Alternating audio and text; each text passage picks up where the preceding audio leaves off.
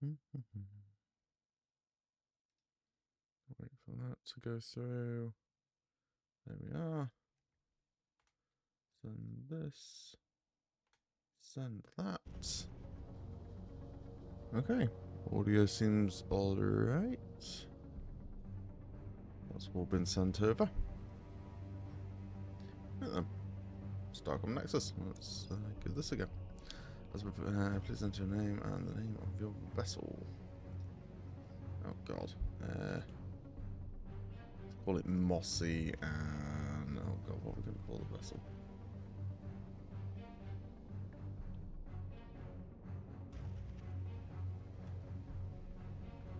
Oh look. Difficulty, let's see. Easiest, easier, normal, hard, very hard, hardcore, ultra, ultra plus. Okay, let's go for normal, I think. Probably a good idea. And, yeah, we'll see what this is all about. You'll have to let me know if the audio's alright, by the way.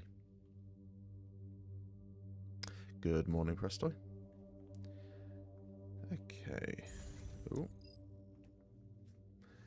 Finally got command of your own ship, eh, Mossy? I guess it's really more of a shuttle, but I started myself on a station tug. At least yours is technically a starship. Kite Station isn't the most glamorous posting in Starcom, but like I said, we'll start somewhere. Yes, sir. What's my first mission? You get the feeling there's going to be a lot of talking in this. I think my assignment roster calls it a delivery. Hey, I'm an errand boy. Hell yeah. But sure, we can call it a mission if you like. Oh dear. Alright, so I'm a rookie just straight out of the academy then, from the sounds of it. Your mission is to deliver the cargo in your hold to Kite Station. I believe you've got a replacement water purification system, several tons of mixed mineral resources, and a few dozen crates from an archaeology dig on Marduk Beta 2. Super interesting stuff, I'm sure it is. When you get there, see the Commodore for additional missions. We'll get the cargo there. Any chance the Commodore will have anything more exciting? Alright, we'll just just be humble for the moment. Better hurry, these archaeological artifacts are almost 2 million years already. Yeah, I don't think another 10 minutes is going to do them much harm.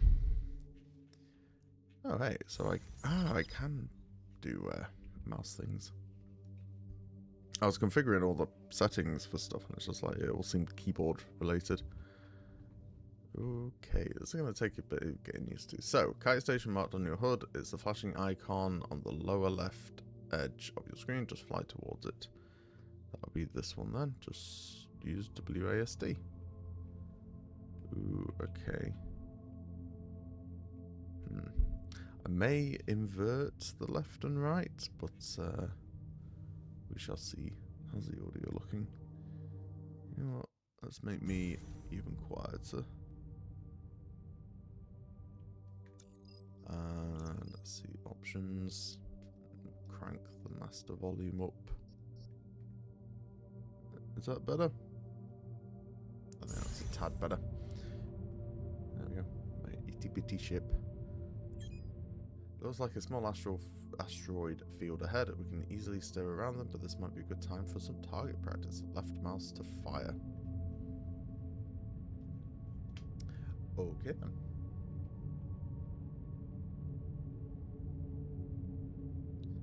Let's see. Aha. Whee. Nice shooting. Cool.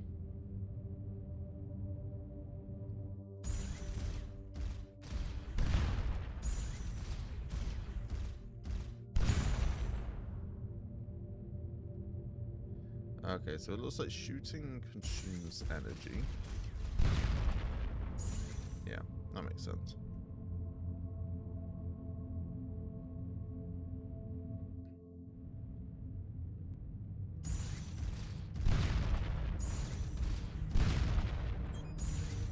Take that, space force. Looks like you didn't need the practice after all. There we go. I'm apparently a good shot.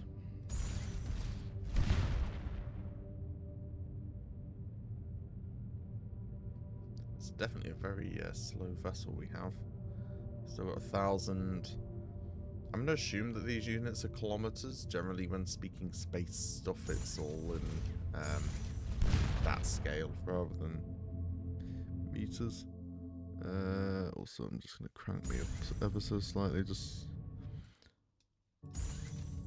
there we go. That's probably a bit better. Don't want to be drowned out by the game, and I don't want to drown the game out. That's odd, getting some strange readings from the sensors. Could be a solar flare. Helm control seems a bit off too. So I don't mean to sound alarmed, but about 50 warning lights just lit up on my console. Also, something seems to be pulling us towards that giant glowing rift. Ah.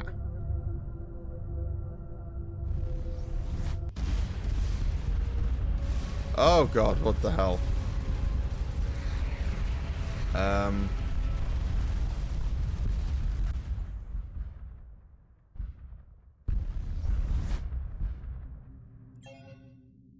What the hell just happened indeed? Pardon my language, Commander. We've got damage reports coming in from all sections. Well, all three of them. Instruments are offline. Damage control teams are scrambling. How many people are on this tiny thing? Also, where the hell are we? Nav computer back online, but it's failing to resolve our position. Doesn't recognize the stellar configuration. Oh, that's good. We are just lost in space. Either it's broken or a long way from home. I see a planet.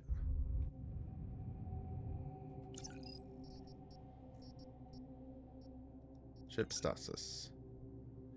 Okay, so these are the things that we were meant to be delivering. That doesn't really help us right now. Okay, I can't shoot the planet.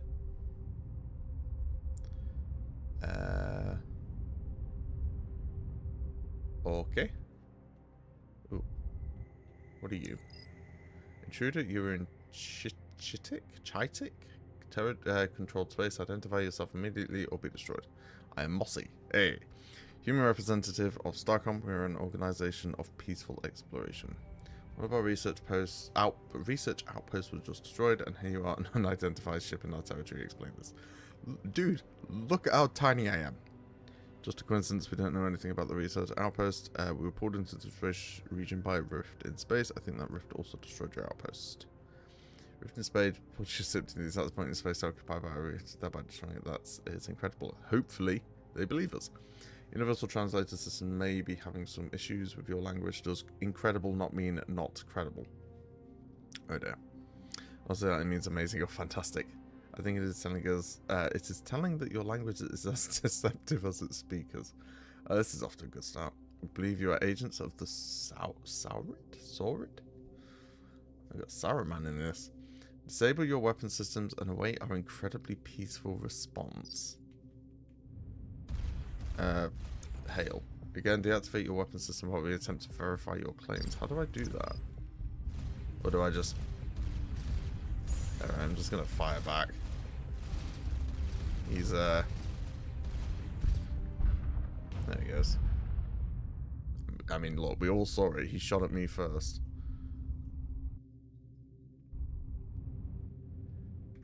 I hope there wasn't actually a button to disable weapons, was there? Fire, cycle... Well, that's secondary, which isn't what I'm using right now. Ship info, engine... No, I don't think it was. Let's see, what does R do? R in space, currently do bugger all. Scanners picked up another Starcom signal, looks like it's Kite Station. Oh, hey, that's convenient. Maybe they know what happened and marked it on the HUD. So we're about 600 whatever units these are closer to Kite Station after all of that. Oh, and we have a red question mark down there. What's this? Alright, so that's pause. That's ship status, and that's a big-ass map. Holy shit, what the fuck? Alright, that's gonna take a hot minute to sort out. I might need a few more engines if we're exploring this entire thing. But hey, if we have a load of fun with this, I might just jump straight into the second one after this. Which apparently isn't necessarily a sequel, it's just a separate universe. But like built on the same, I guess, systems, I guess. I don't know. It was actually that one that intrigued me. So I picked them both up because it was like really cheap. Hey, Sky Station. There's got to be a better button for interact, right? I didn't anticipate needing to... Oh, I can bounce a bind to mice. Nice. Okay. Let's see, what's E? Engage hopper. It's probably fine. Oh, I don't have, I know, hang on. Cycle secondary. Oh, page up, page down doesn't... That's a shame. Yeah, the controls are a bit odd. For now, we'll change this to mouse 3, and we'll just kind of go from there. There we go. Docked. Welcome to Kite Station. Station notices. What year are we in? 2620. Okay. Station is emergency power consumption state. I don't know what date it is today, so I don't know how relevant this is.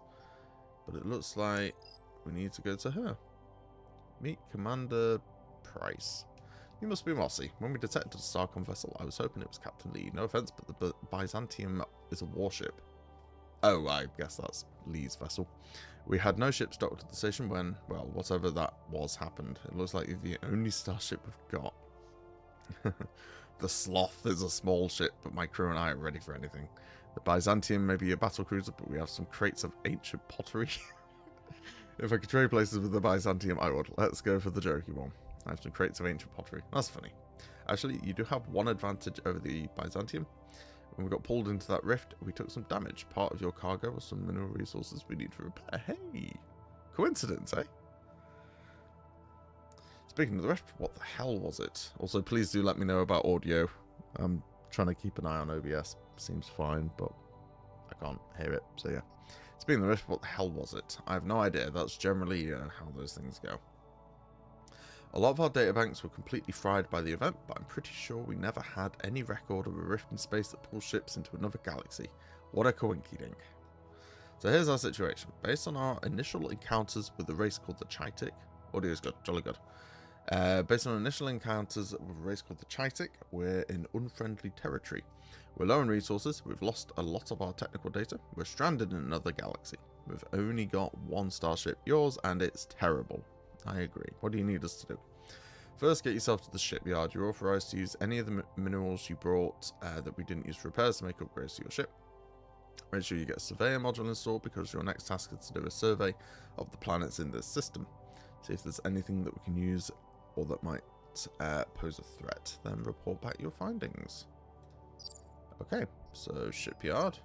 Welcome to the shipyard. I'm Lieutenant Chang, Chief Engineer. Thanks to your, and yes, it is Lieutenant, not Lieutenant. I will fight people on this. Thanks to your cargo, we can make some upgrades to your ship. Awesome. The ship configuration system is pretty self-explanatory. We have a lossless material recycler, so feel free to experiment with different builds. You won't lose resources. Oh, that's cool. To simplify ship build out, you can start with a blueprint. Since you're going to be doing surveys, I'd suggest the light surveyor.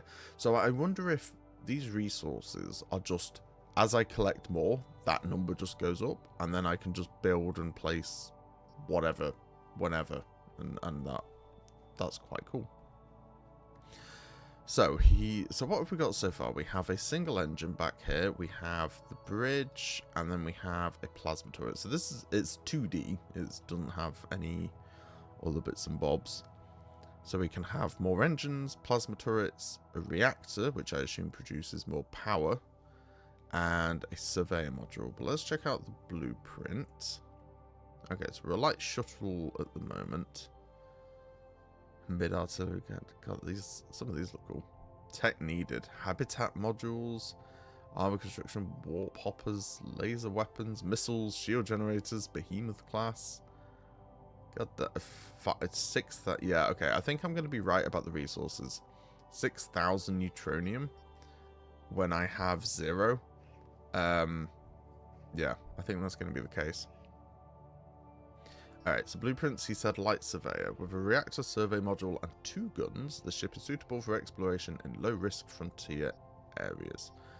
And it looks like I can save fresh blueprints as well, so we'll have to see how creative I can get, which I'm going to be honest, isn't very.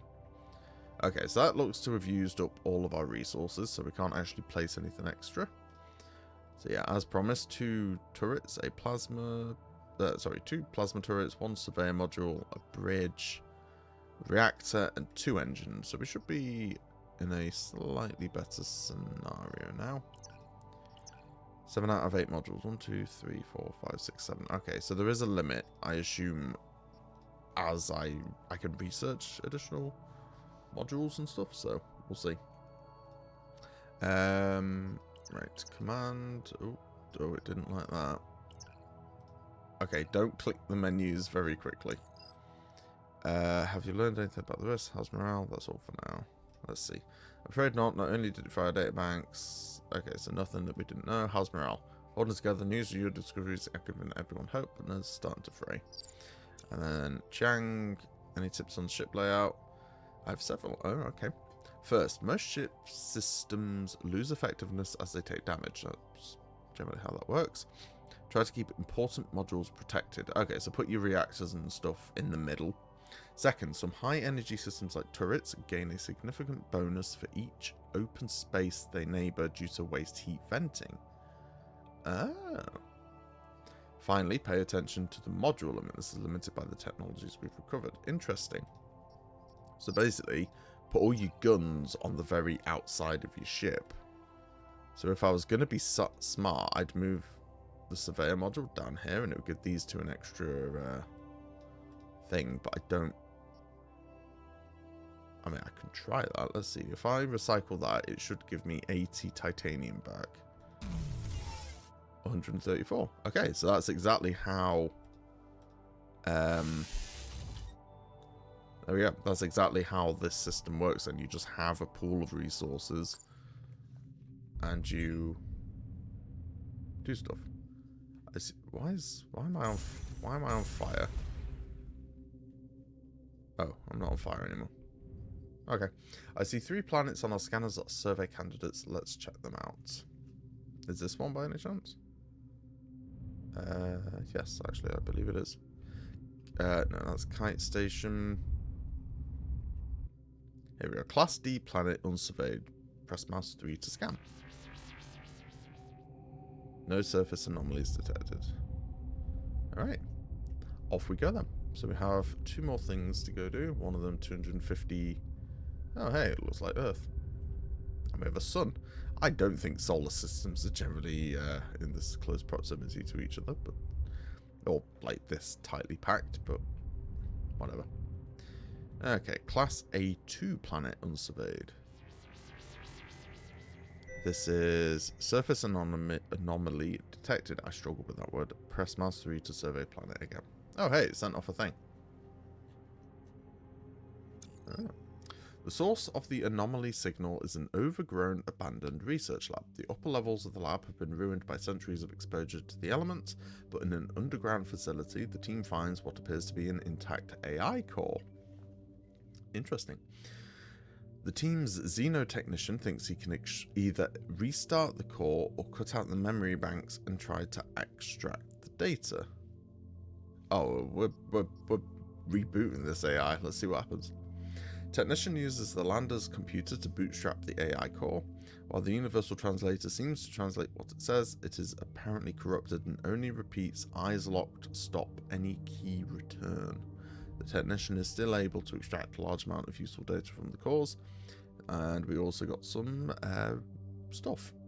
150 research points, 60 titanium, and 20 kirillite.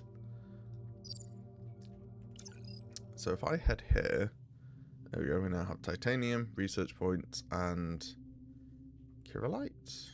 Oh, I don't think it actually... Did it give me anything? How much kirillite did I just say? I can't remember. Okay, well, we're done with that planet now, at least. So we have one more 500 thingaboos over here. Oh, hang on. I should turn around so we actually use our big engines instead of just the tiny thrusters on the front of the ship.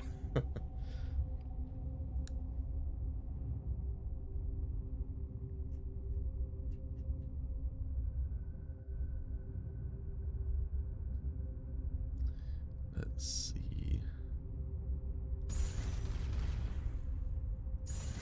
Okay, so I have 360 degrees of firing, which is good. It's not, you know. Class R planet. Okay, let's see what this does. Surface anomaly detected. So we'll go and do the survey again. The source of the anomalous readings is a small, dense titanium sphere, which contains a transmitter emitting short, regular bursts at 1,420 MHz. No other artificial objects were detected to explain the sphere's presence. How odd. 40 titanium. Alright, well that definitely gave us the titanium that time. I don't think it did the Kirillite. Okay, that's all the planets in the system. Let's head back to the station. I am under attack. Oh god. Why can't I see him? Okay, combat.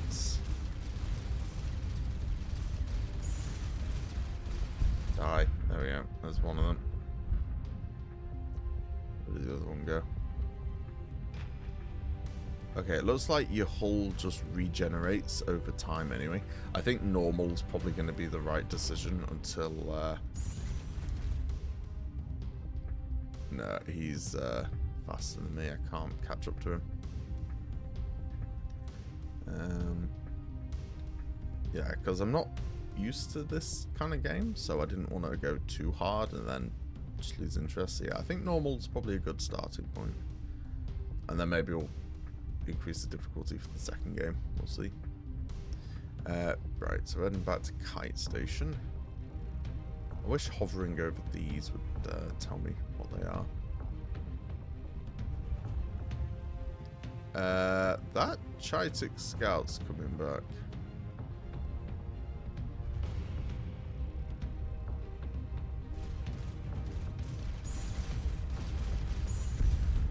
There we go. Got him. Oh, interesting. I picked up one Kirillite from sucking up his debris. I don't know if I should have been doing that on the other ships. But it would appear to be that the Chitin are the bad guys in this. Right, that's 3. We'll go talk to Miranda. I've reviewed your logs from the system survey. That abandoned lab is interesting for 2 reasons. 1, it suggests that there are other civilizations in this region besides the Chitic. Maybe some of them are less hostile. And 2, it seems like you found a treasure trove of research data. Which leads me to an update. I've got good news and bad news. The good news is that our own research lab is up and running again. Good, because I just found a bunch of points. The bad news, a lot of our technical data seems to have been lost when the rift fried our systems, but Lieutenant Commander Pillman says that we can recover a lot of it using research data you have discovered here. Oh, sorry, using research data you discover here. That's, yeah.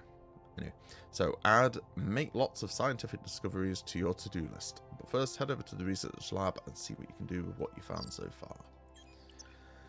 Research Lab. I am Lieutenant Commander Pillman, head of the Research Lab, but you may call me Dr. Pillman. God, it is fancy. Dr. Lieutenant Commander, or is it Lieutenant Commander Doctor? I don't know. There is an actual order for these honorifics and things like that. The data you've uncovered during your errands will allow me to recover some of our lost technologies and possibly discover new ones. The Commodore has decided that you, a ship's commander with no science background, should choose the direction of our research because you are in the field, as she puts it. Unlike the shipyard, once we've researched the technology, those points are locked in. We can't unresearch something, to choose carefully. Personally, I suggest researching turbo thrusters, if nothing else, to let your ship get somewhere in a hurry if you need to, or get away, as the case may be, but I only have 2 doctorates, so you may know better. Okay, so we do have... Okay, so basic propulsion is what we already have. Okay, improved engines increase the thrust and energy consumption of our engines by 25%, so that costs 80.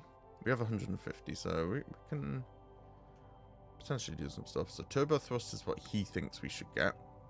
And when we say he, we mean the devs. Allows the use of turbo thrust, a high energy burn for a speed boost. Gyroscope control, which improves ship's handling.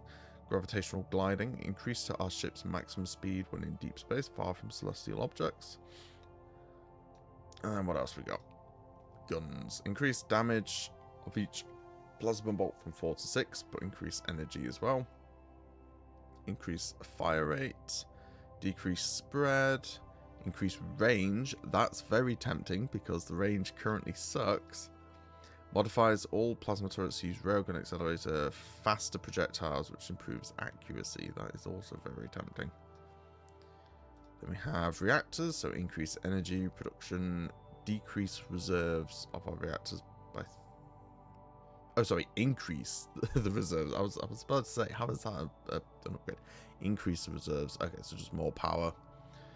Abstract applications. Concrete applications for some theoretical models, giving small bonuses to scanner range, repair rate, and energy reserve. And then modules. What's that? Increased rate of repair per crew member by 20%. Okay. More bits and bobs. Okay. Performance of damage modules. Okay. Well, I think we'll... Did we get the turbo thrust? It doesn't seem like that good right now. Or that handy. I think I'd rather just go weaponry, to be honest. If we got range and faster projectiles, we'll be able to kill stuff better, which means we won't, you know, necessarily need to run away. That will increase us. Yeah, I don't need that. 80, leaving me 70. If we did rail accelerators and... Yeah, this is what we're going to do. We're going to get improved engines for just a bit more speed. Good job. I officially promote you to research grad student. But if you have questions, you can contact me from command. But I'm rather busy at the moment. Oh, and then my first officer. Sorry to interrupt the science, sir. But Commodore Price has an update for you. When you're finished here, head to the command section.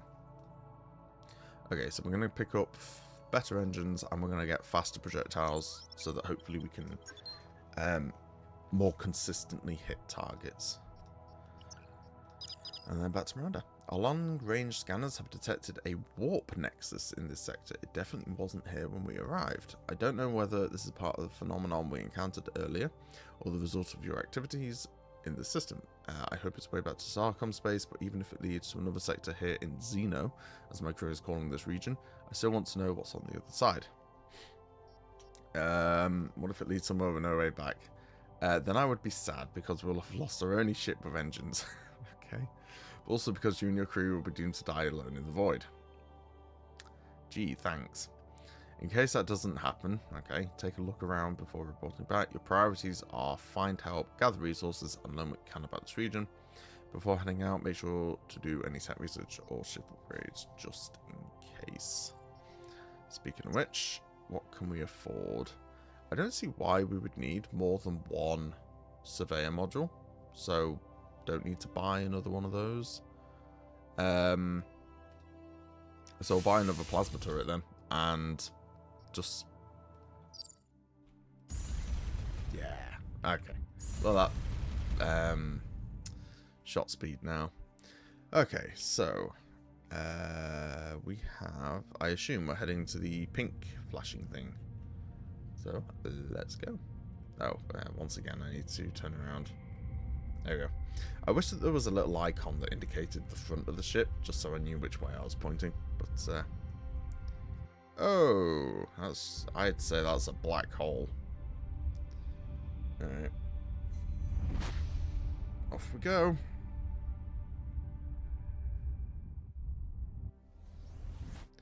Travel through a warp nexus. Alright. We have planets. Let's take a look at these.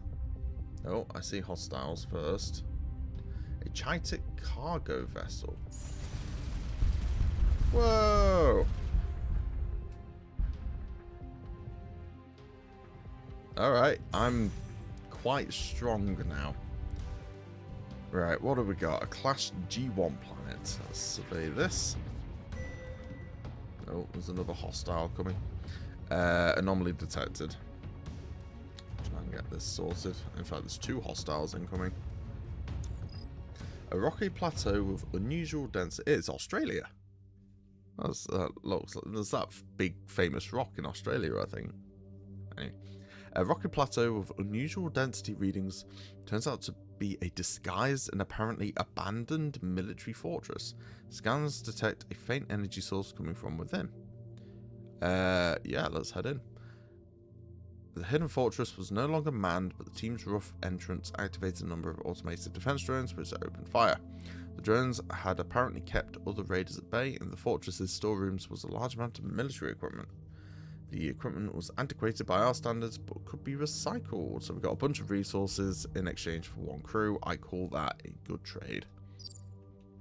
He won't be remembered.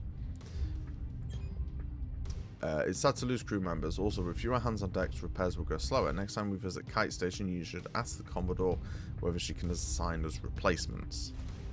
Oh.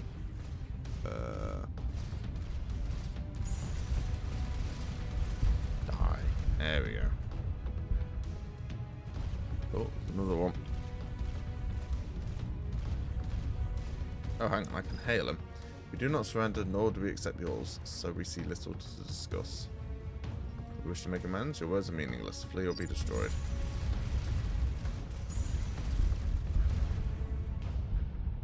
There we go. Alright, I don't see any more enemies coming in. So we have a Class D planet unsurveyed. No surface anomalies detected. Alright. Let's see what else we have. I mean, I don't know how far I'm meant to kind of go. So I guess we'll look at these 4 as well and go from there. Has this started? Kind of. God, this is going to take a while. More engines required, I think. Let's see. What have we got? We have a white glowy thing, which I believe is the sun. Ooh, neutrino bending. This otherwise normal-looking high-temperature star is emitting a small number of neutrinos with a highly curved path. It's almost as if the star is throwing out curveballs. 90 research points. Interesting. So I should probably, when we head back to Kite Station, we should head to that star and see if we get more research points. But 90 research points will let us get... That's another warp tunnel. Oh god, this is just going to be a case of I just warp from place to place, getting further and further away from Kite Station, never returning. And I'm just stuck as the scout vessel. Alright, Class D planet. Let's take a look. No surface anomalies. And then we have a pink question mark just down here. It's another planet.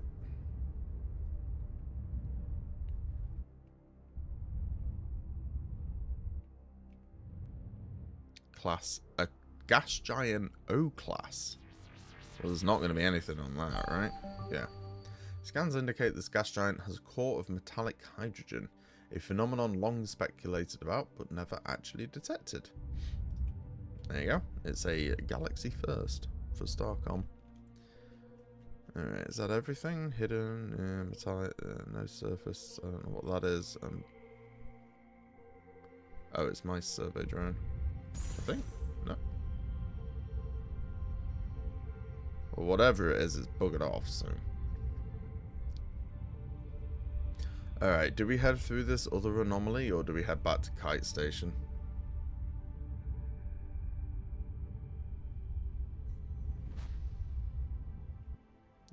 I can find it, there it is.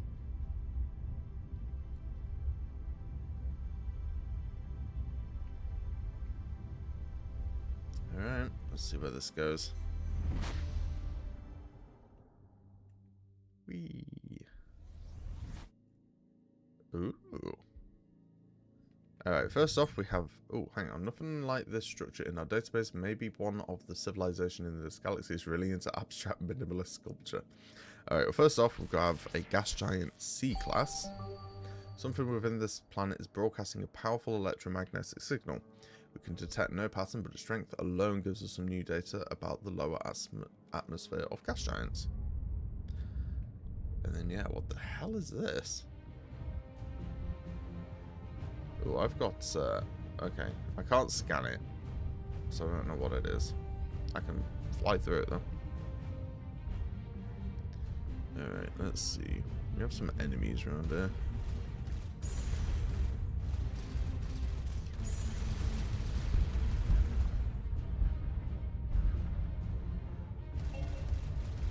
Ooh, he's bigger. He's a destroyer.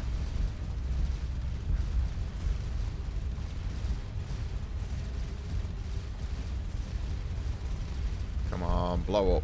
There we go. And then, what are you? I think it's just a regular ship. If I can find it. See, this is why... Yeah, I tried to... Oh, hell, was ignored. That's fine. This is why I need range, because I can't... There we go. Okay. So just zooming out a bit is fine.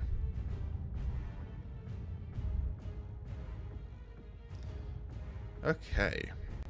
So an unscanned planet, we have various bits and bobs. Okay, so purple... Oh, there are 3 more vessels here. We appear to be in very, very hostile space. So, purple is warp gate things. And it would appear to be that every, I guess every star system has a warp tunnel gate thing. And that's how you traverse from area to area.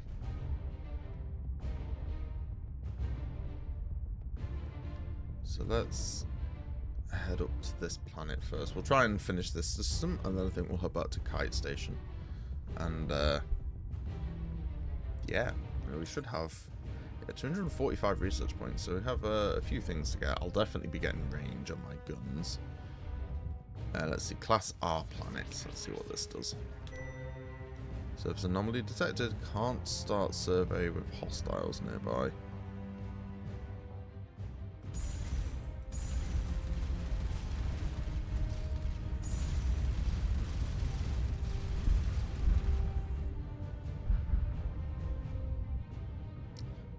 Survey this. In a crater-scarred valley, the team finds an enormous derelict starship. Whether it crashed there, whether it crashed here after a battle or landed to make repairs and never took off again is unclear. What is clear is that it is a potential treasure trove of resources too rich to ignore. Yeah, hell yeah, send the team in. The outer hull is on the verge of disintegration from centuries or longer of exposure to the elements, but some of the inner decks yield large quantities of valuable material. Attached to the ship's drive is a strange device, a set of 4 concentric rings encased in a translucent sphere, like some kind of gyroscope. The team carefully separates the artifact from the drives to return to the ship. We've got a whole bunch of stuff. Hell yeah. The artifact we found on the spaceship seems to be an interface between the ship's navigational system and something else, although I'm not sure what else. Well, where else have we seen 4 concentric circles? Kind of just floating there.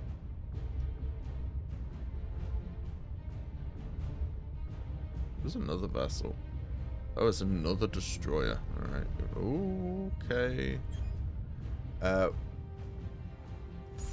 on. Oh, I can't read what she said. Something about the concentric circles, I guess.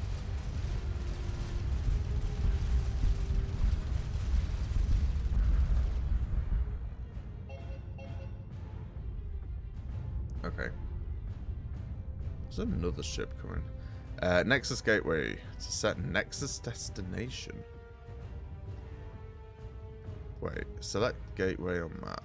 Is that one? Oh, okay.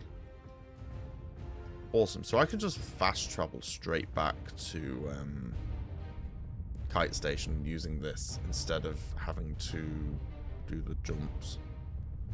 Okay, that's awesome. But first off, let's just finish off this. Yeah, because we have a handful of things to do here still.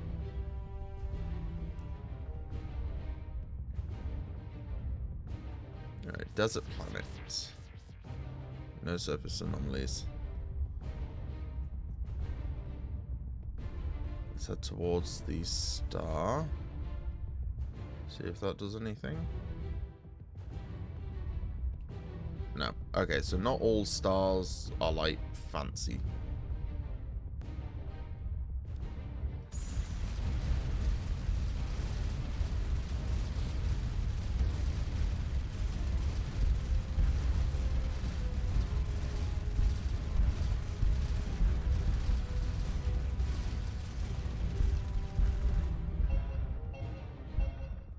Nice. Ooh, what are you? Supposed to be a space station. Can I hail? No.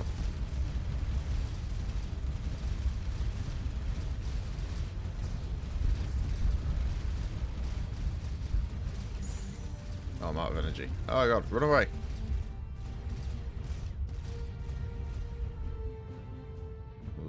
So we need another reactor if we're gonna be supporting 3 guns. Yeah, I don't have the range.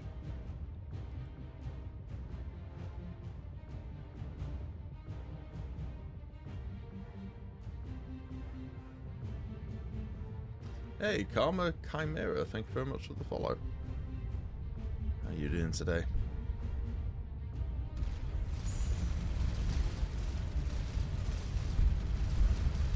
Hey, there we go.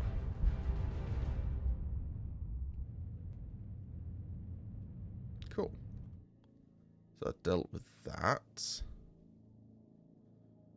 White dwarf. So we have an unscanned planet and then another warp gate.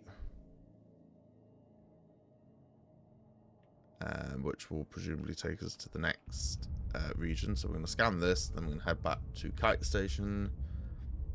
And just get ourselves sorted. So this is a Class A4 planet. Not had this class before. So if there's an anomaly detected. Let's see, what have we got? The wreck of a small craft lies just below the sea surface near a cluster of rocky islands. Surface scans suggest that it has been there for some time. On the island's small forests, the team spot a group of quadrupeds curiously observing the lander. Send a diver to explore the wreck or try to communicate. Let's try and communicate. The lander's universal translator facilitates some basic communication with quadrupeds. One member, possibly a tribal elder, has a story that she feels is very important to convey. 2 blue-eyed sisters and their little brother swam in a line in the sunset sea. The little brother kept a dark secret in greenstone water. The fisherman came and tried to coax the secret from him, but learned too late that the green water must not run. They sailed away too late and wrecked their skiff off our shores, lest green water pollute the whole ocean. When the fisherman came, we will tell them this story. The team's xenoculture expert observes that the story has figurative and grammatical aspects that do not appear to be, in the quadruped's normal speech. She speculates that it may be their attempt to preserve a narrative given to them by the wreck's survivors. Okay. Hey, the wreck appears to have been breached shortly after crashing. It is in remarkably good condition, despite having apparently been flooded with seawater for what may have been centuries. The craft appears to only be outfitted for short-range travel, possibly a support vessel or a large life pod. While none of the equipment works, it does provide data, so we've got 15 research points. Awesome. And that is everything in this, I guess, sector? It's kind of this square. That's what we'll call them sectors. Other than the next warp gate, which will then obviously take us somewhere else. But yeah, first we're going to head back to Kite Station. So from the looks of it, the icons on the screen are only what is present within this square, just to help kind of keep clutter down. So yeah, we'll have to figure out what the different colours of things mean regarding, like, no anomalies and you know, scanned and all that. So, oh, okay. There appears to be enemies just jumped in. Alright, I believe Kite Station's around here somewhere. Yes, there it is. So we have a whole bunch of stuff to deal with. Actually, what star is this? It's a white dwarf. Which one was it that... a blue main sequence, and a white dwarf here didn't do anything. So I'm going to assume that white dwarfs we don't need to deal with. Okay. Commander Price. Just read your log on these Nexus gateways. I don't want to get my hopes up, but who or whatever constructed them had some incredible level of technology. If anything can get us home, these gateways might be the clue. Investigate any more that you find. And good job finding that artifact that activates them, by the way. Was there anything else? Yes, we could use more crew. You got it. We have some fresh volunteers right out of training. I hope you have a cloning vat in there, because if you don't, we're going to run out of crew very quickly. How's morale? Hold it together. Alright, that's fine. Nothing changed there. So, 260 points. Let's pick up the turbo thrust. So it allows you to use the turbo thrust for a high energy boost. I assume that'll be a short period. Then we're going to increase the range of our turrets. What else we got? Decrease spread. Increase fire rate or increase damage. Oh, hang on, what were these? Increase the range of our plasma turrets again. Improves rail acceleration with rare magnetic core energies and also some science. I don't know. Oh. Oh, okay, just faster projectiles. Actually, what I'm going to do is we're going to increase our energy output from our reactors. And then we're going to increase our reserve energy, just because I said earlier, you know, 3 guns using a lot of energy and all that. Cool. So, we don't have any more blueprints yet. Small mixed weapons ship for support combat roles, tech needed, armor, construction, missiles, and scout class, which is the module thing. Resource needed, bunch of stuff. Okay. Yeah, we only have 10 left, so we can't do... Okay, 45 points, and then we can do scout class and then upgrade our ship, because we're actually at 8 modules right now, so we can't add or you know, we can't change anything here. So okay, I shall leave the station. So looks like we've got turbo thrust technology. Great, we can really cruise with this tech, but watch your energy levels. Hold down shift while moving forward to engage, T to lock it on and off. Okay, pressing T doesn't do anything. Oh, that's boosted, and that's not boosted. Okay. Okay, so I can just press T if I want to toggle it rather than holding shift to, you know, manually activate it. Okay, I did do everything around here, didn't I? Odd beacon, yeah, okay. So then here, no surf, hidden fortress. Yeah, so we're all done there. We finished off this place. So I'm going to head back here and then head to its warp gate and see where we go next. I think. Mission log. Active missions. Completed missions. Conversations. Anomaly. Okay, so yeah, this is just where you can see everything. But yeah, we don't really have any active missions right now, other than, I guess, just keep exploring, get more resources, and the like. Oh my god, we can move so much faster now. Alright, set destination. So we're going to head back over here. Where apparently there is an enemy vessel, a Chitic frigate this time. I don't think we've destroyed a frigate yet. Let's see the new range on these guns. It does seem to be a bit better. I wonder if we can hail him, because he's not... We do not surrender. We wish to make amends. Okay.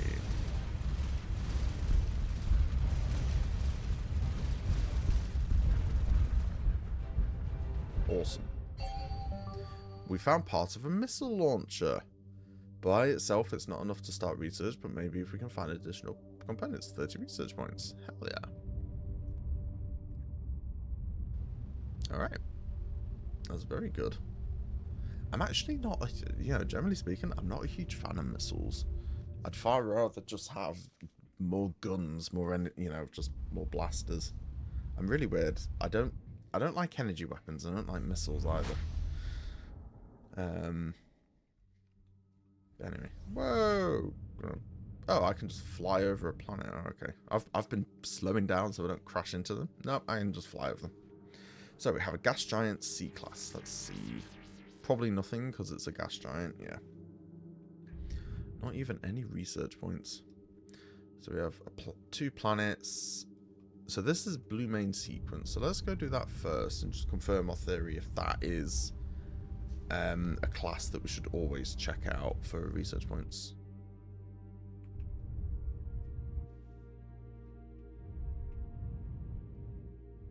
No? Okay. No. Alright, that appears to do nothing then. So I guess it was a fluke? Who are you? Unknown explorer neutral. Press mouse 3 to hail. On behalf of the... Saurids. On behalf of the Saurid Republic, we bid you greetings. Who are you, and what are your intentions? We are human representatives of Starcom, and we come in peace. We do not know of the Starcom Collective, but accept your intentions of peace. How is it that we have not encountered your kind before? We were transported to this region by a rift in space. Interesting. We have warp nexuses here that could be known to, that can be used to travel great distances, but what you describe is unknown to us. We would speak with you further, but we are on a search and rescue mission for one of our survey vessels, which is not reported in. Good luck with your search. Okay. So don't shoot the green ones, is what we're learning from that. But pink is perfectly fine.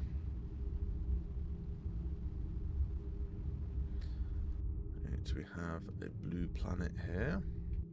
A class F planet. With surface anomalies. It would be funny if it's just like a single gravestone. We'd go pay our respects. The anomaly detected from orbit turned out to be a very weak distress signal. I guess that's that vessel that they're looking for. From a group of reptilian scientists trapped in a crevasse. They identified themselves as Saurid scientists whose survey vessel was damaged in a surprise attack. They've been stranded for some time and are running low on supplies. I guess we can try and take them home ourselves. Enthusiastically accept your offer. Glad to not spend another night freezing their scalp. Yeah, because I guarantee that if we said, hey, we'll go to your vessel and get someone to come find you, I guarantee we'll go by and they'll be dead. So let's see if we can return to this explorer and talk to them again, or if we actually have to head to their planet or something. Hey dude. Yo. Saurid Explorer. We've rescued your missing survey team and will transfer them to your vessel immediately. Our lost brethren, you have done tremendous service to the Saurid Republic. Please accept these minerals. 50 gold. Hell yeah. Hey, hang on. Help the Saurid find their missing service team. How was that achievement? The planet where you located the missing team is one we had already passed by. Your detection capabilities must be more advanced than our own. Was there anything else you wish to discuss? Holy crap. Okay. Time to talk. We have some questions about the races of this region. Tell us about yourselves. The Saurid mastered interstellar travel millennia ago, but we officially record history from the formation of our republic only 500 years ago. Okay, since then we've dedicated ourselves to the peaceful pursuit of science. We have, however, been forced to defend ourselves from the Tritic expansion, so have we. We've had some run-ins with the Tritic. They're a most difficult race. Like the insects they descend from, they seek to expand, swarm and consume. Their ships are not as powerful as ours, but they make up for it in numbers. That's generally how that works. They've recently become more aggressive in this region. We believe they've established a forward base near those coordinates. Most forward captains think we should eliminate the base now, before the Tritic can reinforce their position, but our civilian government has not authorized it. On the other claw, if a third party were to destroy the base, we'll see what we can do. Please understand I make no request of you, but if that base does not exist, it will be much easier. Awesome. Let's go back to races. Oh, okay. So we're done there. Questions about the regions in space. What can you tell us about these ring gateways? We call them Nexus gateways. Unlike the Nexus wormholes that link some star systems together, they can be controlled to transport a ship to any other known galaxy. Supposedly created by the Progent, we have little understanding as to how they function, but we rely on them for trade and exploration. Who are the Progent? I don't know. I'm going to call them the Pros. You may encounter massive derelict ships or strange artifacts on desert worlds. I assume we've already found a couple. We attribute these to the Pros, although in reality we know little about them. We don't even know if they were a single race or many. We have never encountered them. Some historians believe they were wiped out in a great war long before we took to the stars. This is not my area of expertise, but if they were wiped out in a war, what became of their vanquishers? Whoever they were, we have gained a great deal of technology from their remnants.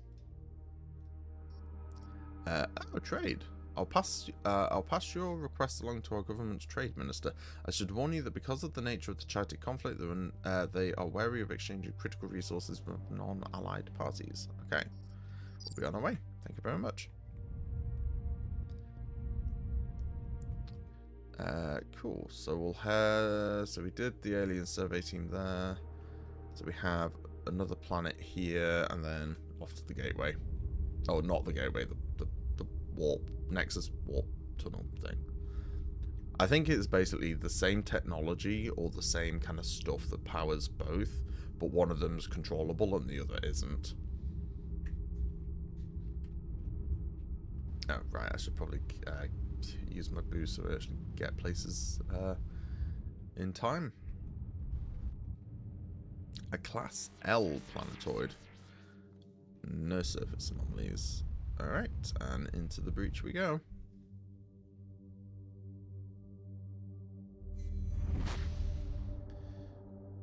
Alright, and we are now down here. Class G1 planet. No anomalies detected. Let's head up here. I wonder if this is where that Tritic base he was talking about was. Should probably go find that.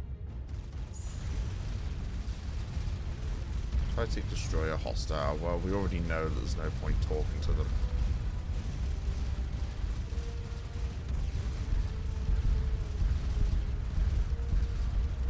Hey, nice.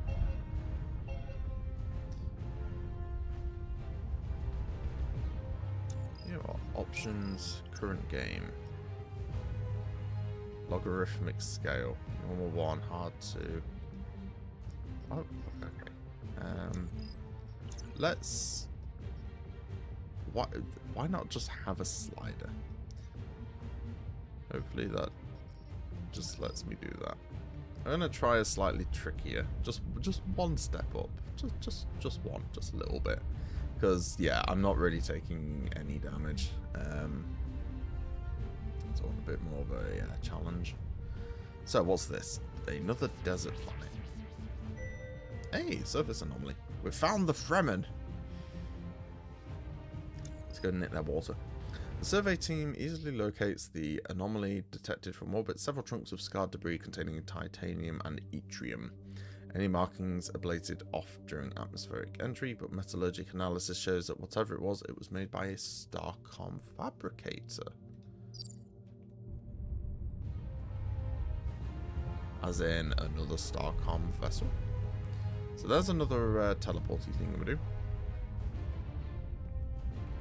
So that's something. There's another vessel over here. Let's see where it is though. Alright, so we have an orange main sequence, we have this, and we have 2 more planets, so we'll double time it. Take a look at the rest of this place. Okay, looks like that doesn't do anything.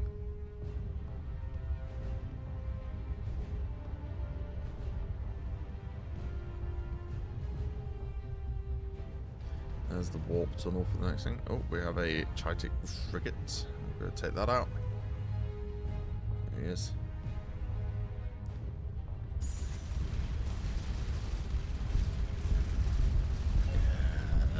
That was easy. That was still easy. I think just going for the engine seems to be a good idea. Cool, so we have another... Wait, 2 planets? Oh yeah, 2 planets. I didn't see this yellow one earlier. Alright, let's see. What have we got? We have another Class F planet, which has a surface anomaly. Ooh. Can't start with combat.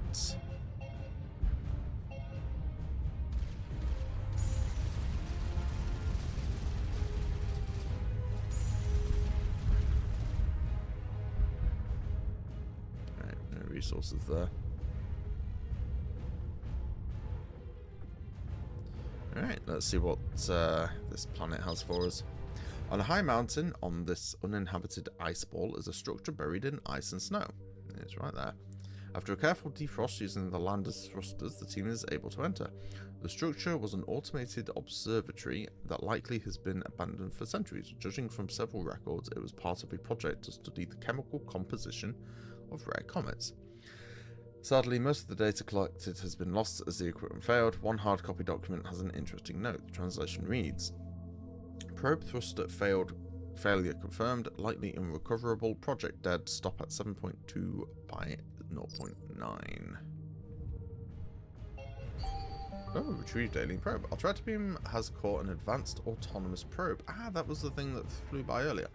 Based on the design, engineering thinks it's a swarm probe, probably released in large numbers to survey the galaxy. 195 research points. Awesome.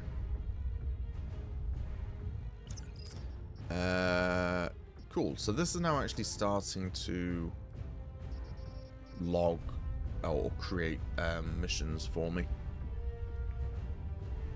So we'll have to go look at those. Looks like we lost a crew member at some point, so I wonder if we can just lose them in like just general combat, which would make sense. Obviously, you know, it's space combat. It's very dangerous. Right, Class D planet has a surface anomaly. Let's see what's here. The source of the anomaly reading is an unusually dense meteor. Closer examination reveals small amounts of neutronium. Very nice. Alright, so we've done that. So we have 2 more planets here. I wonder if, yes, it does have mission objectives. I think 1. Hey, there we go. Awesome. So the great big green flashy things are mission objectives. That'll make that very easy for traversing later on. Awesome.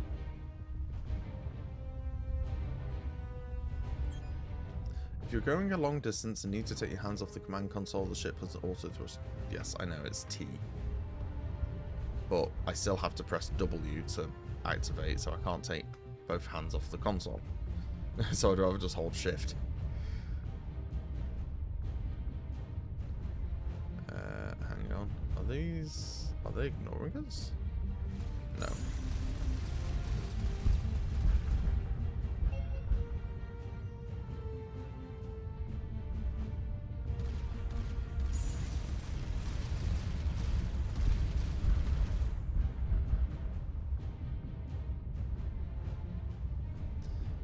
Right, where are we headed? Yeah, still roughly in the right direction. You can make notes on the star map to help you remember important locations. These notes will also be visible in your mission log.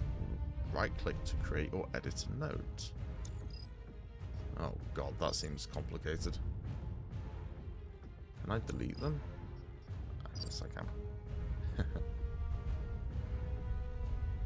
I don't really see why we're going to need to do that. Hey, we have a Chitic cargo vessel.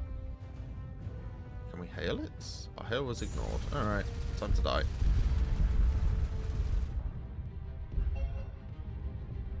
All of that just for one titanium? Really? That must have been empty. Right, Class R planet. Let's see what they have here. Surface anomaly detected. That makes them interesting.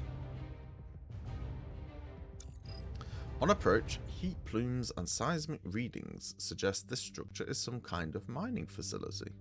No life signs are immediately detected, although heavy dust makes visual and sensor observations tricky. Approach with caution. It seems that this is an automated mining facility operated only by low-level drones who ignore the team's presence. Deep bore drills bring yttrium ore to the surface, which the drones collect and process. Judging by the material composition of the equipment, this is Chitic. This is a Chitic facility. Interesting. Collect the processed yttrium, but leave the facility intact. Collect the processed yttrium and dismantle the facility for resources, or have the team return to the ship for now. Let's collect the yttrium, but leave it intact, and I wonder if we can come back later for more yttrium.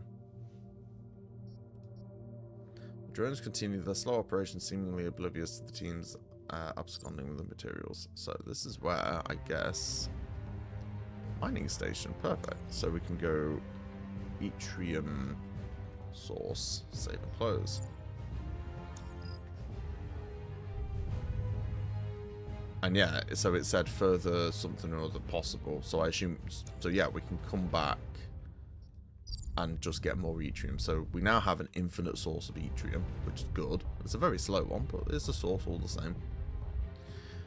Oh, I just spelled source wrong. One sec. That's going to bug me. Source. There we go. Oops. That's better. Right, so we have one more planet, and then we're going to head back to Kite Station, do a bit of research, upgrades, and then we're going to knock out a couple of those missions, or we'll see what we can do. So this is another Class F planet. No anomalies detected. All good. So I think that's it for this. Delete that. So yeah, we'll head up this way next.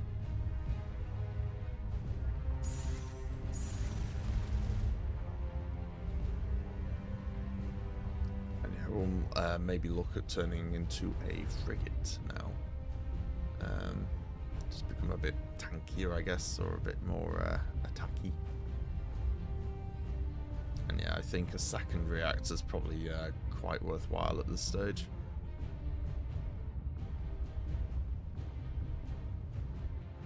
Right, set destination.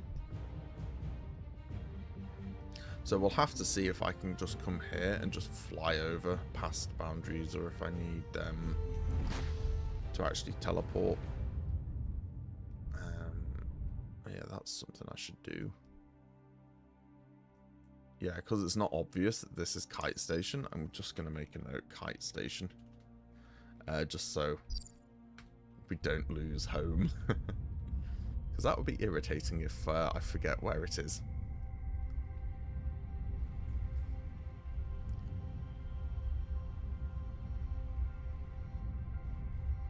Whoa. I do, yes. I have that just so bots don't come by and do all that. Yeah, it's by design. Yeah, sorry, but kind of need to. Right. Your first officer transmitted your mission logs to us as soon as you're back in range, and I just finished reviewing them. Looks like you found a non-hostile range race and opened a line of dialogue. Well done. Starcom Protocol has some strict guidelines on the amount of involvement we can have with non-allied races, but you're the one in the field. What do you think?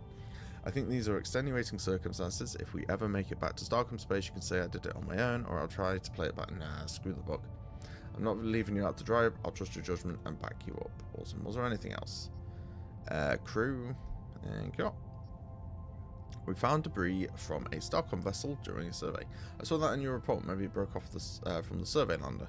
My crew knows their ship. It wasn't from the lander or the sloth. I don't think so. It's possible another Starcom vessel has been here. I'll go with this top one. Sorry, you're right. I guess I'm worried this means the Byzantium got pulled into the rift. And if there's debris, they may not have survived. If you find any other signs of Starcom ships, let me know right away. We'll do. And that's all for now. Research 235 points. So the first thing we want to do is research Scout class, which lets us increase the size of our ship. Do we just head straight to Explorer class? Hang on, let's check the blueprints. Oh, this needs missiles to use. Okay. Let's see. Text needed. Resource.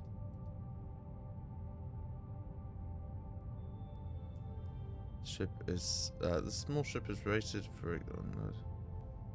I just need more titanium, I guess. Text needed explorer, so I'd get up to light plasma gunship. But then we need missiles if we're going to progress anyway. You really think people need to sit around for 10 minutes before being able to chat? I've never heard of someone double on that chat waiting periods. Virtually always on by accident. Well, I turned it on purposefully, so yeah. I'm not going to turn it off. Like, you know, I don't want bots to come in and just spam stuff. So, you know, I'd change it down to 5 minutes, but I'm pretty sure 10 minutes is the shortest. So, you know, you can either accept that or go away. I don't mind. No, it's up to you. Right, battle ready systems. No, that's not it. Do we get missiles here, or is that later on? Maybe it's under. It could be these things. But no, these are all plasma weaponry. I'd assume missiles would be different.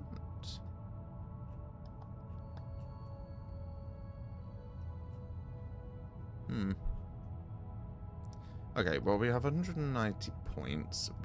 I can't see anything that says missiles anywhere, so that's fine, I guess. We could just get more energy from the reactor. Actually, no. I think decrease. Yeah, let's just get our guns to be better. Yeah. And then we'll go shipyard. Right. So we can build some extra stuff. We actually have 4 more modules now. So let's recycle that. Recycle the surveyor module. Let's pop in a second reactor. Then we'll do surveyor module. And a plasma turret, and then we're out of titanium. So yeah, it's a very wonky ship, but I think this will work well for us.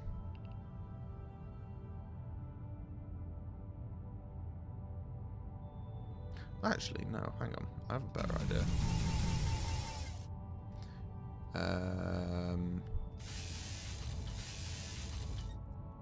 Surveyor module, engine, plasma turret. So I know the plasma turrets are going to be slightly less efficient now because they're connected to more stuff, but it's just oh, but no, my reactors are now slap banging on the outside of my ship. Whoops, I didn't mean to pop that there. What if we did engine here and here? So that affords them a bit more protection. Yeah, let's do that. Okay, so we still have 65 points. Let's see if we can get anything else that could be useful. None of those. None of these. Abstract. What's this? Concrete applications for some theoretical models, giving small bonuses to scanner range, repair rate. Let's pick that up. And that gives us some extra bits. So we have 30 points left. We can get either reduce the chances of losing crew during combat. Any mission, away missions are still pretty dangerous. Or allows our tractor beam to track 2 objects simultaneously and increases its range and speed. I can only get one of them, unfortunately.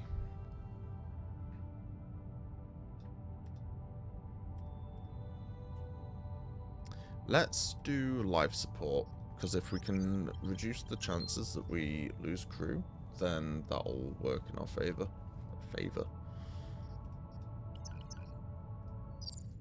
Awesome. Well, let's go. Right, back up to the vessel now.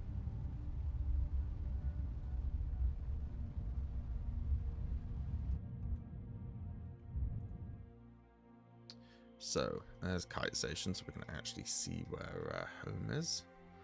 So, I think we are going to head here, and we're going to see if we can just directly fly that way to this mission. That sounds like combat music. Yes, there's a Chitic frigate just over here. Actually, I say just over there. It's quite a ways away, so let's just head in this direction and see what's what.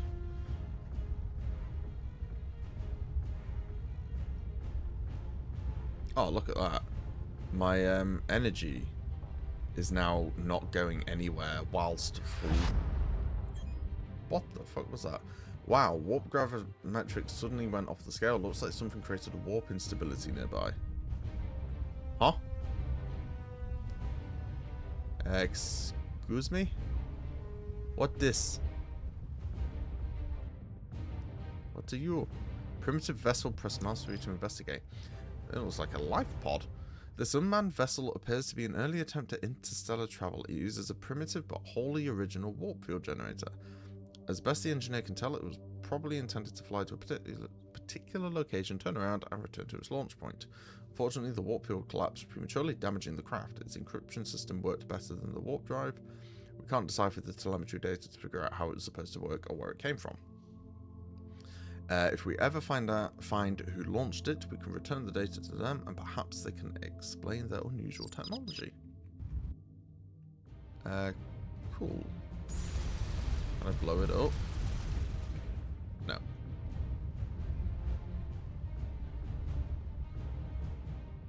Alright.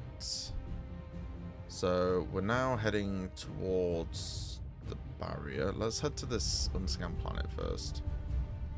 I will also say, because my energy is now not going down when I have my boost on, I've pressed T so it just is permanent boost, which is very nice. So I don't have to hold shift anymore. Alright, we have a Class L planetoid. No surface anomalies, that's fine. So now we're going to head, for lack of a better word, we're going to head north. Because actually north is applicable in this scenario, because apparently space is 2D, and we have a top-down view of it. One of my duties is maintaining the ship's mission log of planetary surveys, discoveries, communications, transcripts, etc. You can access them from that menu.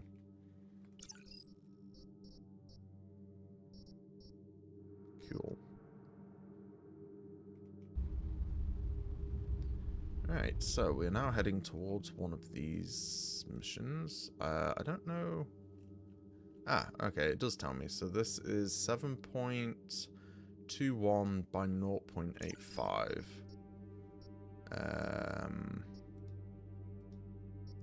I believe it's the Lost Probe, even though it doesn't have things on it. I'm picking up a faint signal on a light wave band. Looks like some kind of faint transmission. Let me try to restore it. Ah, oh. What are you? you. I've restored the message fragment as best I could. It's clearly a Starcom standard, but most of it was unrecoverable. I've added as a mission log. Oh boy, okay, this is the best restoration of the message fragment we picked up on the Lightwave. It's pretty badly attenuated. It's old, it gives me a headache, and explain. Someone for the failure, the choice, chose the latter. Everything went mad, start over. It was a good idea. To trust, they tried. We're too fallible and too here in the first place. Whom I trust, shot at fixing. Here, radiation at all its planets in the star. I remember. Someone else remembers as well. In an deep underground. After going to set up the Lightwave 2 message eventually finds and make things right. Interesting. And then we have a probe. That looks like a hell of a probe. Okay. Analysis of this autonomous probe shows that it was designed to detect and collect data on rare comets. So yes, this is from that observatory. Not only does it have a significant amount of valuable data, its sensors design allows us to research a technology that should aid in locating these elusive objects. Probe investigation complete, and that should now remove that from the thing. So we'll head. There doesn't appear to be much in this sector, so we'll head to the stars in the middle, see if they do anything. And then, yeah. Oh, analysis shows that the blue-pink colour of this nebula is due to a previously unknown type of muon decay. Very interesting. Cool. So there's just lots of little things where you could randomly just fly through something and it pops some research points, which is nice, but it's a bit annoying that they're not like marked or anything. So they are possible to miss, which probably indicates that they have more research points available than what you actually need. Oh. This isn't a normal asteroid, it's a stellar core fragment rich with neutronium. It's too large for attractor beams, we need to break it up. And then there was something about the binary system. So the two stars being in such close proximity.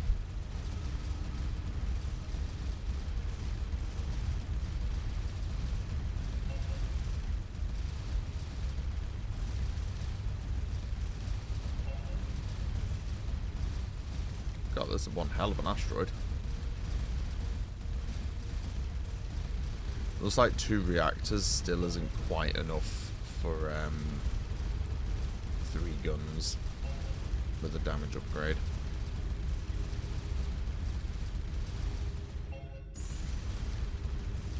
Is this just an infinite source of neutronium? It's gonna run out eventually, right?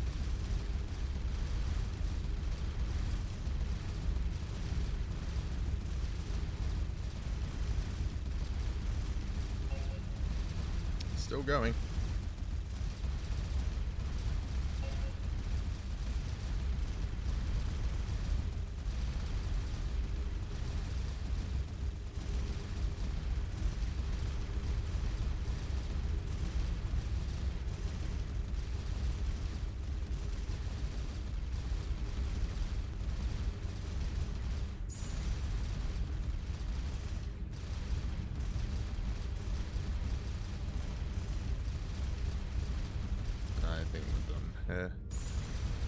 Oh no, never mind.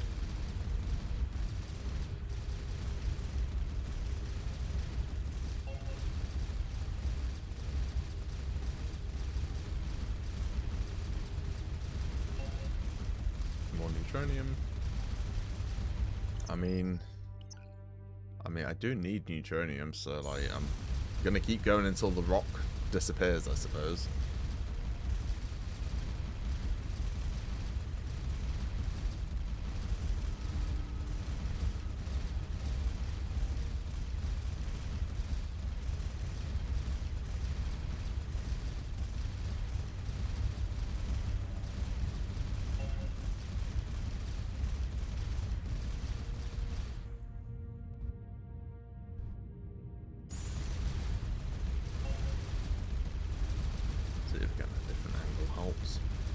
Actually, we'll let my energy recharge. Oh, interesting. My max energy is decreasing over time. I'm also taking damage. I should maybe not sit by this sun.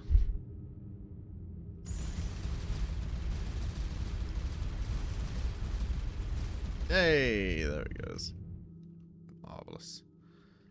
Alright, let's check out the other... Okay, that's fine. We don't need to do that. Brilliant.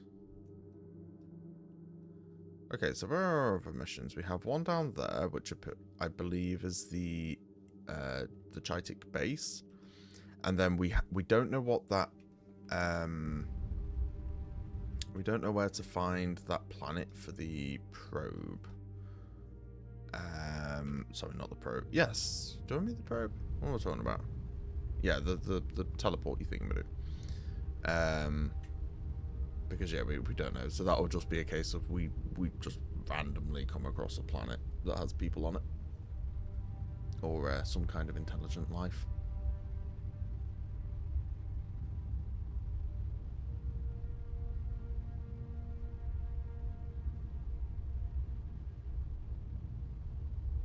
So we are now gonna head this direction. I just want to see if these blank squares that appear to have nothing in them are just that. Are they completely blank? Also, it looks like we only scan things within a certain proximity, so it will actually be possible to miss stuff. So as we upgrade our scanning capabilities, we may detect additional planets that we missed previously. Explore the hidden ice lab. Oh, okay. The anomaly is what appears to be a long-abandoned research facility, although what there is to research on this frozen rock is unclear. The planetoid's composition is common ores, and its daytime high is -210 centigrade. Holes in the facility's outer structure caused by wear from micrometeors allow the survey team easy entrance. In the center of the facility is a large sphere of dark green ice of composition that scanners cannot ascertain. Around the perimeter of the lab is a network of monitoring devices and computers. Have the team try to access the computer network's data? Have the team try to thaw the green ice core? Or have the team return to the ship? Let's try the computer. The team's xenotechnician is able to extract some information from the network's databanks, although it has been partially corrupted. It seems that a group of researchers had extracted the green ice core from deep below the planet's surface. They believed it had been deliberately placed there by an ancient and powerful civilization and were attempting to see if it held any new technologies. Active neutrino scans revealed a wealth of data, some of which was preserved. It seems the next phase was to gradually raise the temperature of the sphere to melt the outer layers. It is unclear if this phase was carried out.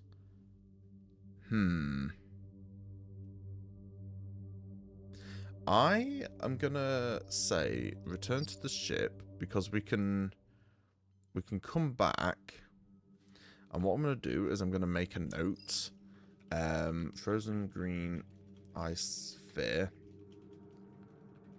Potentially return with better research stuff, because it feels like one of those things that if you do it too early, you're gonna lose it.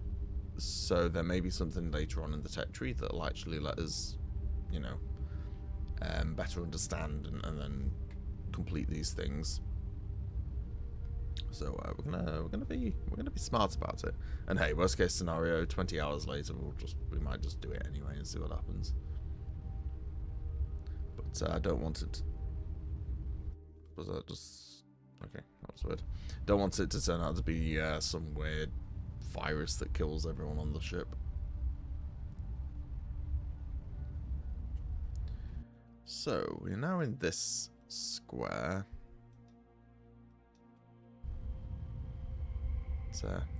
Oh, hang on. Way out in deep space, far from the gravitational distortion of planets and stars, our engines get a modest boost to their top speed. Cool. I assume that's the devs' way of saying, hey, there's fuck all here. Go away. Which makes sense.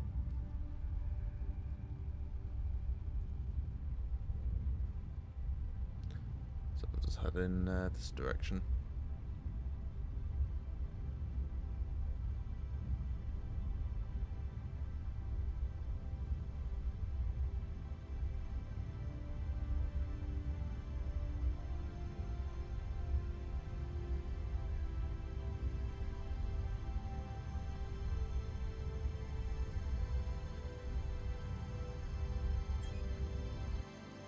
Where are we going? We're going in this direction. Just don't question it.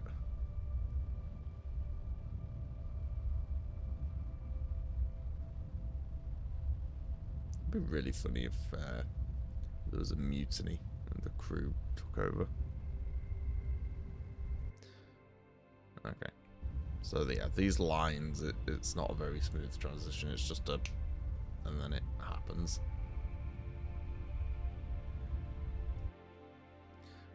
So the idea, I'm currently heading towards this orange main sequence just to see what it does.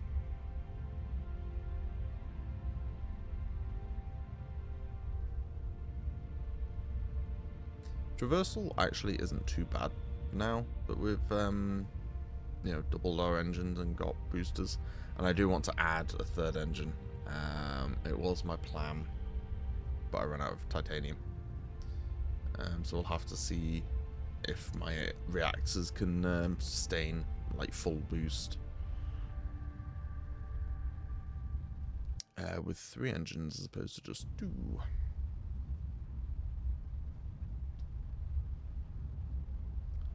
We're nearly there now.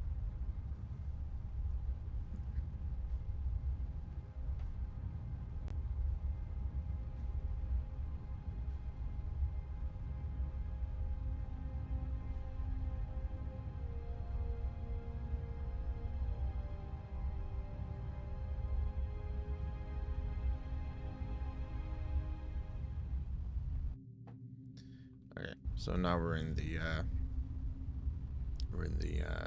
square that I wanted to be in. There we go. So we're detecting bits and bobs. So yeah, the scanner has a certain range, and then yeah, that'll increase and so on and so forth. I'd assume hopefully it gets to the point where as soon as you enter a square, it just finds everything. So you know exactly what to go get. But we'll have to see. Getting a whole bunch of things now. I'm glad that the purple gates actually, you know, it shows you the path and how to go from one to the next, so you can actually plot out. You kind of don't lose track of where you've been. What are you? You are a Kitic destroyer. So first off, Class D planets, but I can't do the thing because there's a bad guy nearby. Go for their engines, that seems to be the quickest way.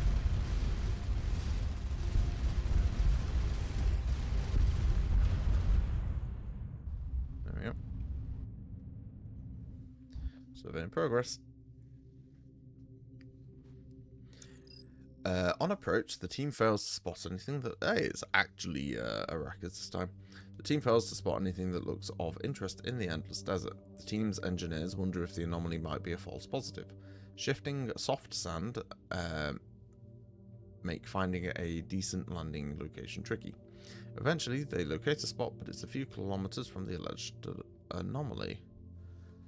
Nah, let's have a look. A few hours out from the lander, the team is stunned by a tremendous boom that knocks them off their feet.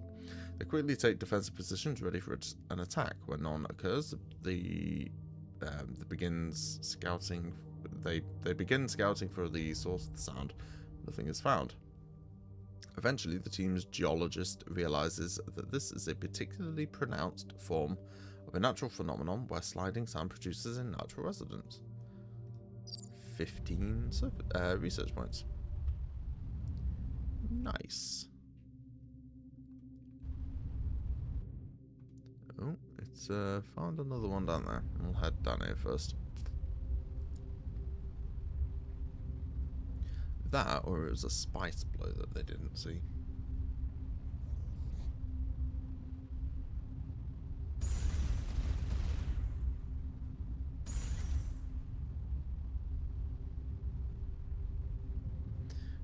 what have we got? We have... Okay, so that's starting to pick up bits from this now. Class L planetoid. No anomalies. Marvellous. Right, back north then.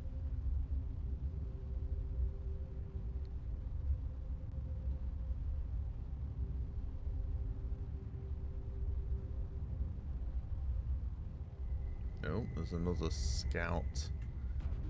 Another 2 scouts, I think. They usually come in pairs.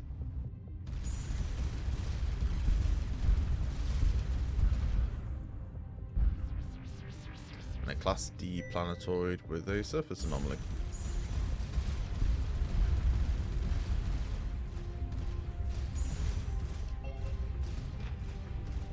Yeah, still can't hail them.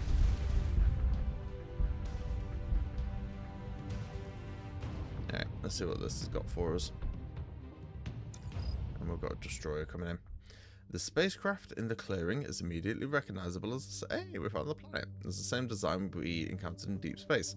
The team leader follows first contact protocol and introduces themselves to the local populace. They learn that this vessel is a full-scale model of the one they lost as a kind of monument. Apparently, they used a sizable portion of their resources in launching the first vessel. Believing it a total failure, there was insufficient political will to try again. Armed with the knowledge that the vessel did indeed achieve faster-than-light travel, and with the telemetry data the team provides, it seems likely that this civilization will achieve spaceflight after all. They share the details of their warp system. The novel design may open up new improvements to our engine performance in deep space. 85 points. And we have a destroyer just over here.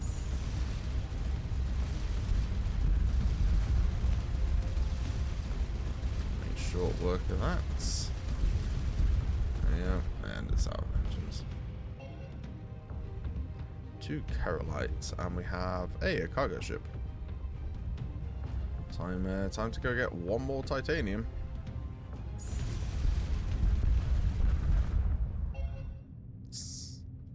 It actually was 1 more titanium.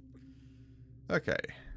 So we have a green planet, we have an orange main sequence. Let's see if this provides anything.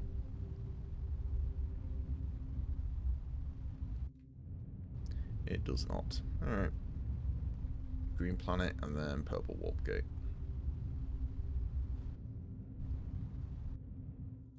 An A3 planet with nothing on it. Alright. Alright, into the breach.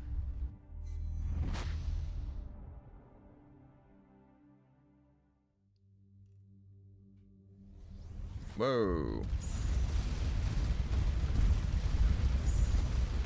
Alright, looks like we've found a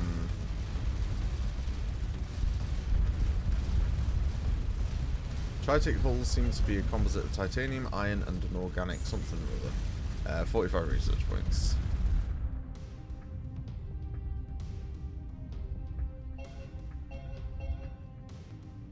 Okay, there's a lot of enemies here. Jeez.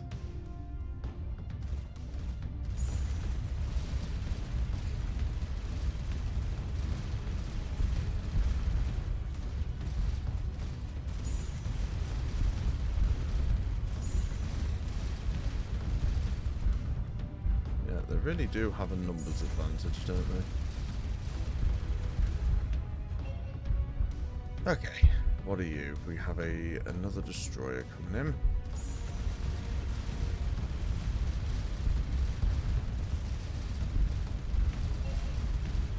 Oh, I somehow turned around.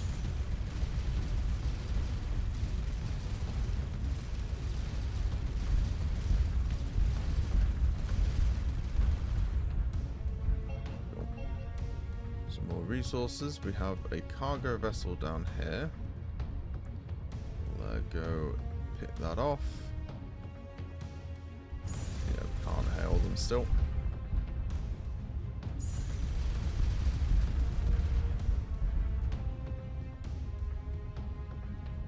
And then, oh hey, just another cargo. This seems like it's probably a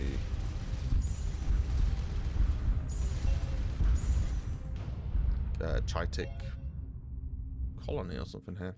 Anyway, we have a Class D planet with a surface anomaly. Let's see what we have. This dead desert world shows clear evidence of a large, early space age civilization. As best the team's archaeologists can tell, some event roughly 5,000 years ago resulted in a dramatic decrease in the available surface water. The cause is unknown. One of the few cities that hasn't been buried in the desertification process has a large amount of titanium. Hell yeah, 288. Definitely need a whole load of that. Oh, what's that? Hey, complete 25 planetary scans. I'm going to head down to this blue question mark over here.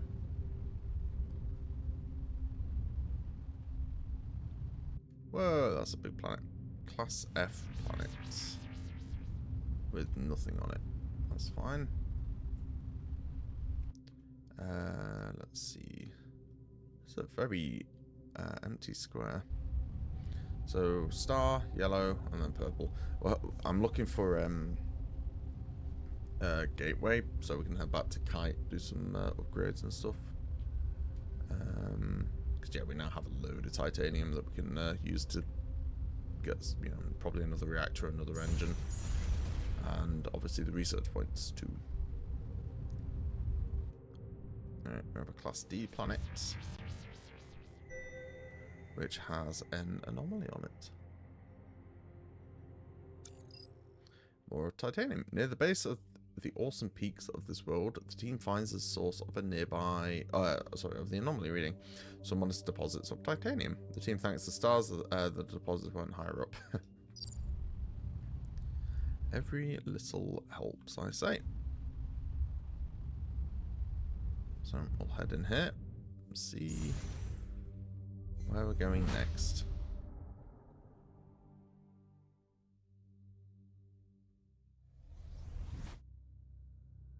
Oh, there's a trader.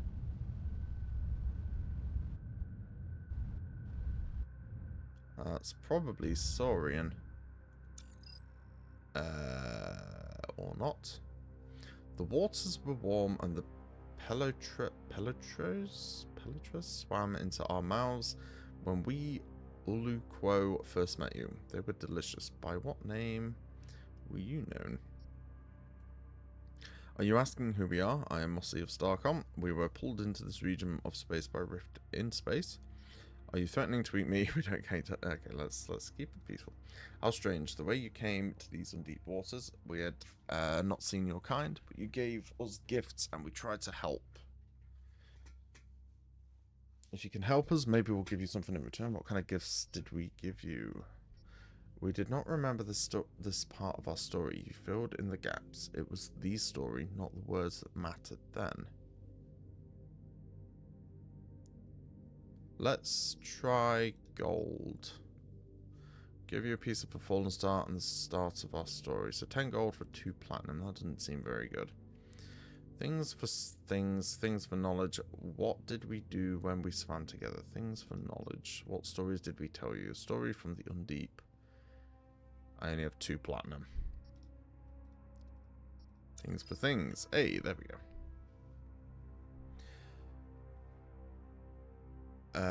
They've agreed to trade with us. Use the fields below to set your desired buy and sell quantities. When ready, select execute trade. The Uluquo use platinum as their reserve currency, so any excess costs or profits will be deducted from or added to our platinum supply. Okay, so they use platinum as money, basically. So we can sell. I'm terrible at this kind of stuff.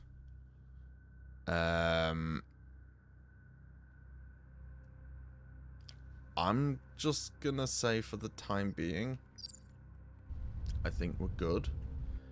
Because yeah, I don't really know what we're gonna need going forward, so. Oh, interesting. It looks like this doesn't have another anomaly. See some asteroids though. I'll pick those off.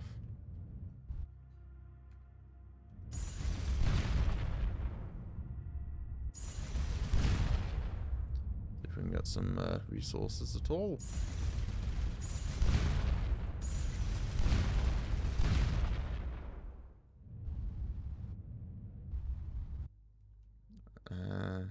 Still just the one purple at the moment.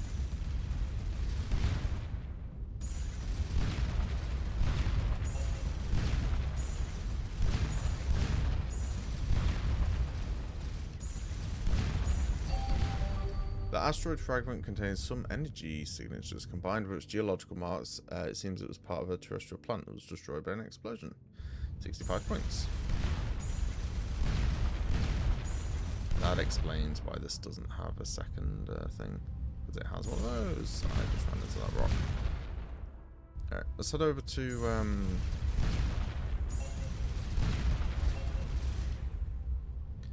head over to this planet, see if it has anything on it. Which it does. Class A1 planet.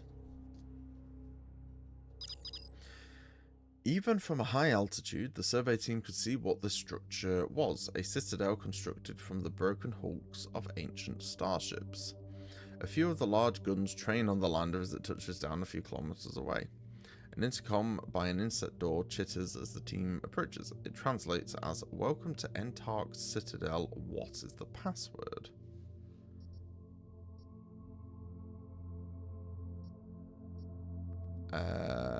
Joshua.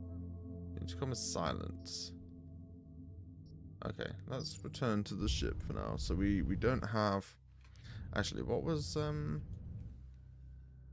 just making note of it, just to see what's... the name was. Entark Citadel. Okay. Entark Citadel. And then if we happen to find a password, then we'll know to come back for it. But yeah.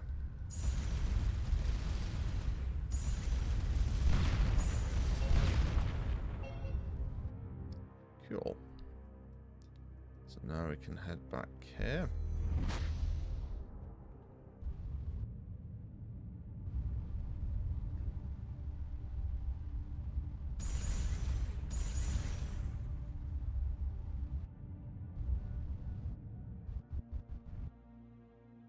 Right, kite station. Alright, research. 400 points. Holy hell. Okay. What are we thinking then? Oh, I never actually got the increased damage. Okay, that's fine. Could get more power. Increase the maximum crew carried. Ooh, that could be good. Allows our survey teams to land on planets with extreme environmental conditions.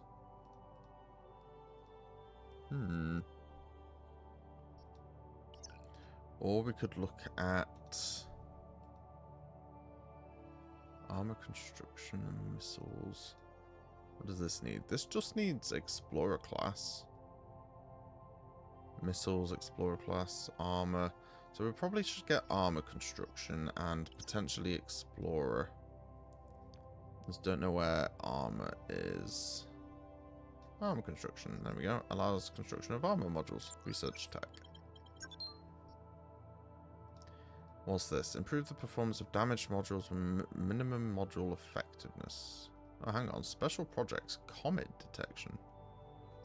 Detects the presence of comet debris when within 2,000 astronomical units. I don't think. Comets, yeah, we don't need that. Get accelerated repair for quicker stuff. Let's get Explorer class, because then we can start building bigger ships. Better trading prices. What has increased our detection ability? Yes, we want this. Substantial increase. Slight increase to probability of resources and artifacts being recovered from debris. You know what? I'm going to get longer scanning, because it will just help with that sort of thing. And then with our last 160, I think I'm going to get turret range. Cool. And a shipyard blueprint. So we can't use any of these, unfortunately. So the medium surveyor, which is what this is. So we still need missiles there. So medium surveyor has 4 guns, a surveyor module, 2 reactors, and 3 engines. So it's going to be far more reactor intense. Armor reduces damage taken by the armor module and neighboring modules. Armor is more effective against small amounts of damage than single large attacks. Costs titanium and neutronium, and we only have 1. You see, I'm not necessarily sure I want to go up to 4 guns yet. I think we stick with the let's see, so reactor here, here. It was engines. No, it wasn't. It was here. Here and here. Surveyor module, and then a plasma turret. And then we still have a whole bunch of stuff. So I'm thinking potentially 1 more reactor. Oh, I can't do it. What do I need? Kirillite. Oh, okay. So I am at the absolute limit because reactors are the only things that make... sorry, the only things that require that at the moment. So maybe we just buy some armor and just tank up a bit. Oh, I don't have the neutronium for it. Alright, that's fine.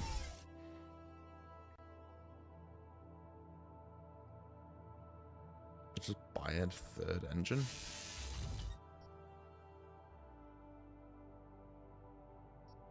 Yeah, I think we just try that. 35 research points. Let's get this. Just whilst we're here. And actually, there was one for 10, wasn't there? Yeah, we'll get tractor beam splitting. Marvelous. Okay. So, as predicted, our 2 reactors are now not enough to power the thrusters on, or to power 3 engines with the boost. And then we still have 3 guns, so that's fine. That's not changed at all. So, the question is, because obviously what we're seeing is that not every place has a purple thing. So I think we're going to fast travel back to here, which is where the yttrium source is. And then we're going to head in this warp gate, because we don't know where that goes. So we're going to find out.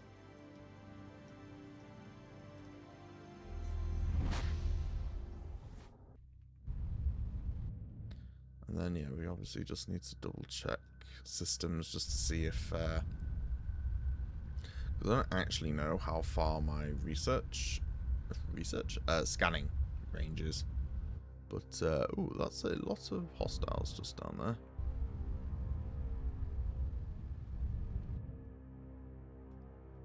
there. Okay.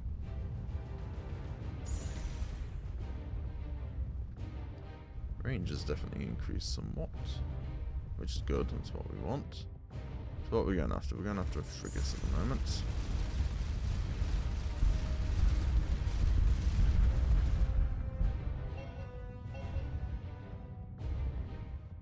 Now we have...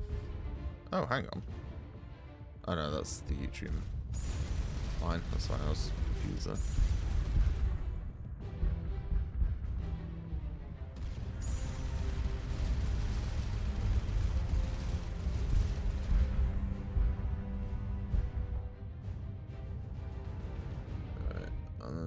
Oh. Where are all these ships coming from?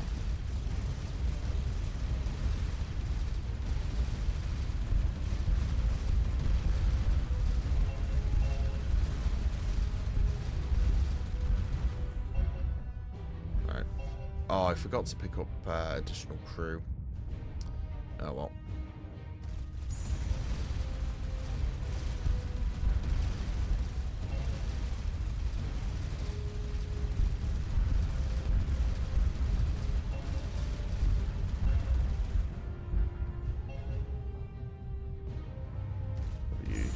scout.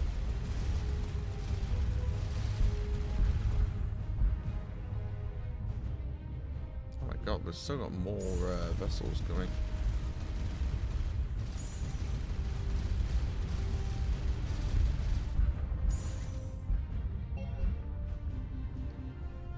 We have a destroyer.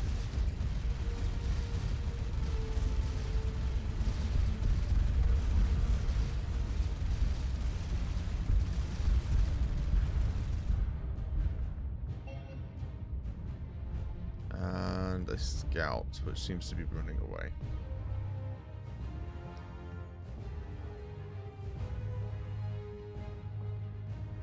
Okay.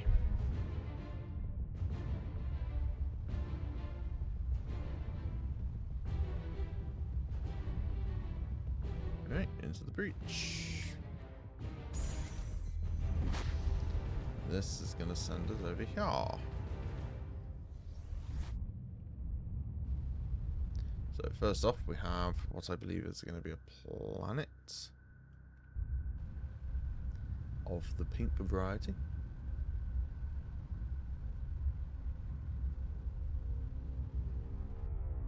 Oh, we have another Chitic, a couple of Chitic vessels as well.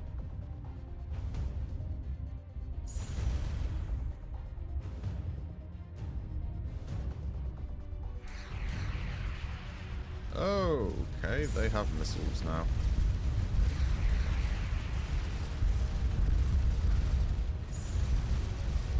Alright, you need to die.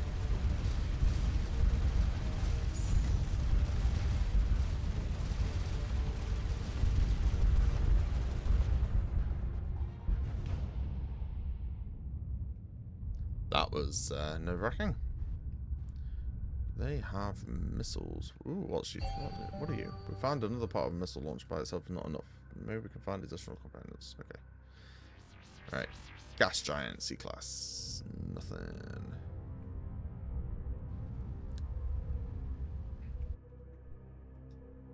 What are you? Oh, it's a probe. Come here. No, I don't think I have the speed to catch up with them. No, it's gone. They're the things that give like a few hundred research points. I think the first one I got, it was pure coincidence. It just happened to fly into me.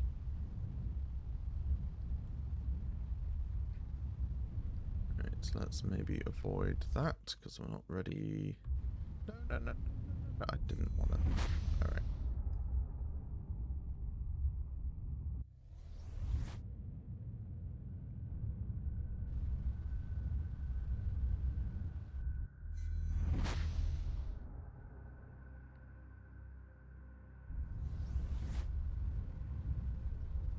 What have we got? We have a star.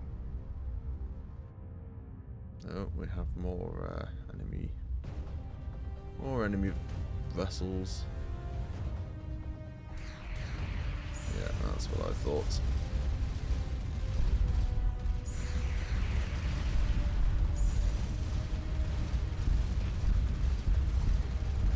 Alright, there goes the one with the missiles, at least. Oh, never mind.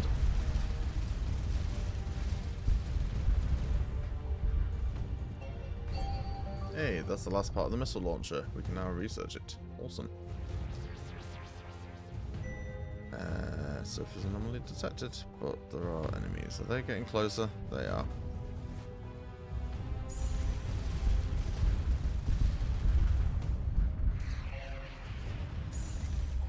Oh god. Ah?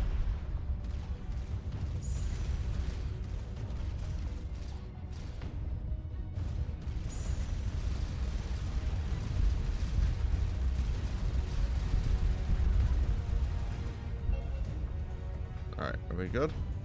Yes, we're good. I know what that red is there.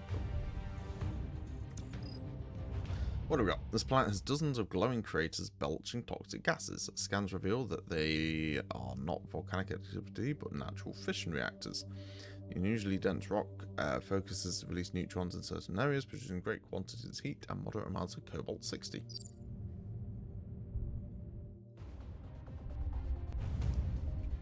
Nice. So it doesn't look like this has a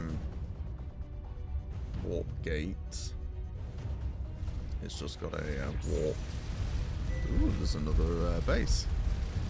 Oh, I just shred through those now. And we have another Class D planet. Let's see what this has.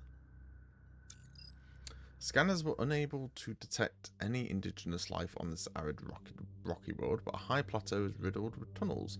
They do not appear to be the result of natural geographic activity. As the team approaches one of the tunnel openings, faint metal rattlings can be heard. Mining equipment just inside the entrance appears to be of Chitic origin. Let's return to the ship for now. And we're going to mark Chitic mining facility to explore. And I'm going to hope that we get some kind of upgrade to like the crew's weaponry or something like that. Just so, you know, they can defend themselves or something like that.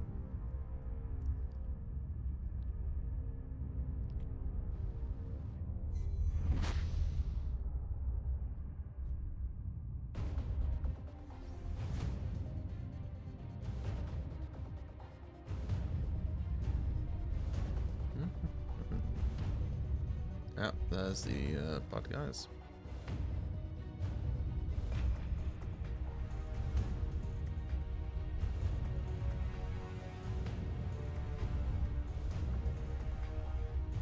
Okay, so that sun, oh, that star doesn't do anything. Let's see what we have done here.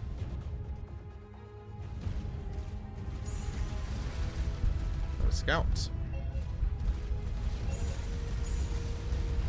A destroyer, I think that is.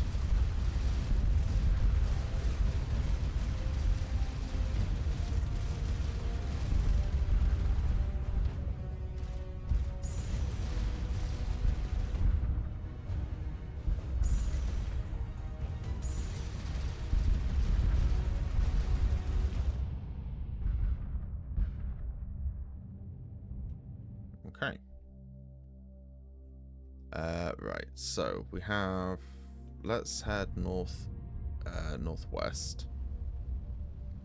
We'll hit these two planets and then we'll double back, hit the thing, and then we'll go research the missile pod, because that should unlock a few blueprints for us. And we can see if perhaps we could swap over to the medium frigate or something like that. Let me guess. Yeah, they're gonna get in the way.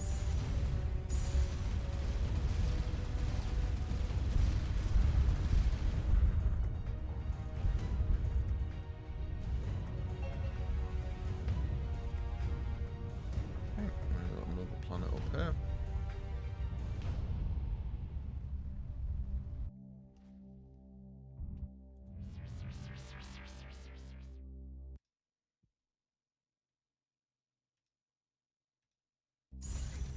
No anomalies detected. That's a shame. So we kind of came that direction for nothing. What I am finding is that lots of guns seems to be doing the trick. I don't necessarily know how effective missiles are going to be. It depends on if we have to like stock them or if we just have like an infinite supply. Because that's generally why I don't like missiles, because you have to stock them and then you only have a certain amount of them. I would far rather just have a whole load of guns that either use energy or just bullets, because more often than not you're going to have more, or it's just going to be infinite. Yeah, just what I prefer. Oh, okay, so these were actual hostile markers, they weren't just ghosts.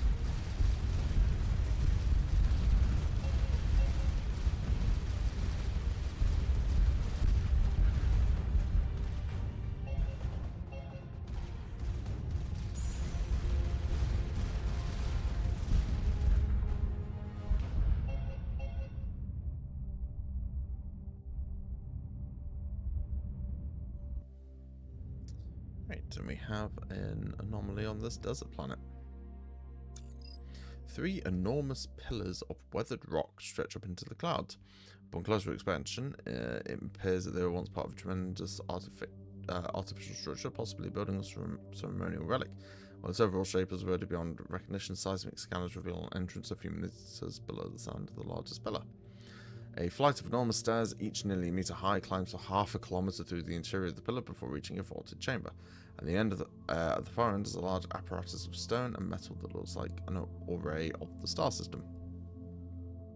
There is a control panel covered with glyphs. Using the ship translator, it appears that can be used to open one's eyes. Let's open the eye. There's a deep rumble followed by a surge of EM radiation above the pillar on board the ship. An energy reading is detected elsewhere in the system.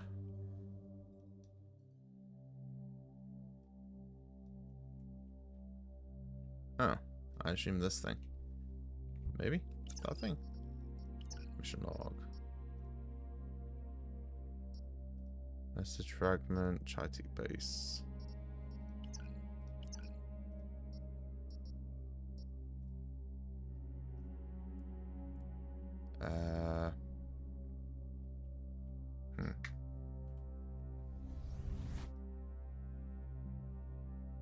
I mean, I don't see... There's a vessel heading towards us. You're just a trader. Yeah, just a trader. Okay. Yeah, I don't really know what else I can do with that.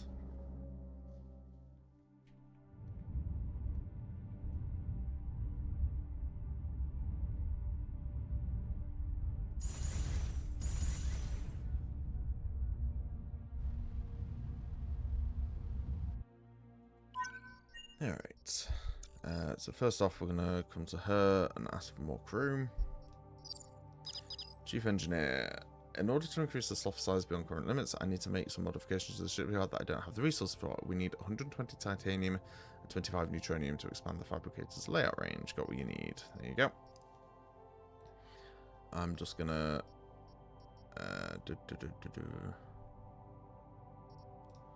Oh, for now. Research. Yeah, I'm not going to pretend about that. Allows the construction of missile launchers. Oh good, I can't afford it. That's a shame.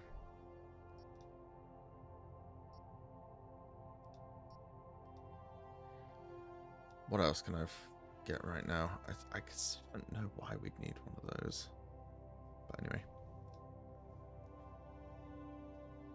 Looks like our only other thing right now is potentially an extra turret. Which... I mean, I could build another one.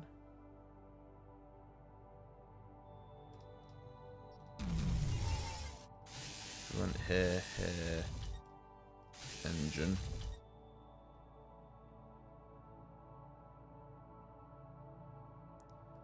Suppose it's because we don't have more reactors, so we're still going to struggle power-wise. I need, what, 32 more Chirolite to get another reactor. That's going to be my biggest limiting factor, I think. For what I can actually achieve.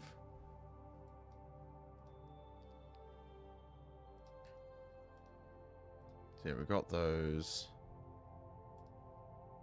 I don't know what this second branch is. Additional increased reactor stuff, additional increased reactor, and then that's just more storage. So I wonder if this is like an alternate type of reactor, maybe? I don't know. I don't know. But what I do know is that we're going to save up for missiles and just, yeah, head for that next.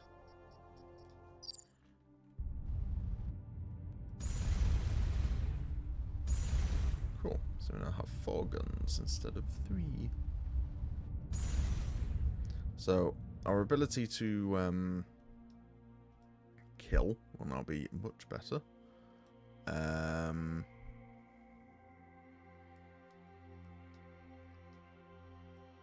yeah, we shall have to see how much energy we actually have. You know, out of curiosity, things for things, please. It's this stuff, isn't it? How much would it cost? That's the thing. I don't have enough. It was 32 I needed, right?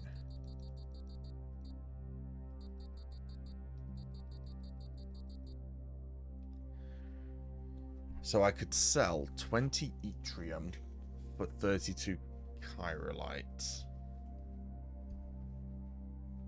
I'm not going to do it because, for one, I don't have the research that gives me slightly better prices, and for two, I'm still terrible at trading. And I kind of want to see what the missile launchers require before committing to anything. Right, what have we got? 3 planets, a bad thing. Oh, it's that looks to be a base. Alright, well, we'll deal with these bases, these planets first.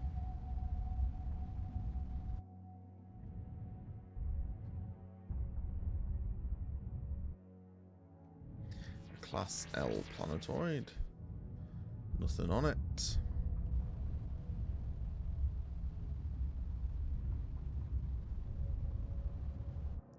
We have Class A2 planetoid. Nothing on it.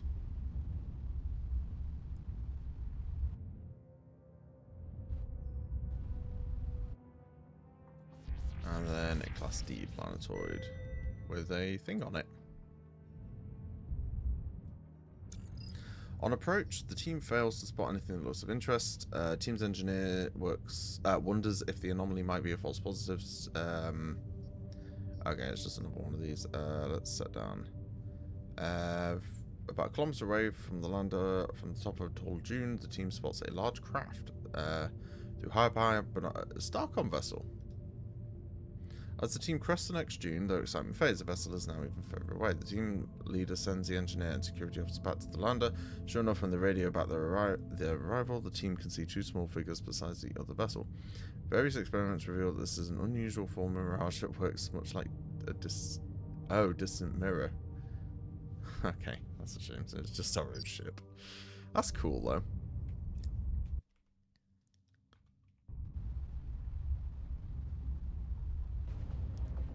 Alright, we have just a small ship here. Oh my god, it got shredded. So yeah, our energy consumption is now, you know, a bit higher. But our time to kill is also much lower, so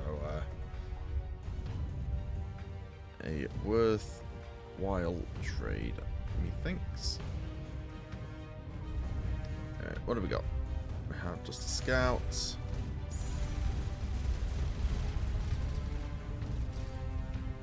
Yeah, I think I need to put a few points into guns.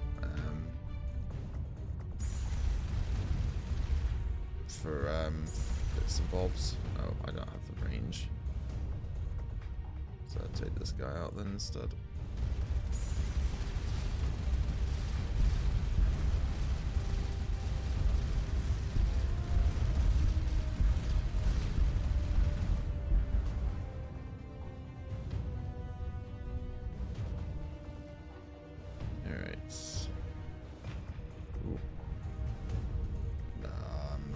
That in time.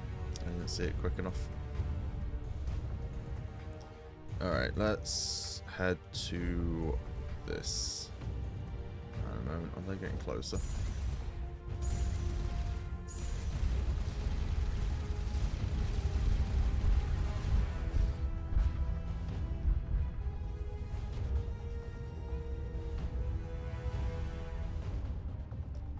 See what we got. The star doesn't do anything. That's fine. Have a great big... Whoa!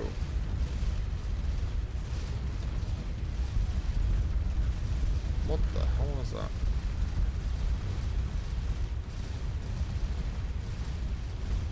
Oh Okay, they have little ships that they're sending out. Swarm things, I think. Alright, I'm gonna run away.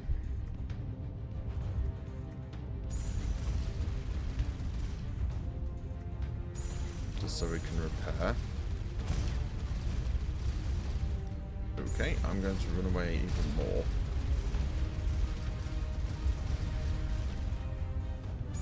This is the one from that mission. Oh god. Oh god. Okay.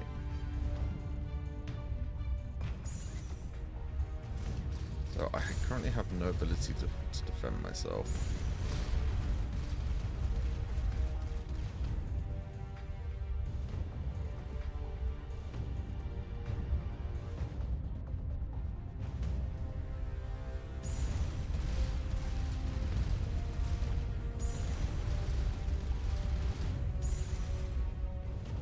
Oh my god, it's still sending fresh ones. Go away. Leave me alone. These are like the ships from that third Star Trek film. I say the third, you know, the one with Chris Pine. Yeah, Chitic Hive. Hostile, you don't say.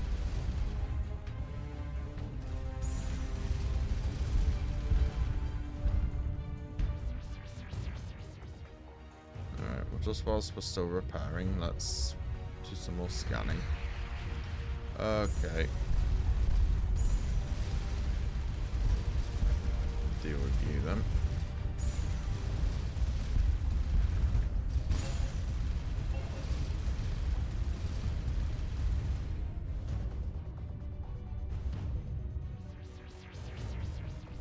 What's on here? Hey, surface anomaly. I can't scan with enemies nearby.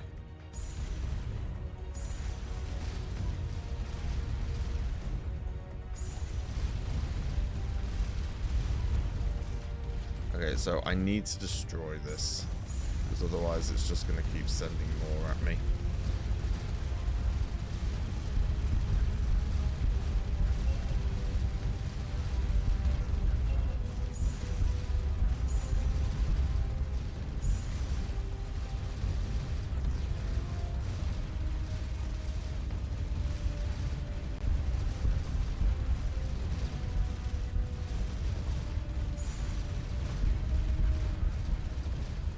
Okay, scram. Run away. That's a third of it kind of destroyed.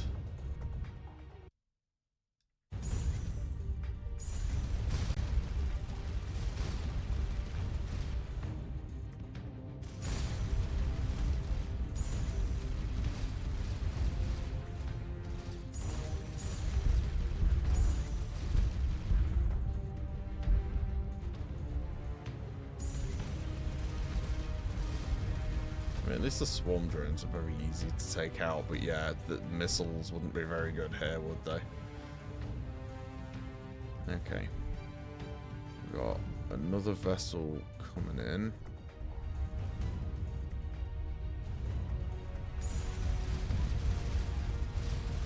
Get rid of that. I think this is a good difficulty. Anything harder, and yeah, I think I'd just be getting absolutely destroyed. This is a good challenge. Just gonna take it slow.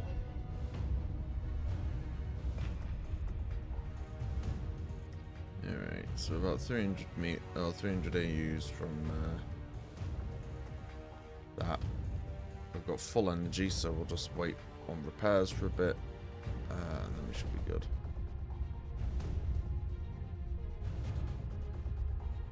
In fact, let's get in. They've got a great big opening into their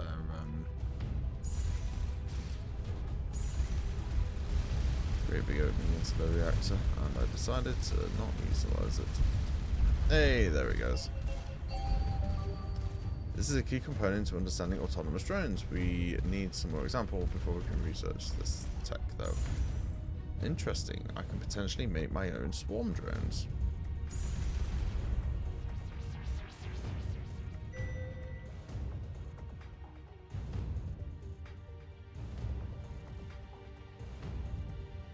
that'll be interesting. Right, planet anomaly. It's clear the Chitic have been extremely busy on this otherwise lifeless rock, although the purpose of their activities is less obvious. A massive pylon rises above the uneven plains. It's so tall that it appears to have been partly supported by tractor beams from orbit until recently, because I might have just destroyed it. But has now become dangerously unstable. Chitic workers flee the structure on foot and seem more interested in saving their own carapaces than the survey team. The team engineer guesses the tower will collapse soon, but might be safe to enter for now. Let's go in. The main... Oh lord, okay. The main entry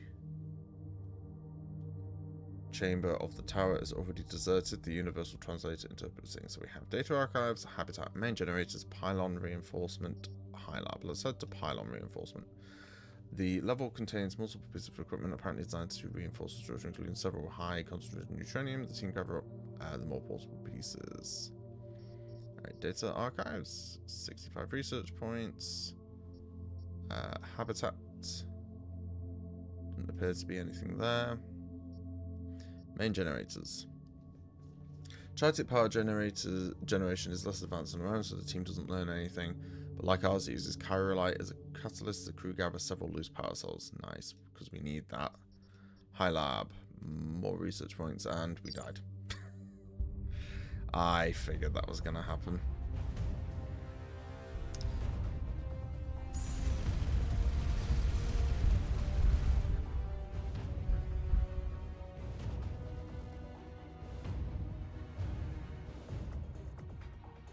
Oh well, we can replace them on back at Kite Station.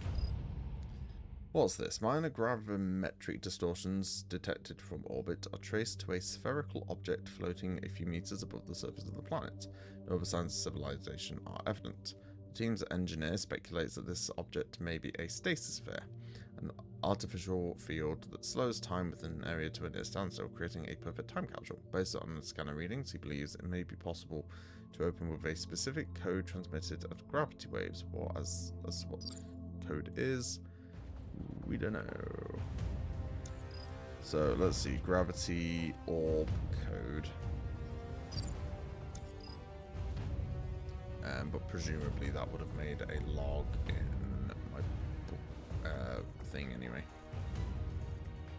So we're gonna head north. We're gonna return to Kite Station because obviously we don't have crew right now, and we kind of need crew to survive and operate the ship. So let's do that.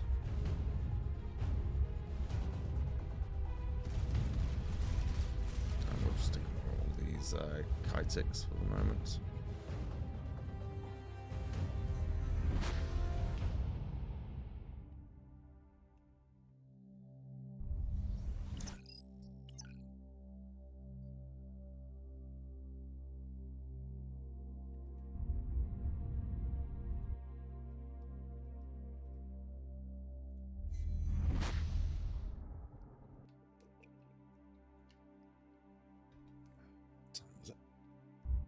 Ooh, 12:15. I might go grab some lunch.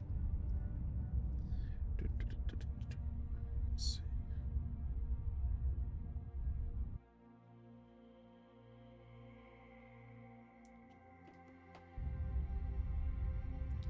We go. Oh right, yeah, Kite Station. Okay. Oh, Chief Engineer.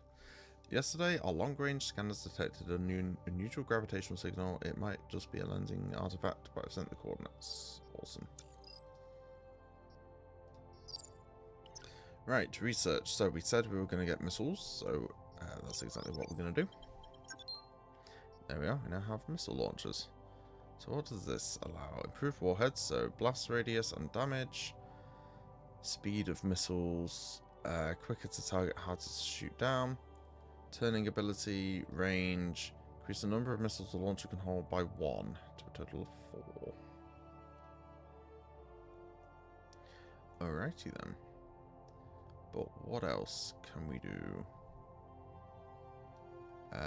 Let's see, what have we got? A slight increase to probability of resource and artifacts being recovered from debris. Increase the maximum crew. Allows our survey team to land on planets with extreme things. Improve resource negotiation. Tractor beams to get more range. Tractor beams increase tractor beam speed. We're gonna go extreme survival. We're gonna go expanded command. Let's construction a habitat module which substantially increases max crew. That I think is probably going to be quite worth. I'm 5 off of that. Or do we just get accelerated repair? Let's get accelerated repair. Yeah. Oh, that, and I still can't build anything bigger. So the light frigate, we need neutronium and cobalt. Okay. The interceptor, we need gold. The plasma gunship, oh, we just need a whole bunch.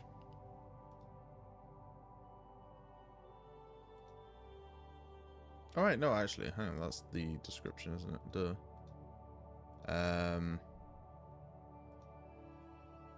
Yeah, it says text needed. Okay, but yeah, resources appear to be our main kind of restriction right now. So we can't build another reactor, unfortunately. Missile launcher. Powerful long-range missile weapons. Additional missile modules increase the maximum number of missiles a ship can carry and the rate it produces them. So it's titanium and cobalt. I don't have anything that uses cobalt, so I can't actually add a missile launcher. So that's sweet. Okay, I'm gonna drop back down though to 3 guns as opposed to 4. And we're gonna reconfigure back to this. I just prefer. You know, actually, hang on. Can I? Bridge cannot be recycled. They need a. That's what they need. They need a reset button that just removes everything. Because I wanted to try just a slightly different layout. Just have some fun with things.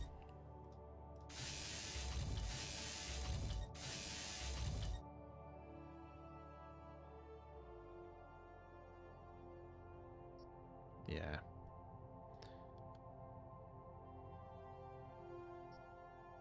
Actually, wait. Survey module. Oh, I already. Survey module. Reactor. Engine.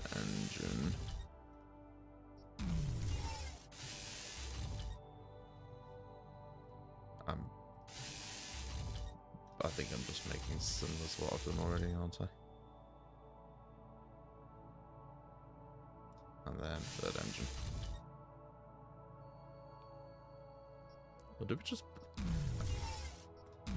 I can't remember what the thing was.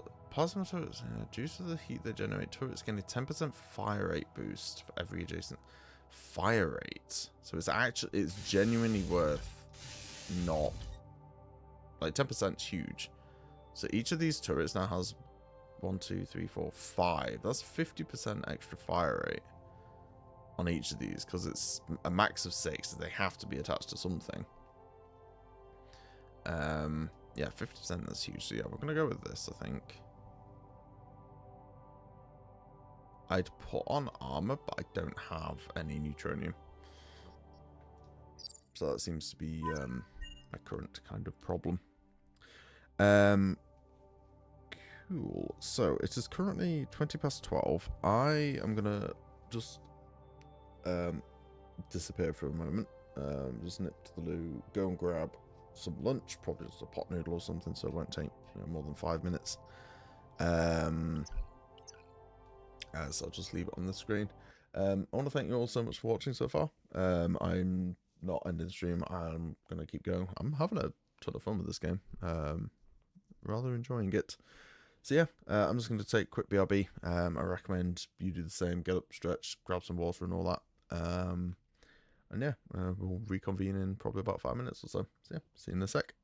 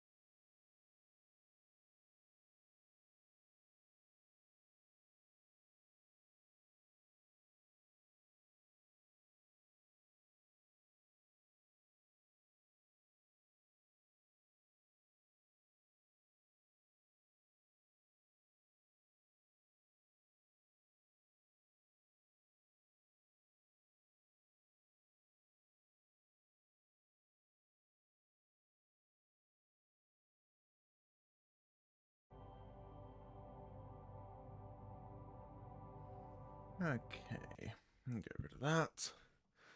Something I'm just gonna do is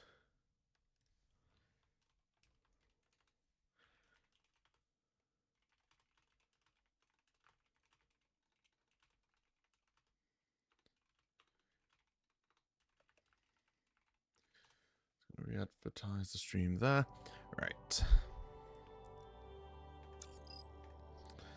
Leave the station. Onwards and upwards. Cool. So I now have lunch to eat.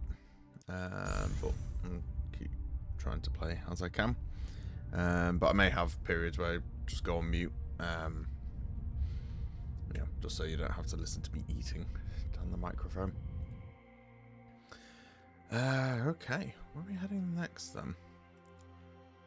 I suppose that's the next one on this kind of path heading south. Got a couple planets up here, but I don't know how to get them. And yeah, we had this second chain, though it ended here, and I don't know how we get here. So yeah, I think we just head back here and continue south. Yeah, let's see.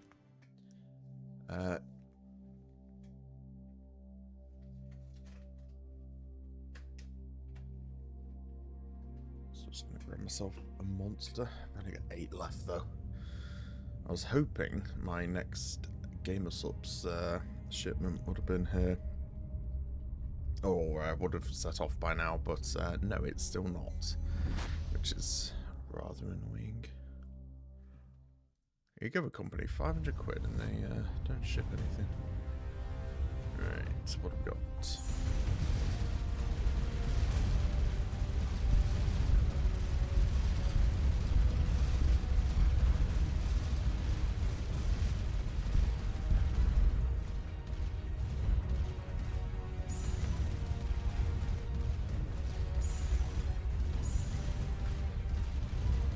Okay. You know what, I'm just gonna head south. We're just gonna scooch past this. There are a lot of enemies up there. So this is for, yeah.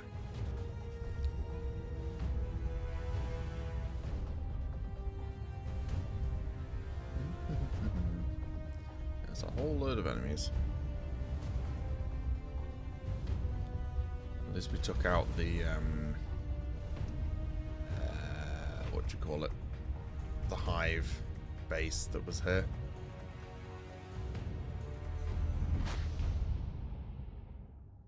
Alright, let's see what we have. Bunch more planets to look at. Things to explore. So, a Class R planet, nothing on it. Doesn't look to be any enemies here as well, which is nice. So we can just peacefully explore. Class G1, and this has a thing on it. What's that? Does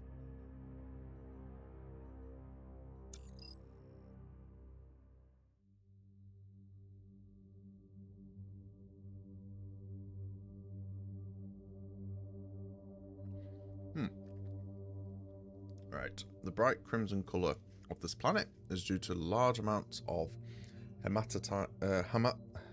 hematite dust on the surface and whatever that word is, in the atmosphere. While not aerosolized, I think that's it. While not particularly valuable, its uneven dispersion on the surface acts as a kind of natural gravimeter, guiding the survey team to several deposits of neutronium. All I really needed to say. Neutronium is very good. Not as good as chirolite. That's our kind of biggest limiting factor right now. Because that's what lets us build more reactors. Reactors gives more power. More power means more guns, more engines. So that's what we're really hoping for. I just realised I forgot to restock my fucking crew.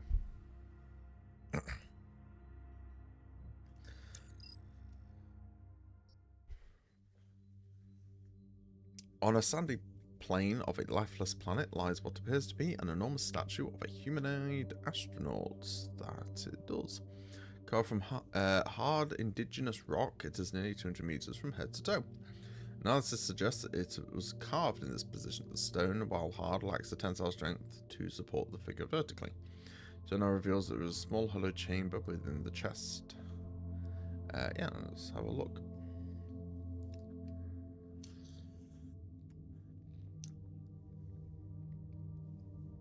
In a small cube-shaped room lies a human-sized version of the giant astronaut. As in, like a human, maybe? Despite the protective sarcophagus, the suit is badly decomposed and its contents long ago turned to dust. The probe's narrow ultraviolet scanner reveals writing on the room's walls, almost completely erased by time. Oh, what's that? Find evidence of the morning star. Image analysis reveals the writing. Used the last of the escape pod's fuels to break out of the warp bubble before the ship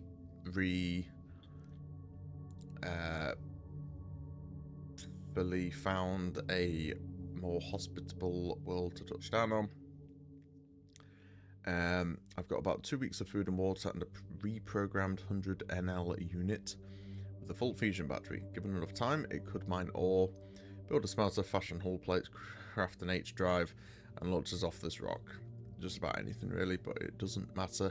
I'll be long dead before it could do anything that might be useful. Maybe I'll have it carve me a nice tombstone. Ensign James Brunton, Starcom Science Corps, formerly aboard the Morning Star.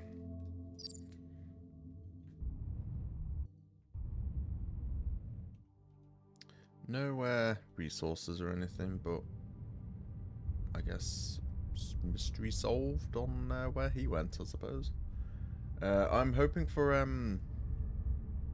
teleporter back to Kite, because yeah, I forgot to restock my crew. And I kind of need that. 5 more research points would also be quite nice. Alright, we have a G3 planet, which has a thing on it. Whoops. Hey, 75 research points. Very nice. Because now I can go and build a bit more ship.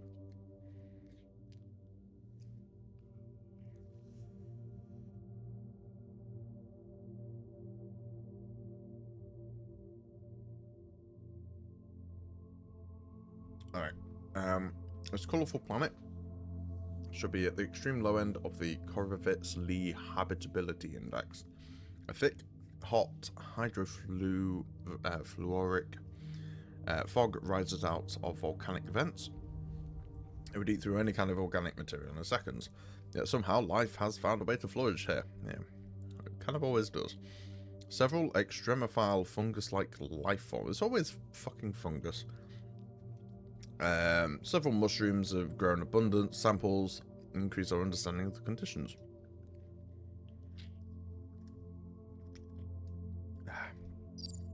Alright.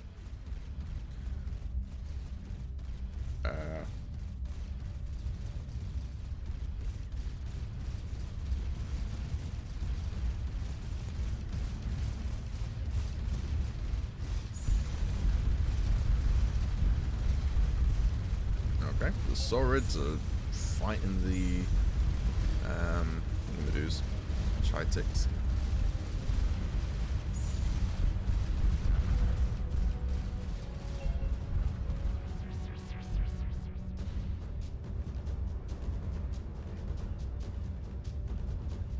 Sorry, I didn't mean to crash into them.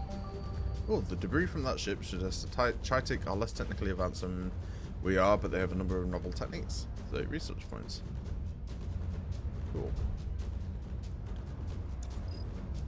Ah, my Starcom ambassador. I've just received the most wonderful news. Someone or something recently destroyed that Chitic forward base we discussed. That was me. On an unrelated matter, we need to make room in our cargo. Yo, 25 chirolites. And platinum and gold.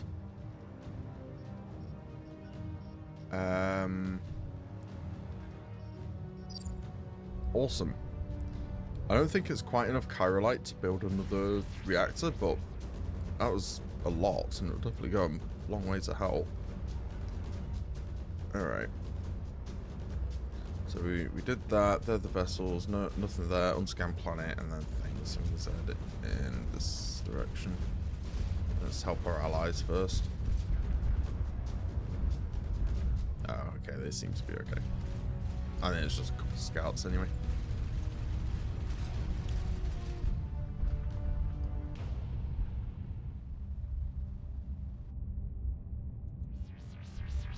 Scan that, which has a thing on it.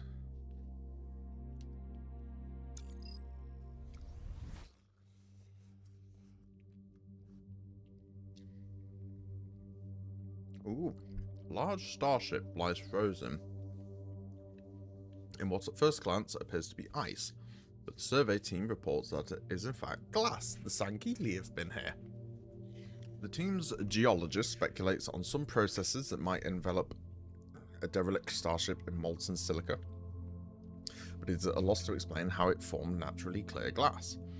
In any case, there is valuable derelict trapped under 50 meters of glass, so have the team try to shatter the glass with high explosives, have the team cut through the glass with the lander's laser, have the team cut through the glass with the lander's drill. I'm going to say drill. The lander's adamantine tipped drill is able to easily penetrate the glass surface. Fortunately, after a few meters, glass dust causes it to jam. Team is able to clear it, but the process soon repeats itself. Okay.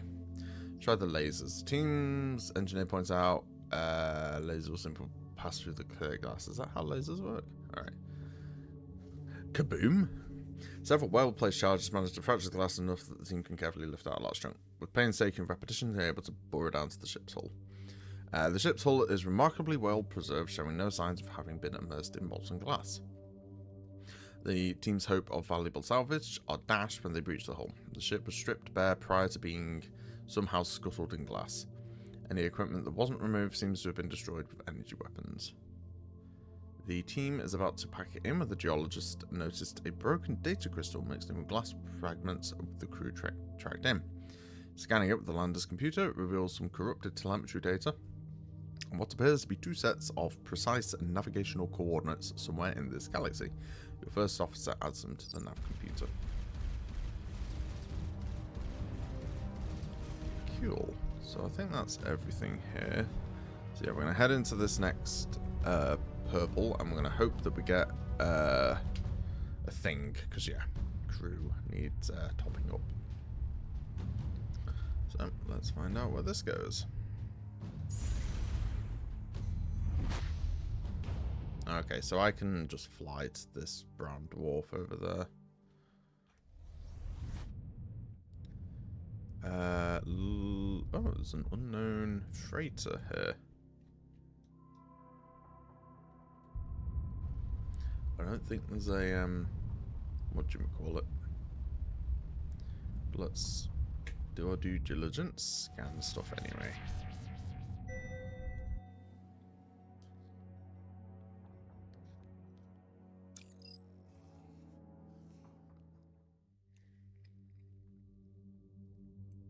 It's another swarm probe. Seems to have met an unfortunate fate in encountering the surface of this planet at high speeds.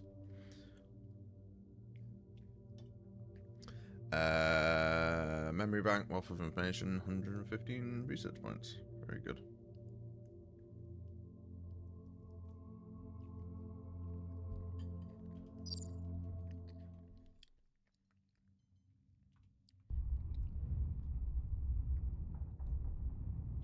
Alright, what else we got?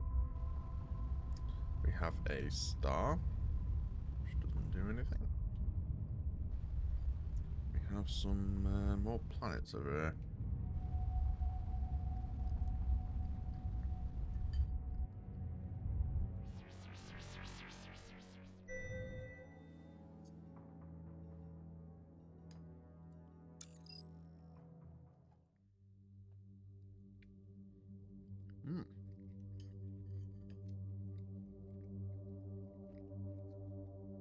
Two enormous pillars of weathered rock stretch into the sky. Like the previous set, the larger of the pair has a control room within. And it too has a control room allowing the opening of an eye. There's a deep rumble followed by a surge of EM radiation. On board the ship, and energy readings detected elsewhere in the system. So that's the second one of those we've had now. Hailing unknown vessel, please identify yourself. I'm Mossy of Starcom. We seek peaceful relations. We are the Vanderi Federation. We seek trade and the exchange of knowledge. How have we not had contact with your civilization before? Our vessel was pulled into this region by a rift in space. Oh, the device for managing fuel mixtures is almost complete solution. We're sorry to hear of your plight, but glad to make your acquaintance. As the first of Vanderi to make contact with Starcom, it is our tradition to begin with an exchange of data or technology. I'm transmitting information on the Kailitos, a technology we use aboard our ships. Would you be willing to share technology? Let's share hull integrity. This is some interesting technology because our beyond our current capabilities. Nice. 10 neutronium. Are you interested in trading? Sure. So Chirolite. Oh, I have 60. I have exactly enough for a reactor.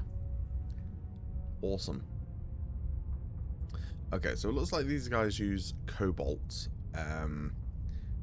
as their base resource. So whilst the other guys use platinum, these guys use cobalt. Right, fine. I'm just going to close that. Cool. Nice. We made new friends.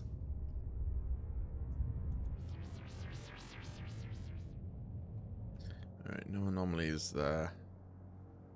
So this is all done. So we'll scan this planet, then we'll head to this, and then that seems to be the end of this purple warp chain. Yeah, so that's just activated. And then, yeah, we'll head back to Kite, do some research, do some upgrades and the likes. Alright, no anomalies detected. All good. Because I want to build a habitation.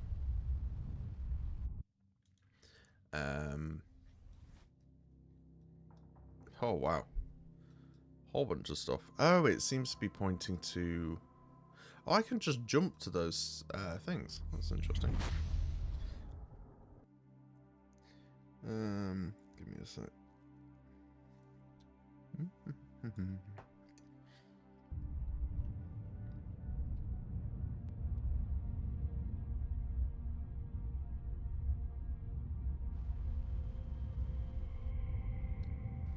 There we go.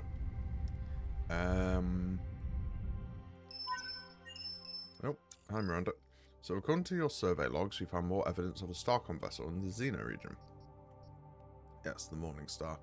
That's impossible. I mean, I believe you, but it's also impossible. The Morning Star was a Galaxy-class warship that fought in the First Swarm War, but it didn't vanish. After the war, it was overhauled a couple times, then repurposed as a science facility in Canis Beta. It's still there. Some of our research team used to work there. I'll ask them to go over the survey results. Crew, please. That's all for now. Right, research. So, 380 points. The first one is habitat modules. So we're going to build that. Or research that, sorry. And leaves us 295 points. I don't think it's worth going Stellar class yet, because I don't have enough resources to even like cap out what I do have, let alone something else. Decrease the energy cost of a turbo. Hell yeah. Let's do that. Ship handling. Substantially additionally increase our ship's deep space boost. Let's get some better handling. And then we'll do speed of rounds. Yeah, I think that would be good for now. Cool. Engine. So yeah, third reactor. Nice. Still can't build a missile launcher though. With 12. Sorry, 1 cobalt off. But if we wanted, we could build an interceptor.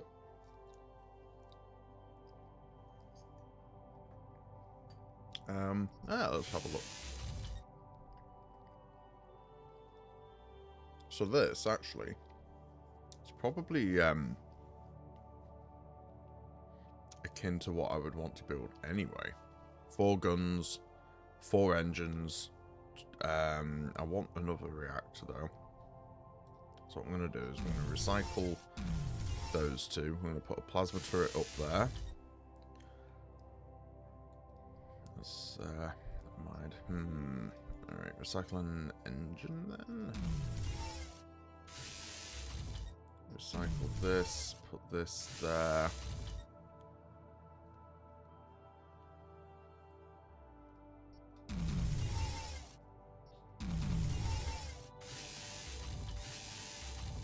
And turret.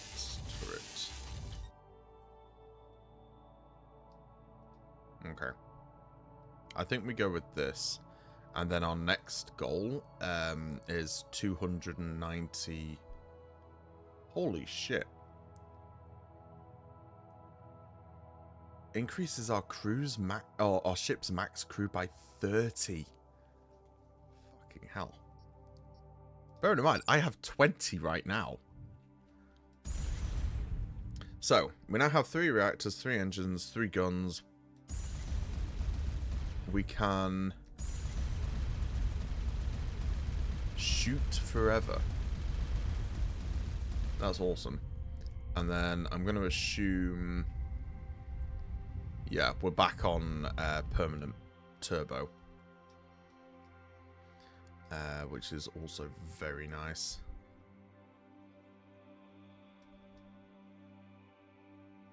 Cool. So, what to do next? I think we keep heading south. I think we head here and maybe knock out some of these, or should we just head to these because these actually have missions on them? What am I doing? M. Let's see.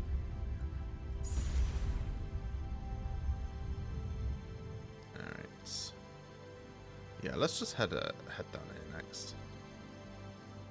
Can I should be able to, right? Oh, can I?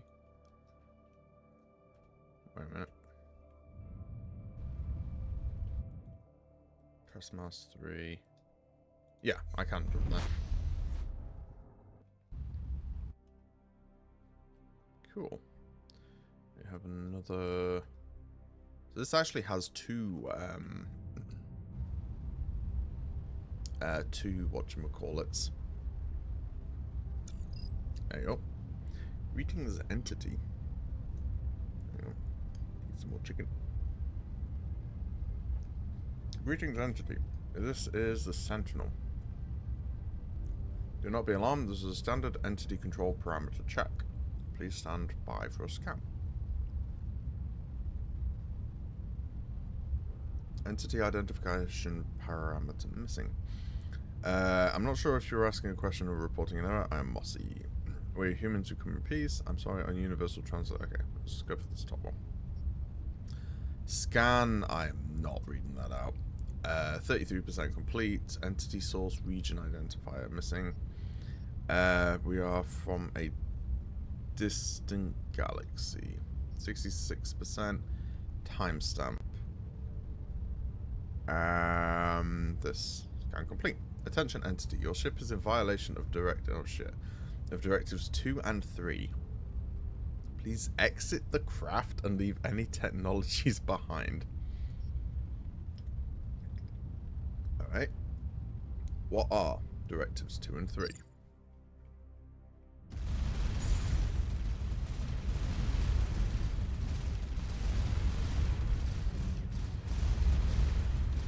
Oh god, he has much more powerful weapons than me.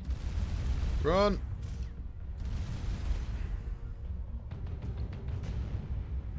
It probably didn't help that I accidentally slammed my ship head first into him. Is he coming closer? No, he's running.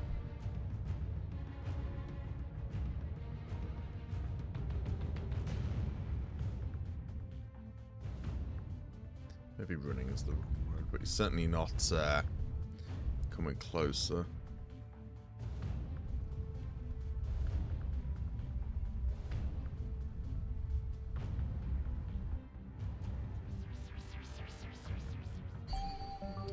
The inner liquid metal core of this gas giant is spinning in the opposite direction from its atmosphere. It seems to be caused by magnetically aligned particles in the transition zone. 90 research points. Cool. Oops. My bad. Alright, what else we got? So he's buggering off this way, but towards the planets I wanted to scan. For the meantime, let's head through here. See where this takes me. It takes me here. Cool. Alright, this seems to be a tad more peaceful, so we'll scan this whilst we're here.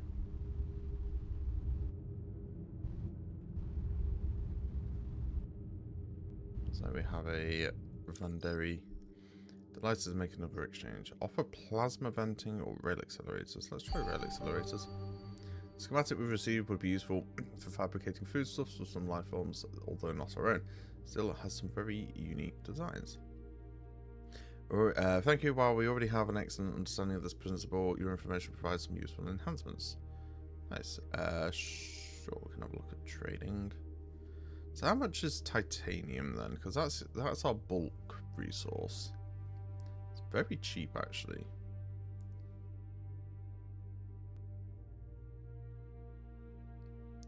So let's say I needed 290, didn't I? So it would be 213. That will cost 37 cobalts.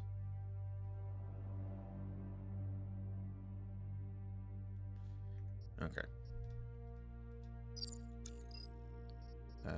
Okay, so I can't do another tech trade with him.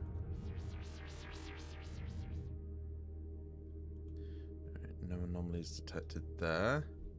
So just the unscanned planet over there. But then this doesn't have another warp tunnel.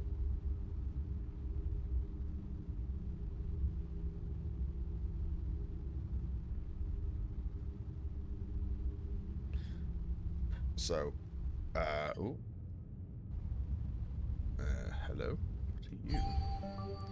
The object contains antimatter in an unstable core. It might be some kind of powerful unexploded ordnance. Bumping into it would probably be bad.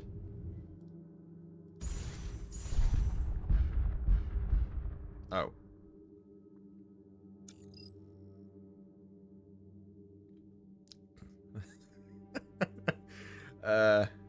Whoops. Okay. Alright, so, shooting it is also bad. I assume I can shoot it, just I need it to be further away.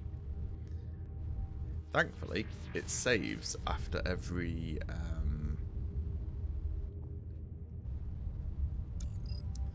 what do you call it? So we gave him rail accelerators last time. Let's try reactor output optimization. Okay, so that's the same. We've been transmitted a chemical formula. At first glance, it seems relatively trivial, but running it through the reaction simulation shows it will be actually produce a powerful explosive. Interesting. Okay. And then no to the trading of goods.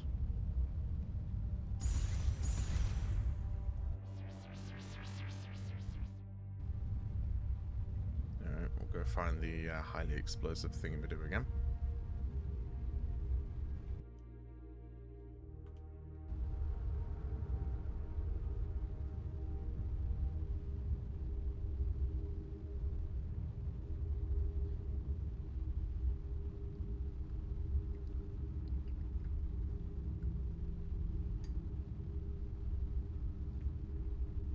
Wherever it may have been.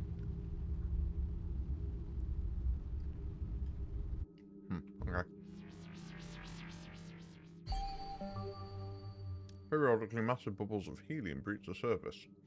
Some larger than Earth. Cool. Super bubbles. I like that. Okay. We have a choice now. Because this doesn't appear to have another warp gate. We either use this one to head back south to the death robot. Or we just power north and head to this. And I think I would quite like to explore that green thing, and it'll give me an opportunity to eat my lunch. So I'm just going to go on mute for a minute, just whilst I'm eating.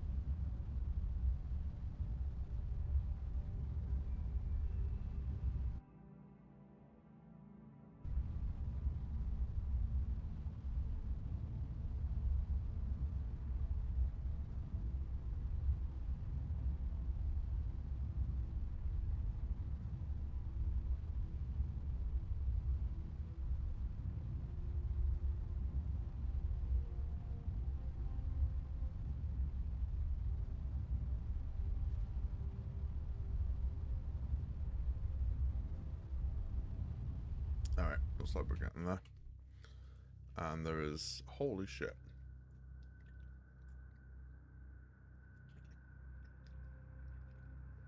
There's a lot of enemies. If I had to guess, there was probably a enemy base here. Alright, find out. Oh, yeah, that's Swarm.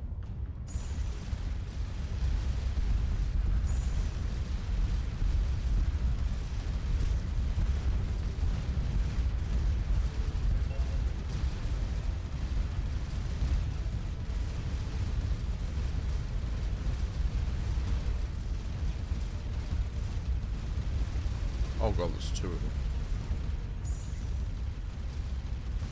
Okay, well we did a lot of damage to that first one at the very least.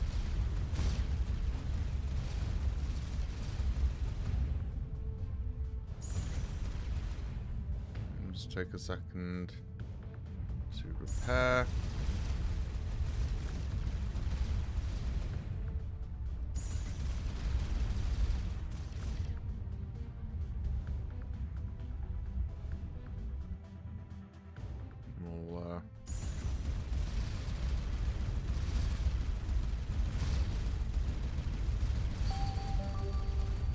Green star, very nice. It's pretty, I'll give it that. I wonder if green stars are actually like a thing. Be interesting to know.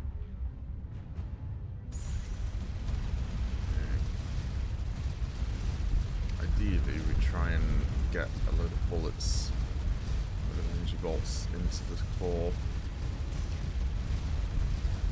Come on.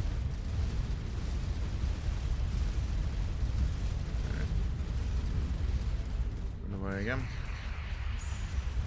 Okay. Oh, that's a missile base as well. Oh, I'm out of energy.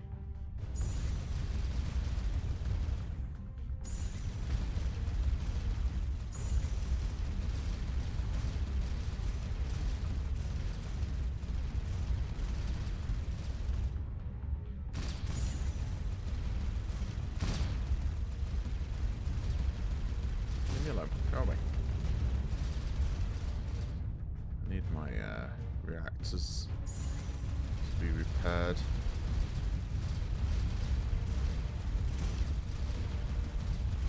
"17 crew. Good for the moment.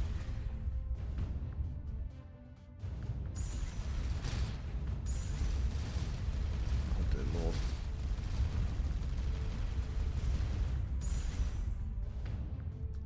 Okay, I get the feeling I am in slightly over my head with where I currently am.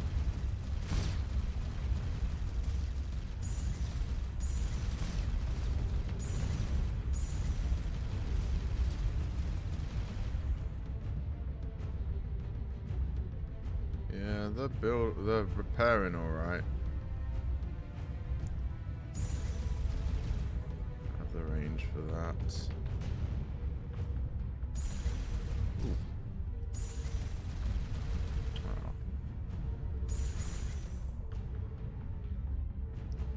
I think they're there here.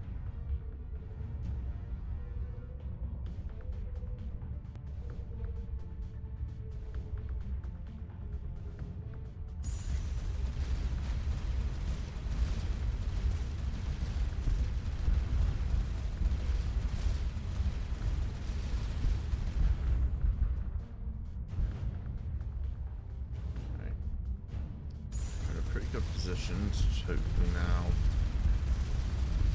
finish this off. There we go. So there's one of them. Key component to autonomous drones. Sweet. Speaking of which, load more of them.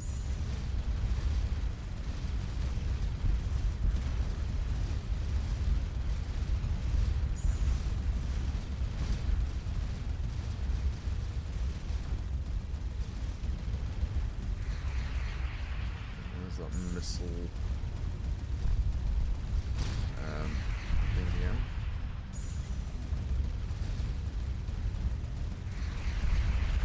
Yeah, ideally, I just that was a missile.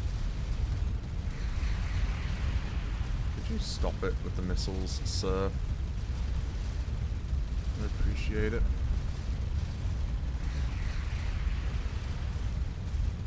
We don't probably wanna.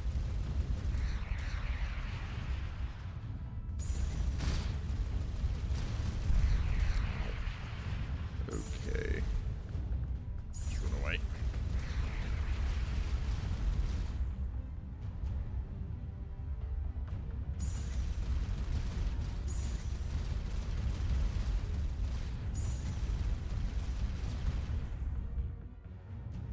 "15 crew left.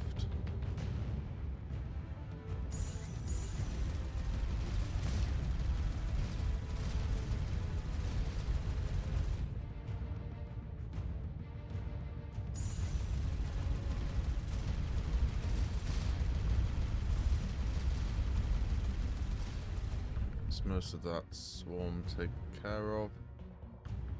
Yeah, an extra 30 crew will go miles for helping me.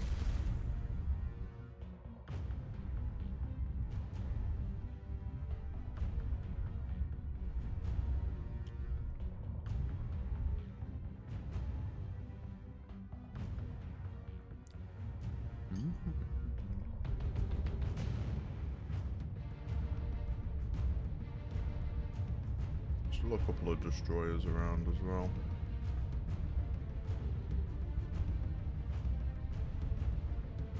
Yeah, missile base is here.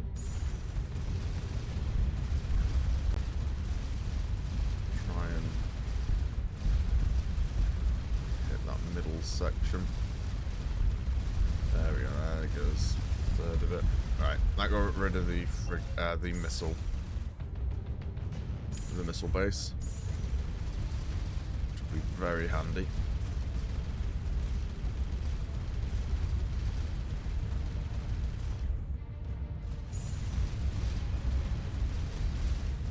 So I'm going to take out these destroyers.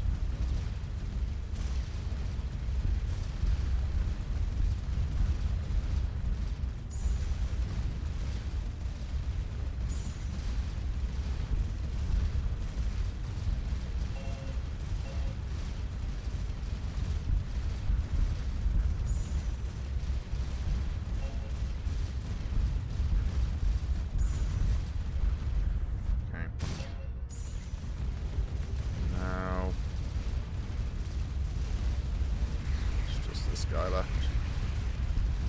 There is something else still throwing missiles at me. Oh god.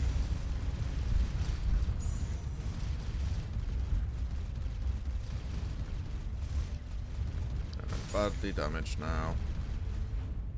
Still got 15 crew though, so something's gone right. Well, that run away. Oh god, not again.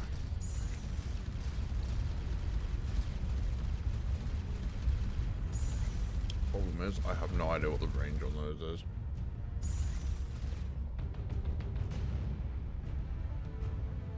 But hey, at least we found that anomaly again. So.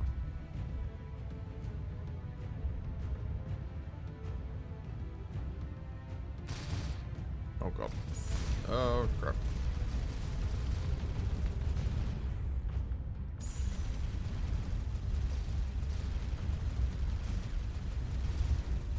Okay. Doing alright. Because obviously I have infinite guns, because now that I have three reactors, they can support it. As soon as I have the resources, I'll go up to 4 guns. But I also want a missile pod. I also want habitation. Okay. Is that really all that there is to this? Just 2 planets and well, I say all. There's 3 fucking bases, but yeah, just the 2 planets.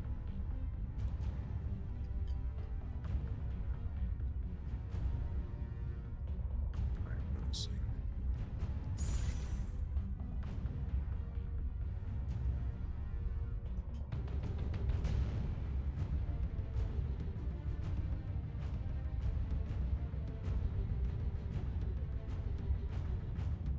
There's a whole bunch of ships down there. That's not including the swarm drones.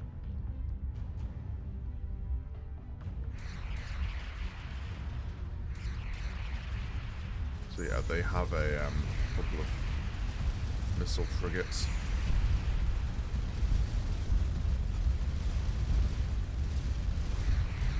Which, there goes one of them.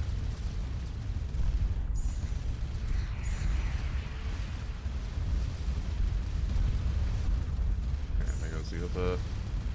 Just try and knock out some of these scouts now.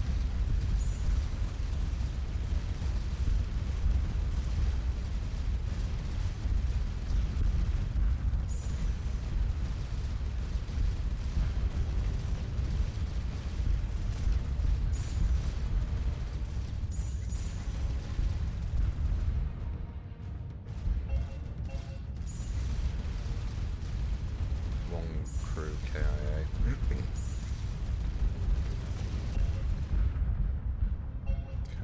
See if we can get in there and try and do some damage to this base. Just like that, but ideally without ramming my ship into it. Come on. Yes.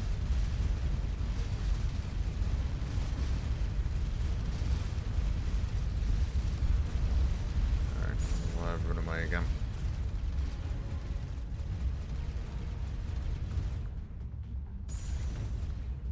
But hey, about 1/3 of the way through that base. This will be worth it, because it might give me all the tech I need in order to do my own autonomous swarm drone type stuff. Which could be interesting. Given how much they're kicking my ass at the moment. That being said, just a good barrage of gunfire, I kind of sorted.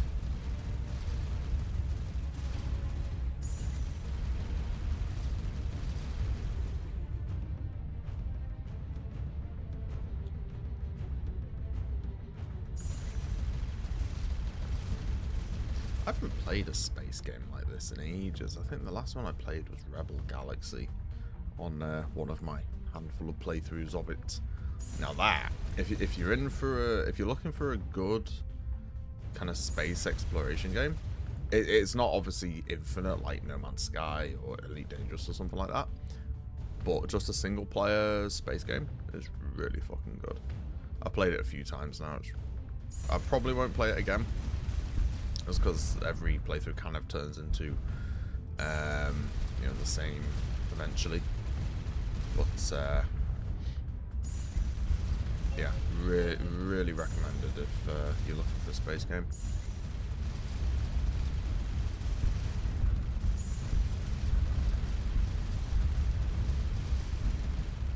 Let's see if we can try and get around.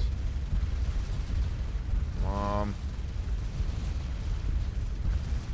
Come on, hit that center bit.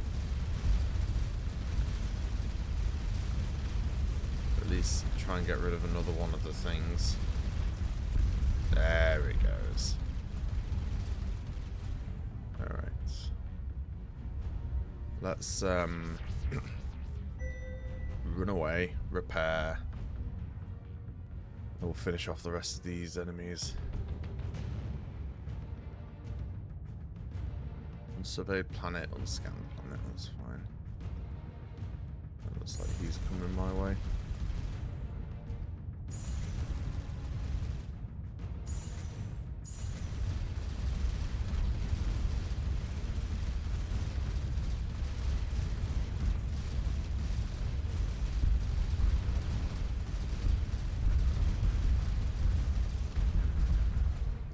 Dealt with him.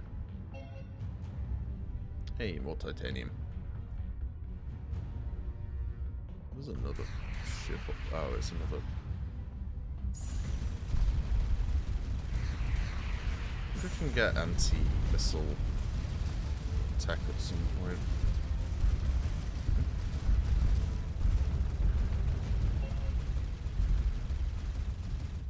Whether they be point defense guns or scramblers or something like that.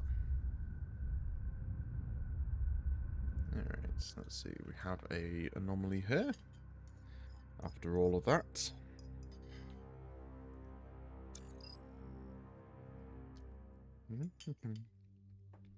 Alright. The anomaly detected from orbit seems to be the skull and several buried vertebrae of an omnivore.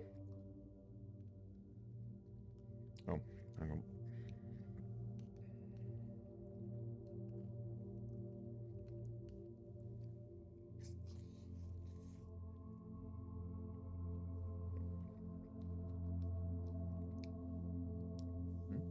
It is unusual in that it is nearly 15 meters on its longest axis and is composed of a stainless steel alloy laced with adamantine.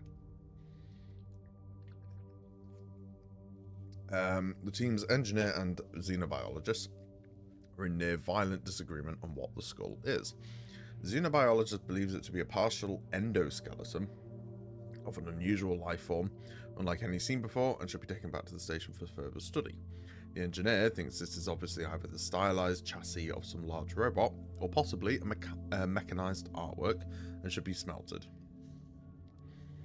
We're gonna go with the scientific stuff, not because I don't like engineering and and that side of tech, but because logically, and I guarantee the game won't do this, but logically, we take it back with us, do some research on it. Worst case scenario, it's actually nothing. We smelt it down. If we smelt it down, we can't, you know, figure it out. So we're going to go with scientist. Xenobiologist is delighted at the prospect of cataloguing one of the most unusual new life forms discovered so far in Xenospace, which she tentatively dubs, oh god, Mecha Megafauna. That's awesome. Mecha Megafauna. I think that might be my new favourite word. And then there was this other planet down here. We're still slowly repairing. And no anomalies detected there. Okay. So, that is everything. So actually, flying over here was actually really worthwhile. In that we got probably a good few bits of titanium from all the wreckages, and we got at least one new part of swarm drone tech and that side of things. Oh, and we looked at the green sun, and that got us some more research points as well. So we're gonna head back to Kite Station again, just so that we can go replenish our crew, do a bit more research, just, you know, and then yeah, we'll go back visit the death robot. So hang on, if I press T, I need something to. No. Ugh, I want to eat my lunch. Is that heavy enough to depress it? No. Screwdriver. That won't balance, unfortunately.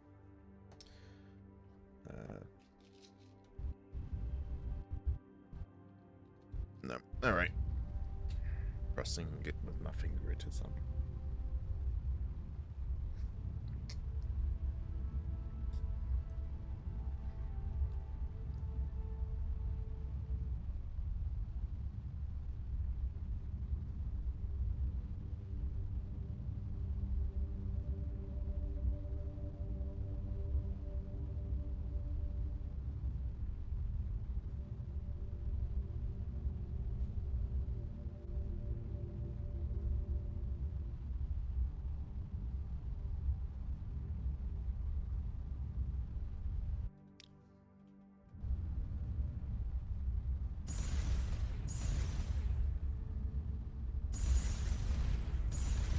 So, we don't have enough resources for the habitation yet, unfortunately.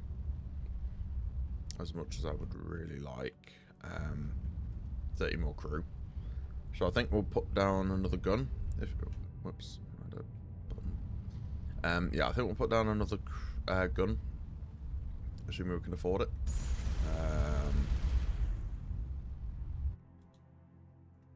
And yeah, go from there. So we're gonna head back up here.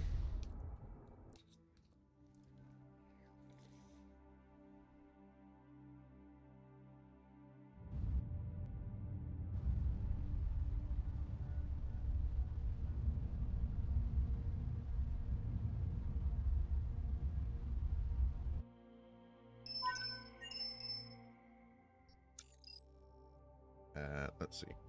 While you were gallivanting around Xena, around Xena space, we got a surprise visit from a Saurid delegation. Apparently, our application for trade partner was approved. Hey. We were able to trade some of our unused equipment and non-essential commodities for fresh food and organic supplies. I'm probably going to get in a lot of trouble if we ever get back home for signing a trade treaty, but well done. I don't think they'll particularly care. Right, crew, please. More sacrificial volunteers. I mean, willing participants. I mean, brave Starcom people for the death ship. Alright. What do I even want to research? Reactor stuff? Yeah. You know what, let's just go with a second reactor thing. Because if I've learned anything, it's that reactors are kind of useful. Even less spread. Fire rate? Or just damage at this stage? No, let's go fire rate. No, let's go spread. Or less thereof. Because yeah, now they'll be way more accurate. 40 points. I don't think I can afford anything. I don't know. Field reach. Range of tractor beams. Yeah, why not? Okay. And then to the shipyard. So as predicted, we can only afford a plasma turret. We can't actually afford a habitat module yet, although we kind of knew that anyway. Hang on.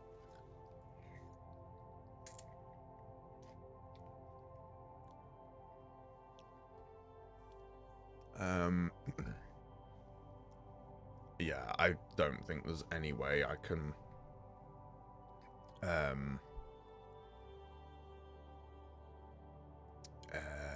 words. Yeah, what's the words I'm trying to think of? I would have to scrap probably an engine. And yeah. Let me see if I put down one plasma turret again. I can still then do that. So, but I'd be missing both an engine and a reactor, so I'd have less power and speed, and I don't think that's a sensible decision at this stage.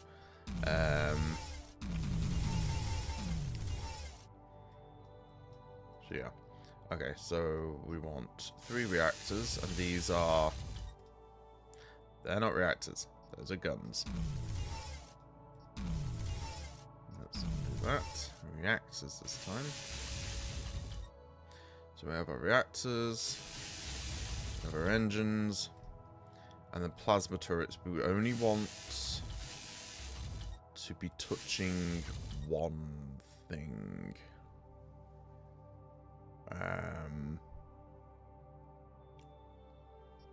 Wherever possible.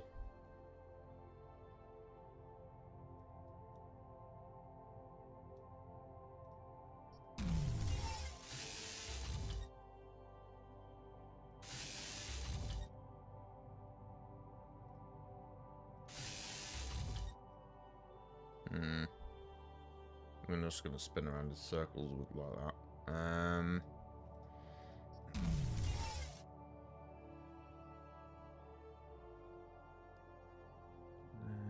Trying to think. Let's see if we recycle these. Recycle these 2. Put the reactors here instead.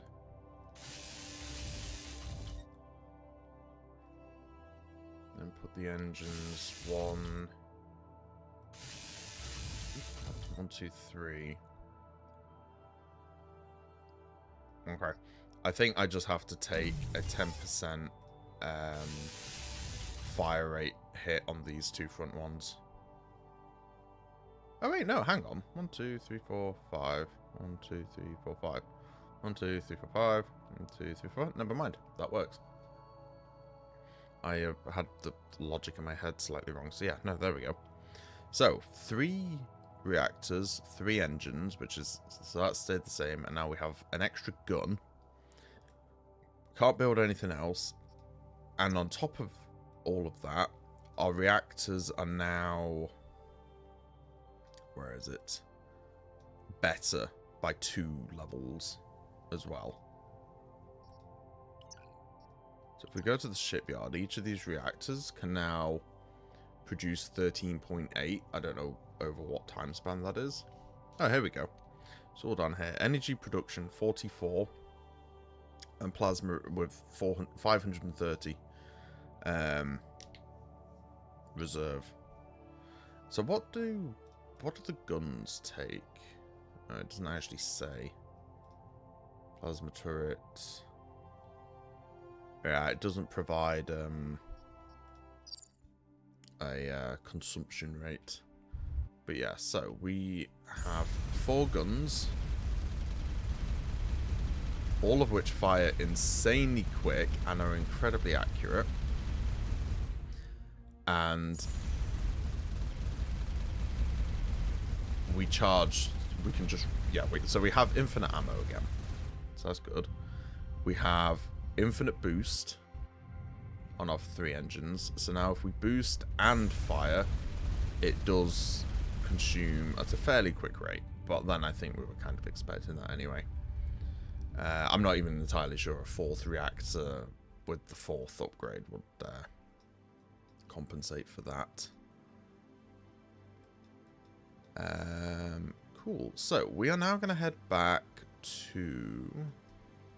Do we look at that yellow dwarf, maybe?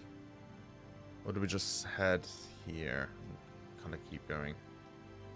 Yeah, let's head back here because we never actually finished this off because of the death robot.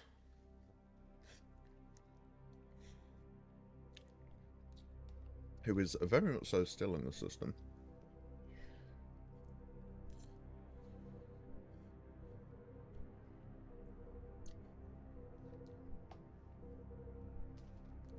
Lukewarm pot noodle. That's delicious. It's because I had that long fight, I wasn't able to eat.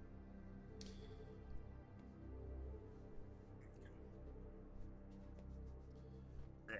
That robot is staying away for the time being. So, we did, yeah.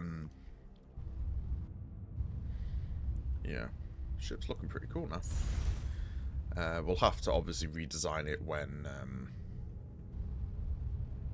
we unlock habitats, because, oh, I say unlock, when we actually are able to build a habitat, because it sounds like it's 2 tiles, so I'll have to build this way and have like 2 reactors each side, you know, it'll be a whole thing.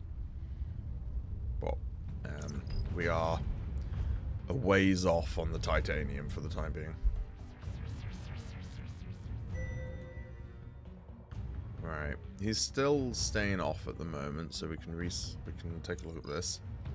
Hidden deep in a rocky valley, the survey team found an abandoned prospector outpost. Whoever mined here before harvested most of the ore, but the lander's laser was able to access some deposits left behind, so we got 14 gold. That's nice, just a free bit of gold. And then we also have, so we got 2 more planets. He's still staying off at the moment. I don't know if we'd ever be able to make friends with them. Because clearly something about our vessel they didn't like, whether they didn't like the weaponry that we were packing or something like that. Okay, Class L planetoid, nothing there. So we'll head north again. Where are we at? About just 51. About 51 AUs a second is our top speed. And then this, nothing detected. Alright, I don't know where the robot went, so yeah, we'll head over to the next place. See what we have. Well, I'm immediately seeing... Oh shit. Alright, let's turn off my Oh god, don't shoot my ally.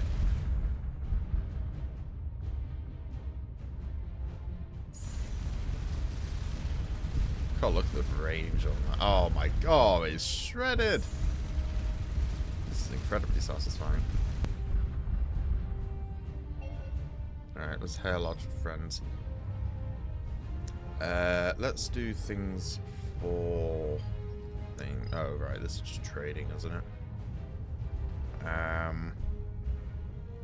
Do I buy a Cobalt 60?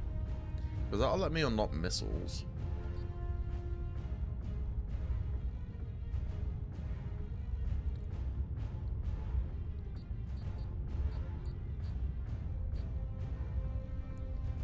God, I only have 12 titanium. I'll tell you what, let's just buy this. Yeah, we shall purchase 1. Oh, there we go. Trade with another race. That was an achievement. So yeah, we'll just buy the 1 Cobalt, which will let us get a missile pod. Assuming we then get a load more titanium, which, you know, to work on that.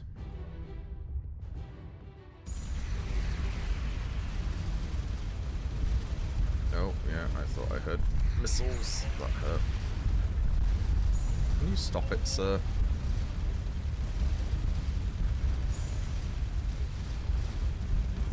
Oh, alright. Bash into him.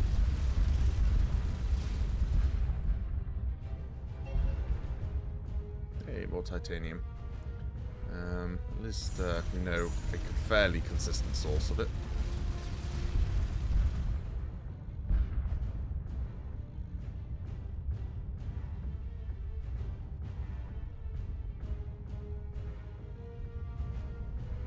Just want to take out this ship just so it leaves me alone.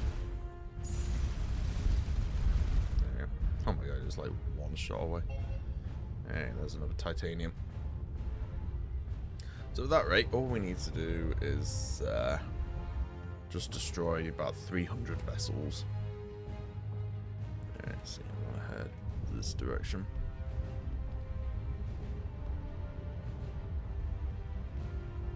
A Chitic battle cruiser? Okay.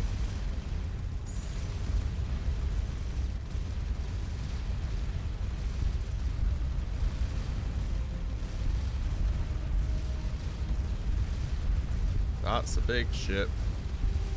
Come on, trying to target those weak points. That seems to be the problem with Chitic vessels. They have just like single beams, like holding some entire section. Oh my god, the missiles!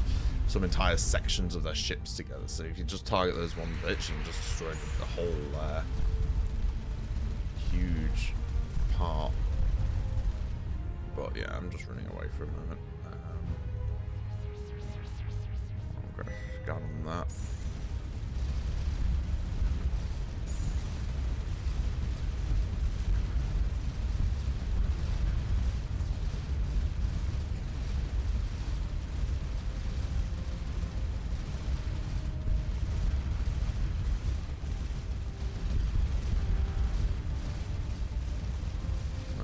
Fire rate has decreased somewhat.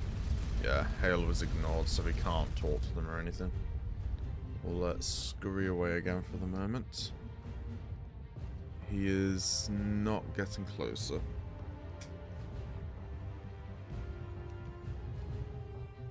I use it as an opportunity to finish my pot noodle, or attempt to.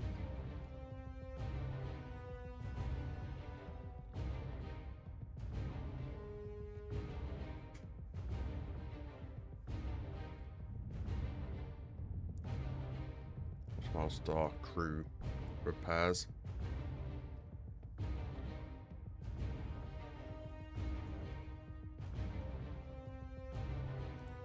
For a moment, I was pondering sacrificing potentially an engine and a reactor for the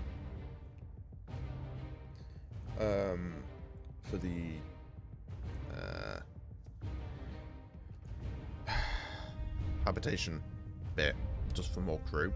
But now that I'm encountering battle cruisers, I am glad that I didn't, because I need like extra speed, I need the extra power and everything. I certainly can't compromise my combat capabilities, but getting a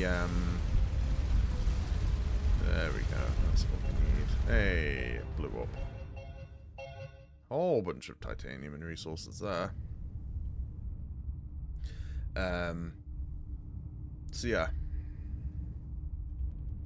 can't compromise on that, but I can get missile pod, which will definitely help. Just spam an extra button during combat. Hey, number 19 gold. Very nice. There's a bit of a rarer resource. Okay, so what have we got?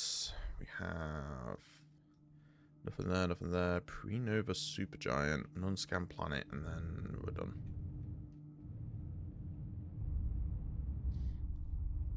I bet this supernova thing's gonna have some research points attributed to it. Ah! That's bright. Yep. Pair instability readings on the star is about to go supernova. We've never observed a star so close to the state before. It's really interesting. I should mention that by about to, I mean sometime in the next 8,000 years. So we're good for the time being. I'll tell you what, this entire star system though will just disappear. It just, you know, going supernova is incredibly big. As recently as 3,000 years ago, this planet supported life. Now, even with extreme environment control, the survey team can only spend a few hours on its surface. During its final centuries, this dying civilization lived in cities built within the shade of artificial craters. I guess that's what a pre-supernova sun will do for you. What else we got? Records are sparse, but on a lower level, the teams find the fragment of a religious tract preserved in mud, which translates as, "We're not gods but devils. Do not pray to them for salvation. It was they who imprisoned their children here. A burning prison guarded by silver angels who would strike down any who rose up with their fiery red swords. Any salvation we must make ourselves, the daughters and sons of the dawn." There may be more, but the team needs to return to the ship to recharge the lander's liquid helium supply. Further investigation possible. Let's see. Scans of a buried refuse dump uncover an optical drive that still has recoverable data on it. Summary for the Chancellor of... We've come a long way, it's true, but I'm afraid made the locks too hard to pick. Every year it gets a little hotter and harder to cool the array. By the time our children are running it will be trying half as many keys as today, and the odds we find it in that time are about 1 in 5,000.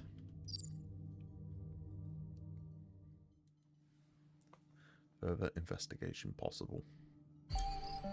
Hey, the crystal has a collection of Starcom technical data and some kind of mathematical formula. 135 research points. Parts of what appear...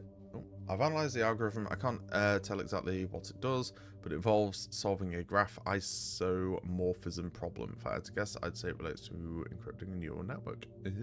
Fancy. Parts of what appeared to be an academic paper were preserved in glass in an underground archive. It's a shame we're losing so much of our history. Every spare cycle goes to cracking the Sentinel's code. I know it's our only chance, but it used to be when a stack failed. We'd lost the backup.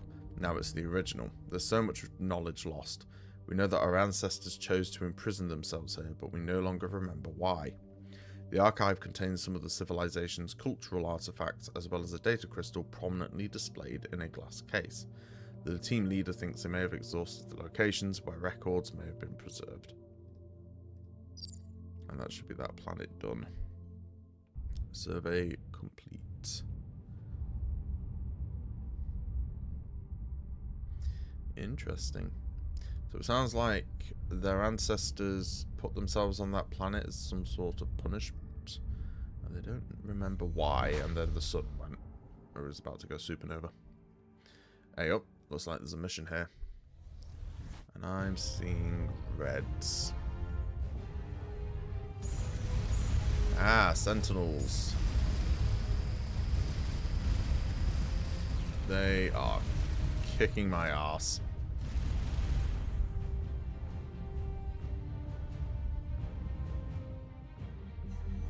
Run away.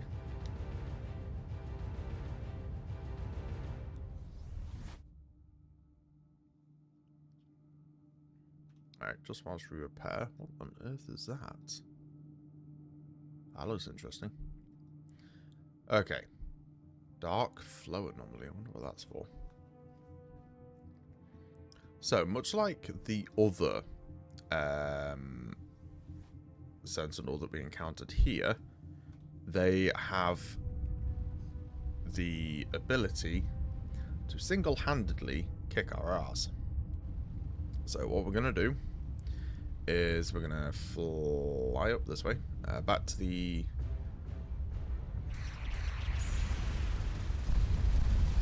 singular missile frigate.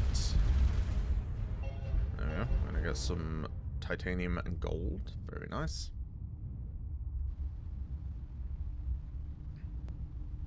We're going to return to that warp gate. We're going to head back to Kite. I know, again.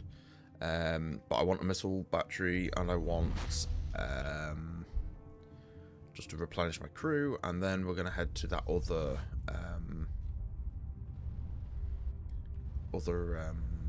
thing just south of us, the other warp gate that we found randomly.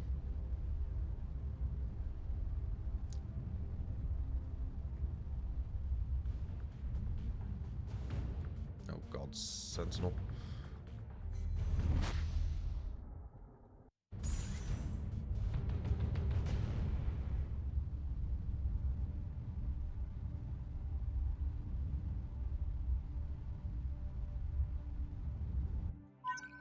Cool. Hey. Mossy, I want to talk to you about these sentinels you encountered. Do you have any idea what's caused them to become hostile? No, they claimed to be running some kind of scan, and as soon as it was done, they demanded we abandon ship. It sounds like they're more technologically advanced than the Chitik. How worried should we be? Well, they can kick my ass. I'm confident we can outrun them. We can outgun them. They have weak points. I think we can outrun them. Well, I'm glad for that, but Kite Station can't run. I'll see if Lieutenant Chiang can improve some of our defences. In the meantime, stay safe out there. Will do, Mom. We could use more crew. Morale, not too bad. My people hear that your crew is hopeful, and that makes them hopeful too.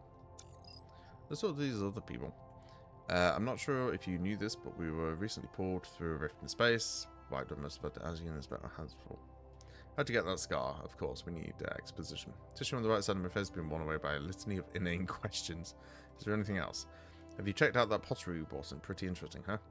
I'm not sure if you're being sarcastic, but actually ceramic archaeology is a hobby of mine, and I asked August to send that pottery. And no, I haven't looked at it yet because I'm extremely busy.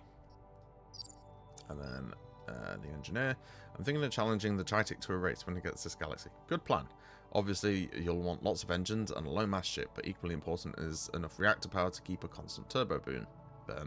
As I'm sure you'll recall from Warp Physics 101, at relativistic speeds, the Lorentz metric tensor creates an effect similar to drag, so there's diminishing returns on how fast you can go with normal thrust.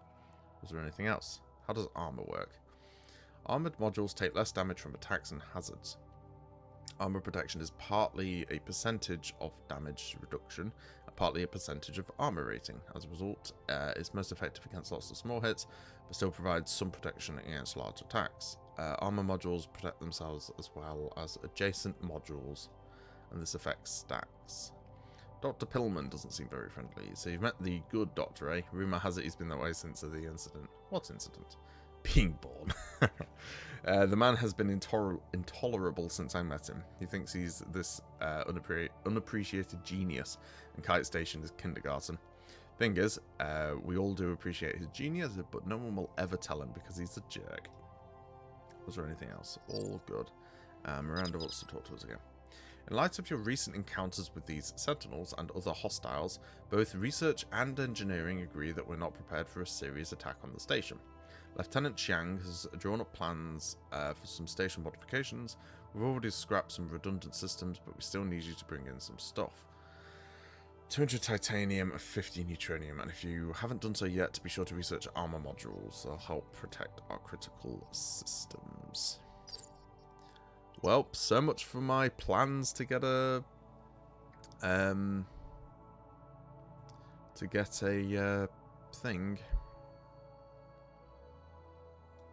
Right. What else could we want, I wonder? Let's actually check the shipyard. Because, yeah, we can't... Oh, we still need fucking titanium. Okay, that's fine.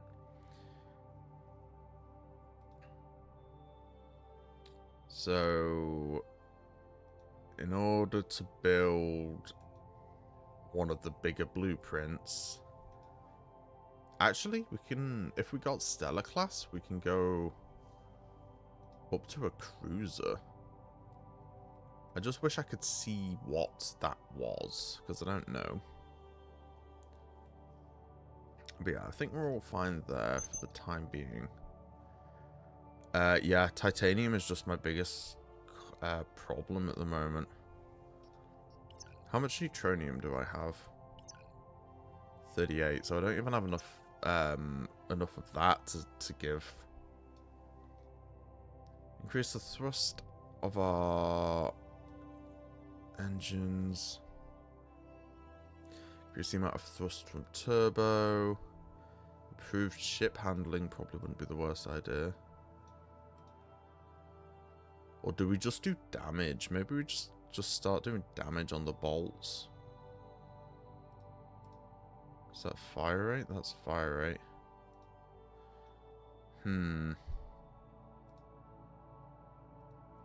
Yeah, I'm just going to do raw damage now. Because that's a 50% increase in damage per shot. And then... That's just better prices. Allow a tractor beam to track 4 objects. Extend its range and speed. Collection speed. Range. Right, well that's cheap. And range will help. What's fragment? Slight increase to the resource and artifact being recovered from debris. Yeah, we'll get that. I think that means that when we destroy something, we have a higher chance of it providing a resource. Which, yeah. How much string and duct tape? 200 titanium, 50 neutronium, and the armor module tech, which I believe I already have. Research. Armor module, armor. Yeah, armor construction. So that's fine.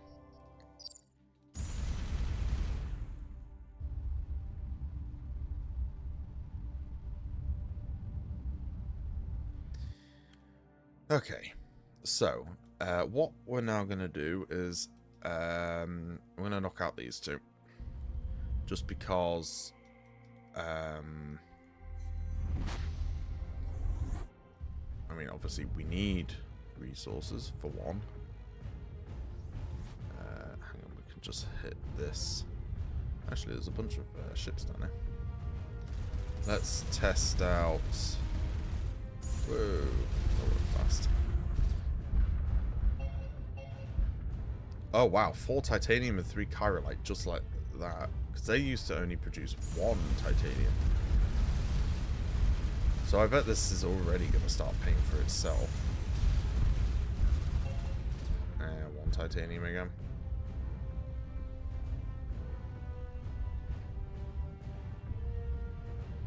I probably should have got ship maneuverability.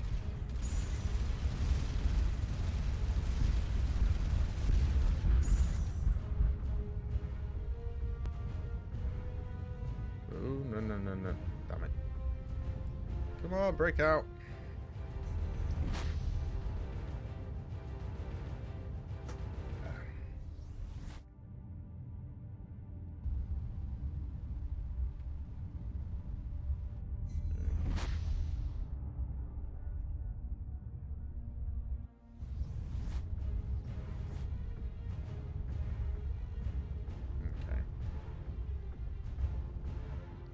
So yeah, we're heading... Oh right, that's right. We can head in... we can go in this portal-y thing first. It'll at least make the trip slightly quicker. Oh, there's another cargo.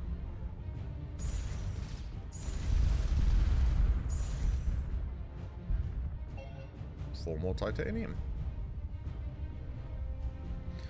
I mean, it's not a lot, but like, eventually we destroy enough of those and like we're there. Yeah,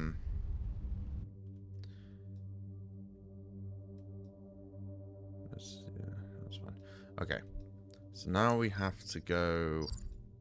It's a shame I can't set a waypoint. That would be convenient.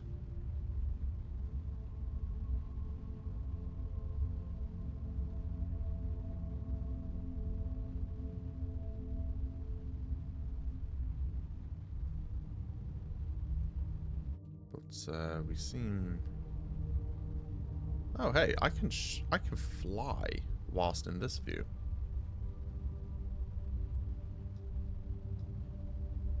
That's convenient. So we know we're on the right track.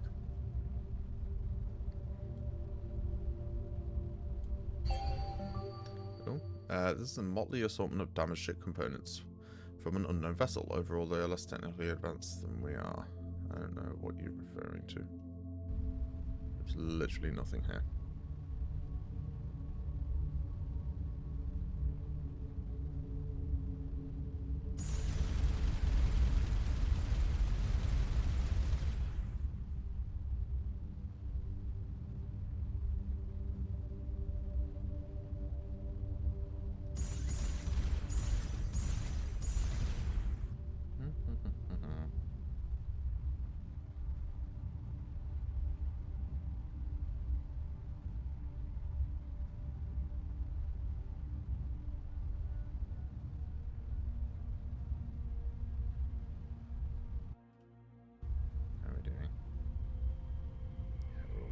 there.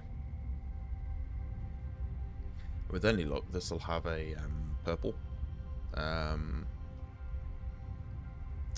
What's the word for it? Warp tunnel that we can then use to potentially go up on a different path. Or it will just have a couple of planets in it. 3 planets so far. Right, so let's see what we find. Hopefully, one of these has a massive deposit of titanium on it.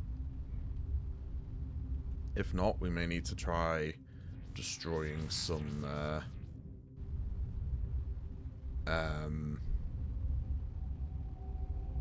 Sentinel ships, because I think Miranda alluded to that as being potentially a good source of titanium. So I might try and take that single one out that we first encountered and go from there.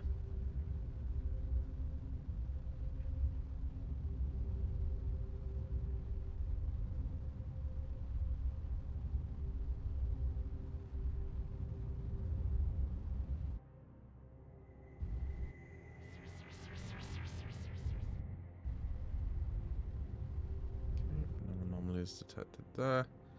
Yellow main sequence. I believe main sequence just refers to the type of star it is. Because you have dwarf stars, you have giant stars, and you have just regular ones, and it depends on their size and how they'll develop, I guess, over time.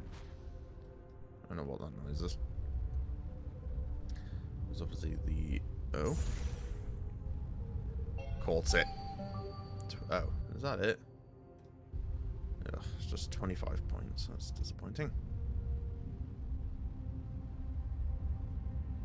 I mean, 25 points is 25 points, but yeah. When I had like, I think it was 195 from the first one I found. Oh hey, this has a gate on it. That's convenient.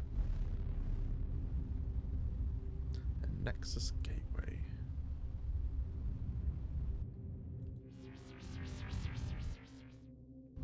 Alright, so there was precisely nothing in this territory apart from that probe that we happened to catch.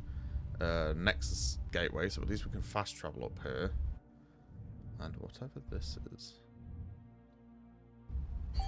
Ooh, a massive structure. We've never seen astroengineering on this scale before. Even with no idea what it does, we can learn a great deal from its structural schematics. Incomplete artifact. This enormous station is comprised entirely of machinery. Scans show no habitable interior space. Engineering is unable to guess its purpose, but elements of the design show similarities to our engine's warp fuel generators, but it's a much larger scale. I did not mean to shoot it. Awesome, so I think that's everything here. So we'll now head pretty much up in this direction.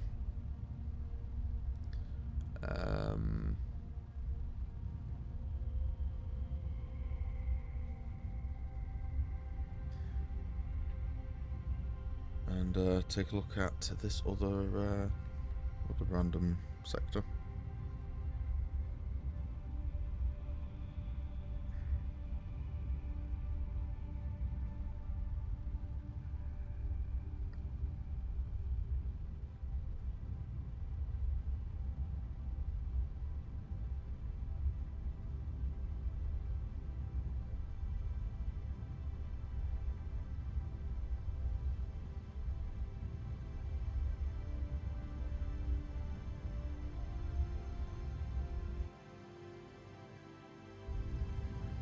Just slightly.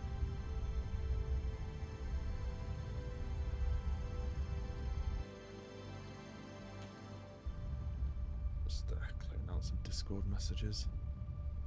Star. Oh, hang on. What's this?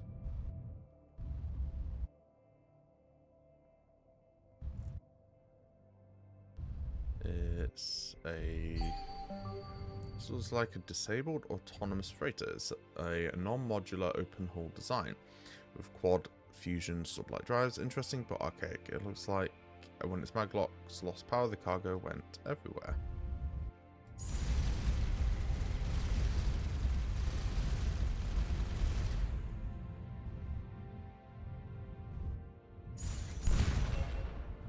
Nice. Okay. So it looks like I can destroy all of these for a bunch of resources. 2 adamantine.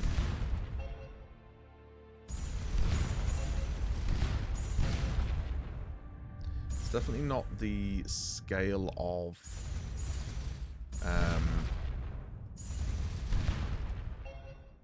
resources that I need, titanium-wise, but it's definitely something.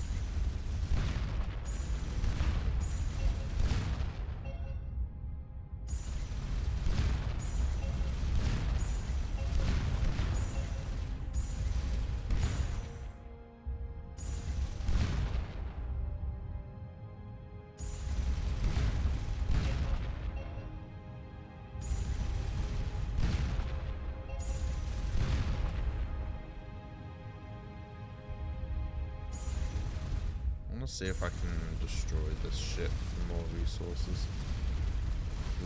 It's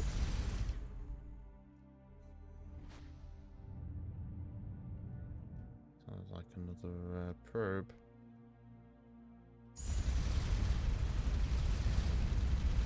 It's blowing up like it would.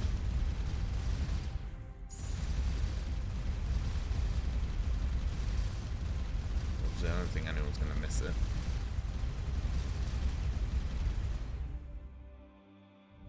Okay. So, no, it didn't give me anything. Okay. But that seems to be everything in that direction.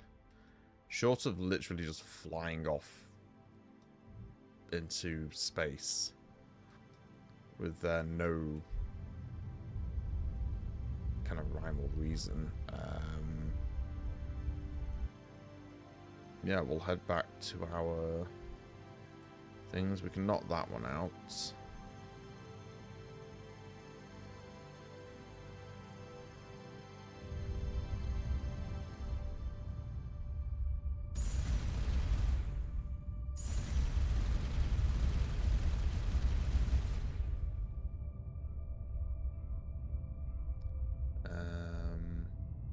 It's tempting to try destroying that mega structure that I found. I don't know what it would do.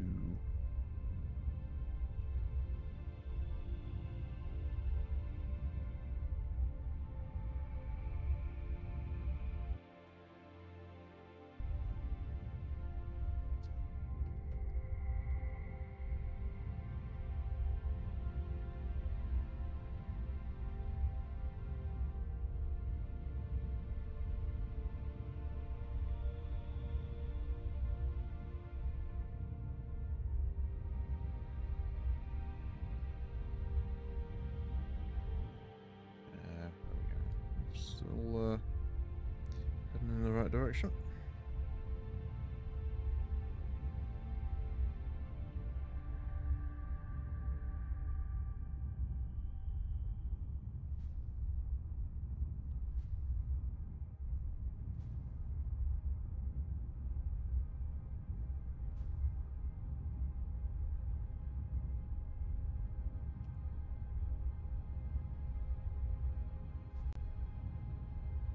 Unfortunately, because we're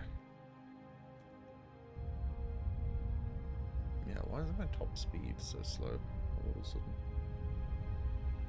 Oh right, I'm not boosting, that's why. Hope it up. I wondered what was taking so long.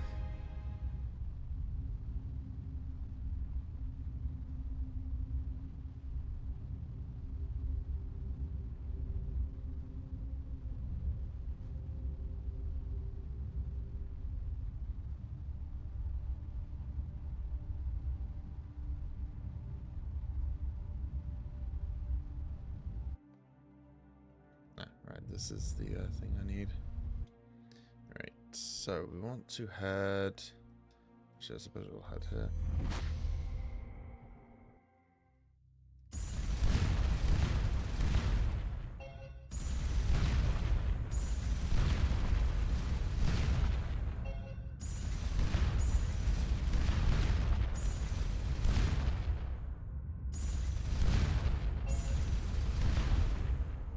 5 titanium. Okay. This is going to be fairly tedious, but this asteroid contains tiny life forms that have adapted to the survival of the vacuum in space by creating a spacesuit-like cell wall out of silica. Interesting. 45 research points. Okay, as slow as this may be, I can potentially get a lot of titanium by doing this. We've cleared out this entire asteroid field.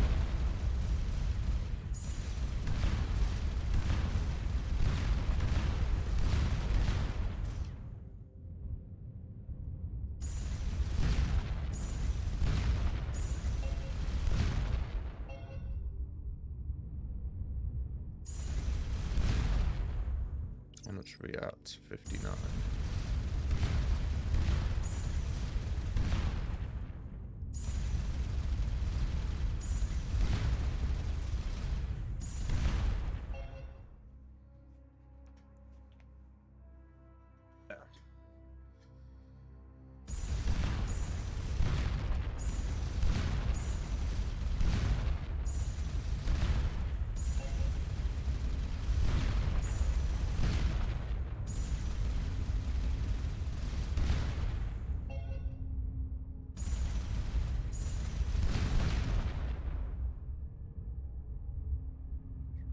Outskirts first. Yeah, 64. This won't get me enough for the mission.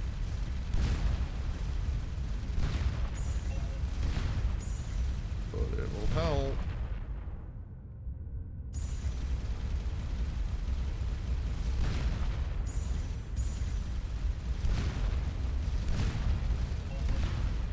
Unless all of these start giving me like 4 titanium each. I know I actually have one more upgrade to get for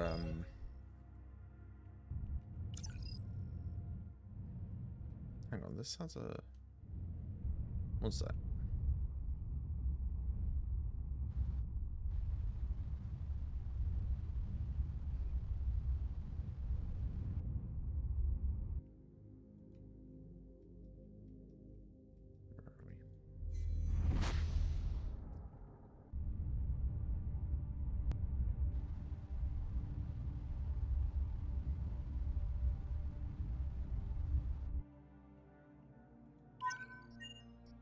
Research. Debris harvester.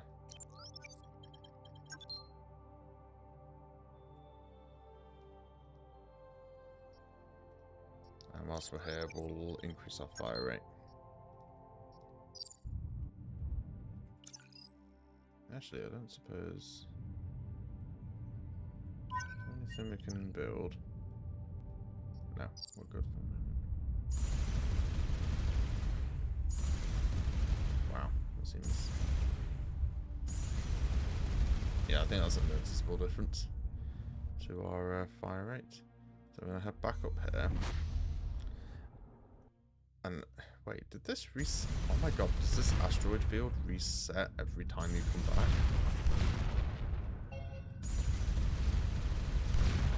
That would be insane if it does.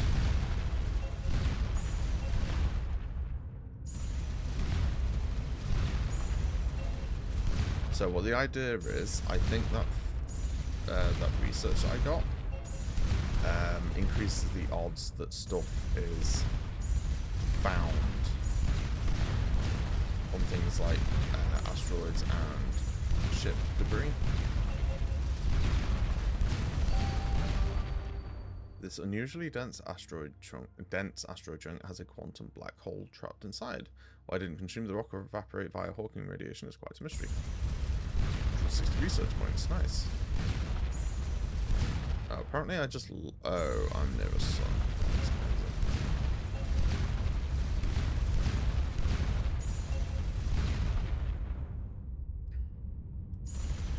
Maybe, don't sit next to the hot bit.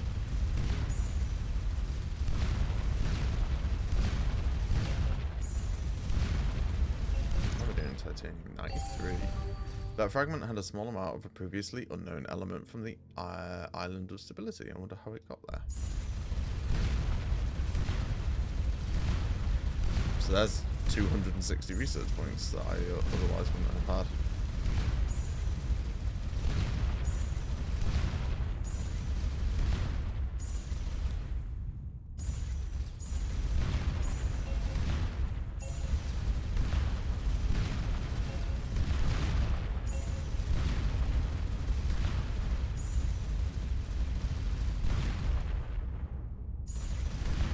Oh yeah, it looks like getting that fire rate upgrade prevents me now from having infinite ammo.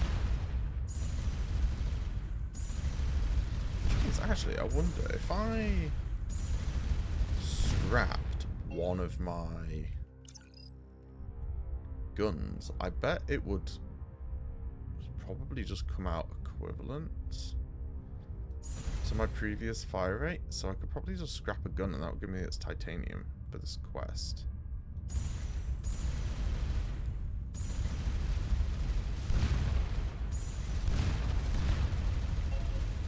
Might not be the worst idea.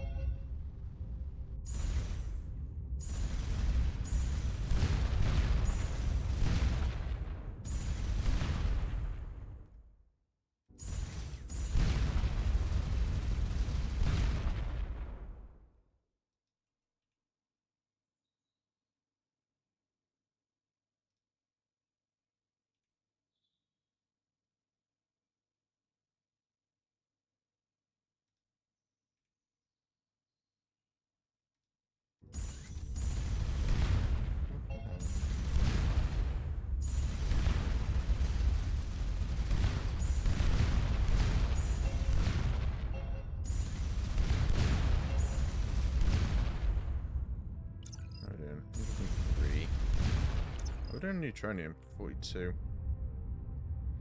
I don't know if I've actually got any neutronium from this. And it's all just platinum and gold, titanium. So I'm still going to need some neutronium from somewhere.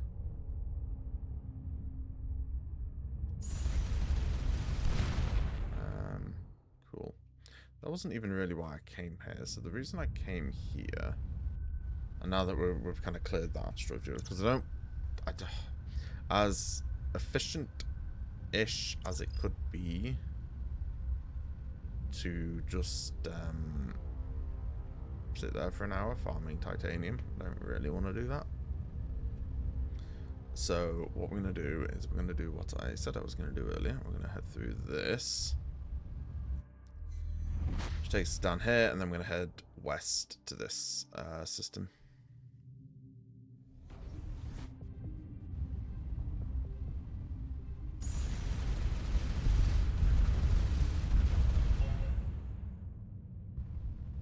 There's another 5 titanium from that cargo ship at least.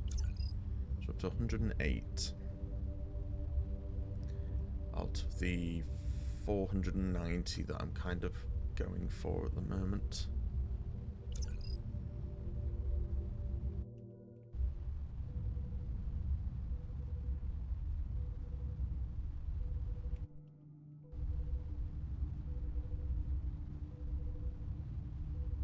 I don't know what that weird noise is.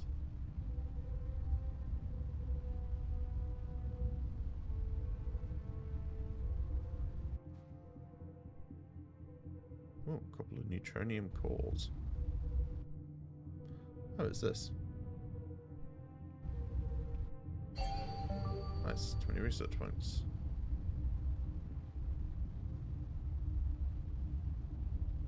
Alright, we have a planet. Actually, we have a handful of things here to deal with. Wait, what's... Oh, maybe that's the thing. So the anomaly. Oh, surface anomaly even.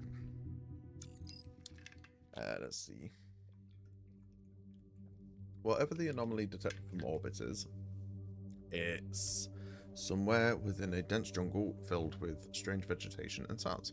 The terrain is too rugged to take the survey lander any closer. Send the team in on foot. After several hours search, the team finds a cluster of fungus-like organisms with 7 distinct gametes. When the xenobiologists attempt to collect a sample, the entire team is treated to a spray of sticky red spores. As they're scrubbing back at the lander, they manage to remove most of the gunk from their environment suits. 15 research points. And that's that. That is that.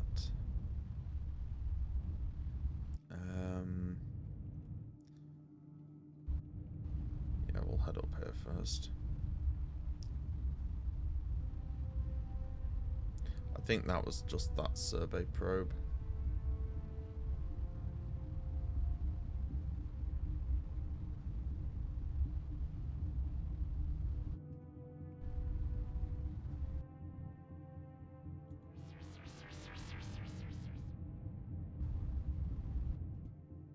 Okay, nothing detected there.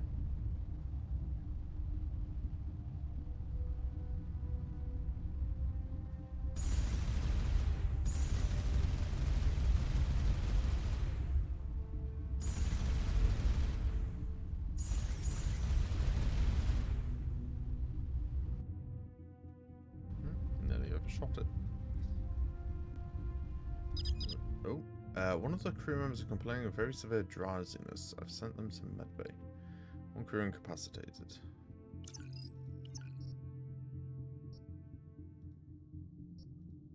We need to figure out the cause of this unknown disease.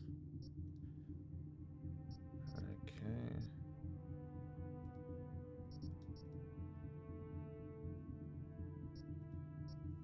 Whole bunch of things. Alright, let's see what's here.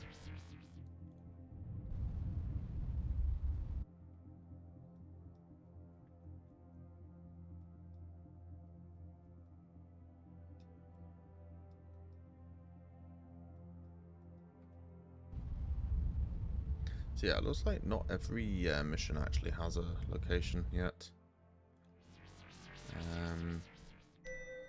Which I guess makes sense. Because, you know, we don't always know where to go for stuff, so... in an incongruous mix of high and low tech, a triangular object composed of rare metals sits atop a worn stone day. A pale blue light seems to emanate from it, but the actual source is hard to pinpoint. A quick scan shows that it's composed of adamantine and titanium and was constructed using technologies in advance of our own. Bring it aboard the ship.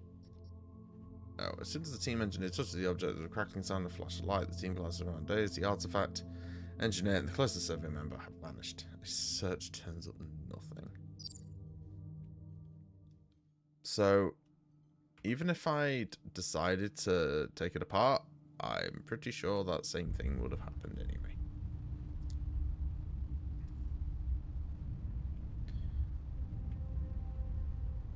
So we need to go back to Miranda and say, hey, we need some more crew.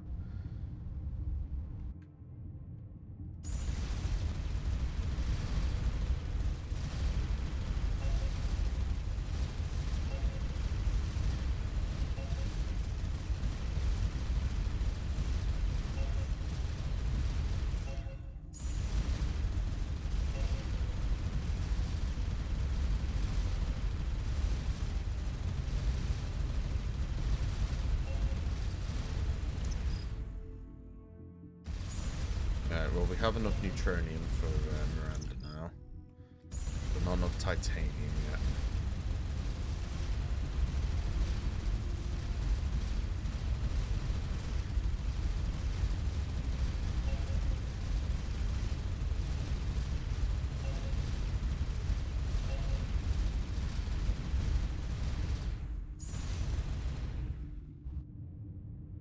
Nice.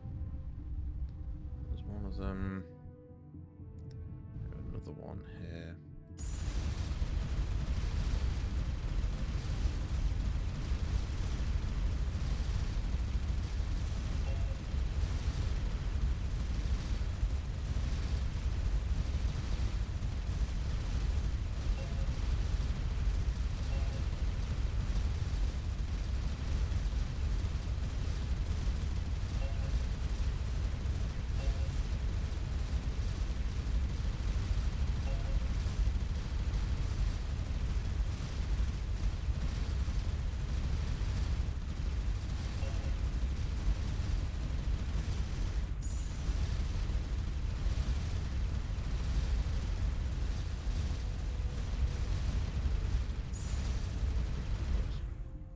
direction into it. Cool. Oh, there's another planet down there. So another trader there as well.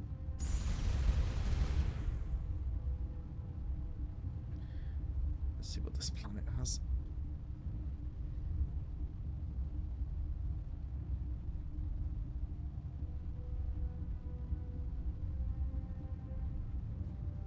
Whoops. Had a key pressed.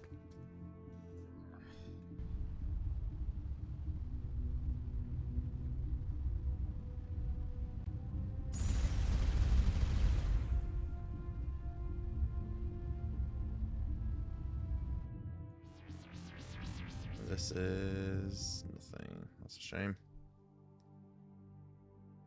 Right, pretty sure this is still nothing, but I mean, I need to head in that direction anyway.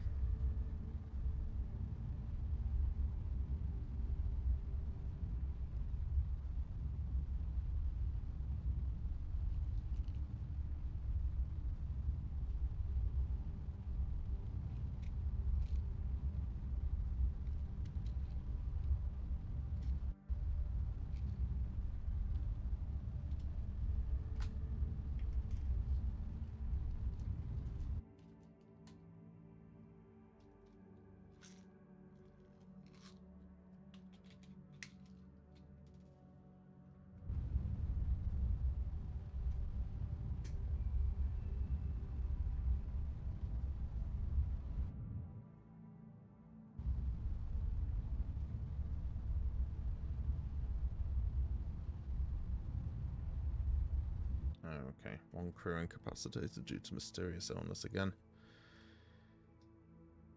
Okay, dark flow anomaly, yellow main sequence. Alright.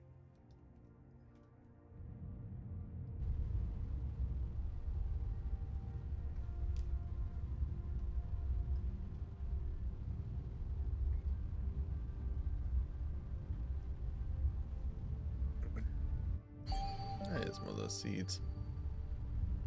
That's nice. Alright, I believe that this is the portal that we need. It's not. This one is the one that we need. Okay, we're gonna head back to Kite. Restock on crew, just see what we can research because we've got a whole bunch of points there. And yeah, let's see.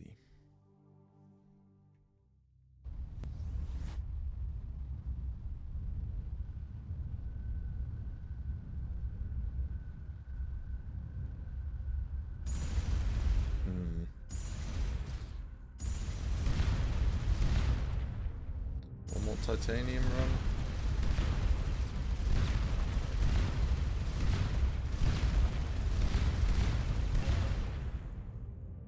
Yeah, let's do a quick titanium run.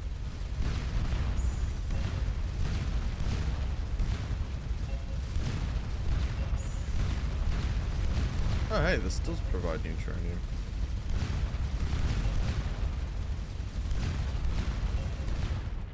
That's good to know.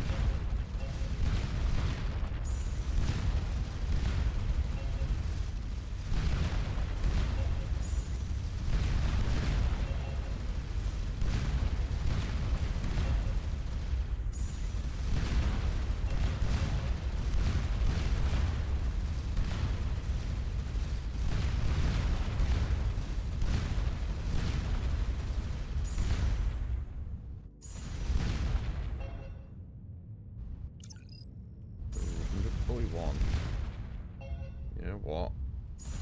This is turning out to be my most consistent form, or my most consistent source, I should say, of titanium. It's not fantastic, but like, it's working.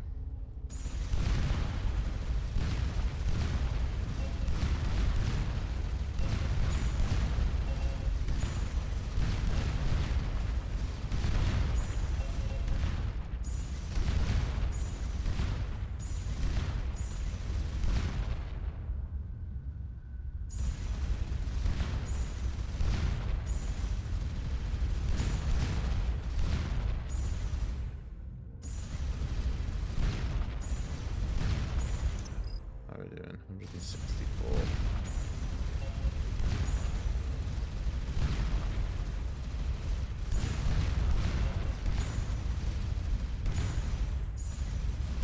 And that's not even mentioning all the platinum, neutronium, and the other bit, and gold that we're getting.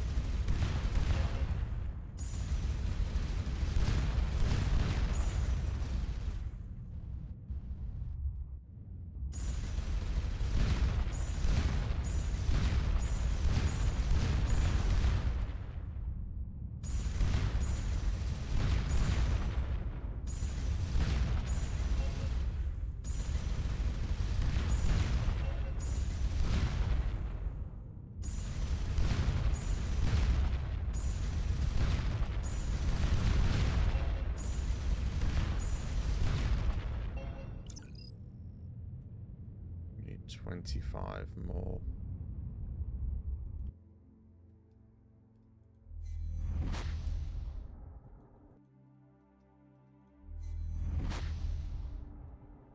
Yeah, it just respawns every time.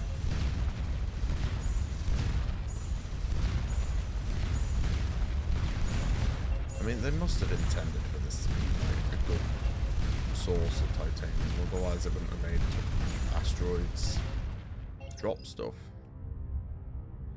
There's another crew member.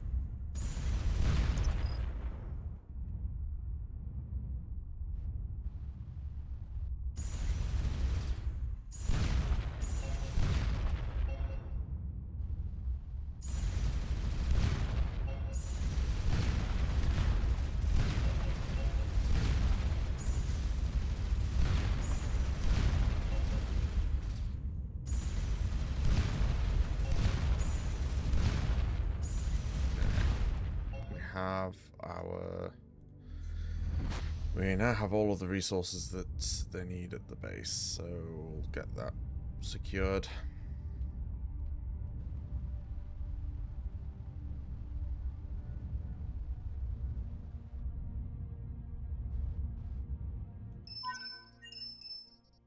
Alright, he wants to talk to me. I've put your sick crew in quarantine. They're awake only a few minutes every day, so my team has to monitor the vitals closely. I don't think it's fatal, but they'll be out of commission until we have treatment. Do you think we can find a cure or stop it from spreading? Your survey team lands on all sorts of planets and are touching everything. What's this? I don't know, let's bring it on board the Sloth. That's why I only ever talk to you through a monitor. That's fair. Creating a vaccine from scratch will take a long time, particularly since I haven't even isolated the virus yet. It would be helpful if you could find any other races that have experience with it. Okay, and then talk to Miranda. I go all of my hard-earned resources. Certainly know how to make a Commodore happy. Was there anything else? We could use more crew. That's all for now. 350 points. What am I going to get next? Range? Range. Can never have enough range.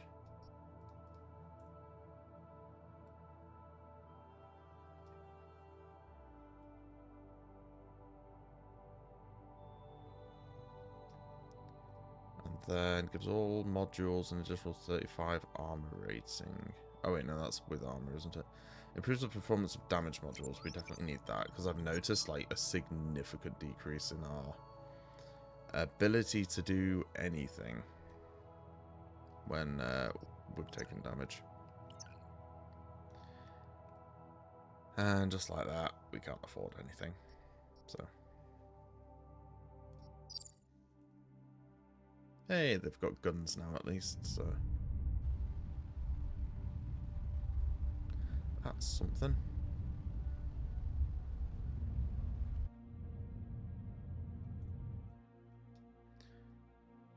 Right, let's head down here since this appears to be a new spot.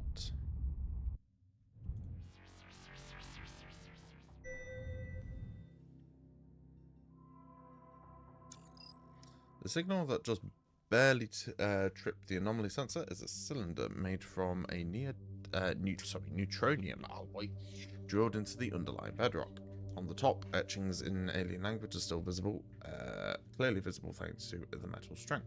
Universal Translator able to make a partial translation. Planetary Survivor Benchmark Designation Golden Jester 3. Habitability rating 0.72. 0.223 layer from Golden Jester. 27.29 layer from Nest Whirlpool. Judging from various erosion indicators in the nearly indestructible metal, it has probably been here for several centuries and won't be missed. 8 neutronium. So this seems like a distance to me to a couple of planets, maybe? Either planets or just systems. Of course, we have no idea what a layer is, so yeah, it's kind of useless to us. I am very concerned. What am I currently heading towards? Chitix. Okay, we know how to deal with them. If I had to guess, though, it's probably going to be station.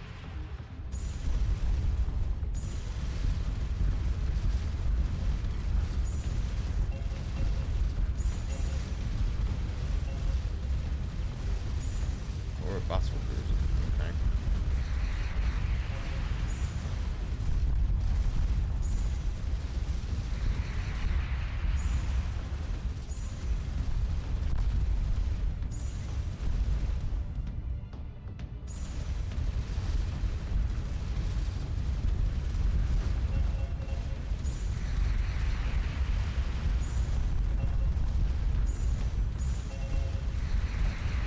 Resources. I'm so glad that I picked up that resource research. Alright, I need to get behind this thing.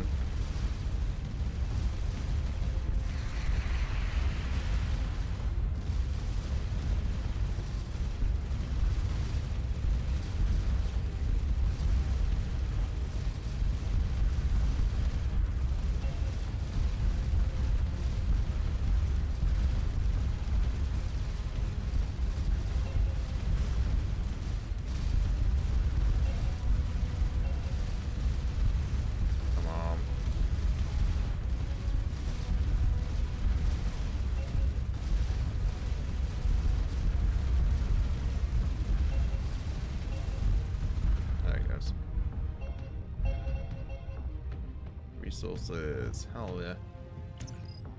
Oh, I'm already back up to 41 titanium. It's pretty darn good.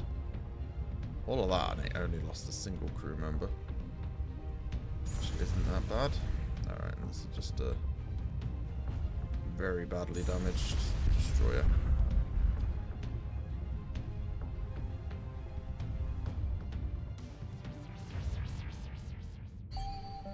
The upper atmosphere of this gas giant is unusually calm, so calm that it behaves like an enormous cloud chamber, allowing us to study high-speed particles on a very large scale.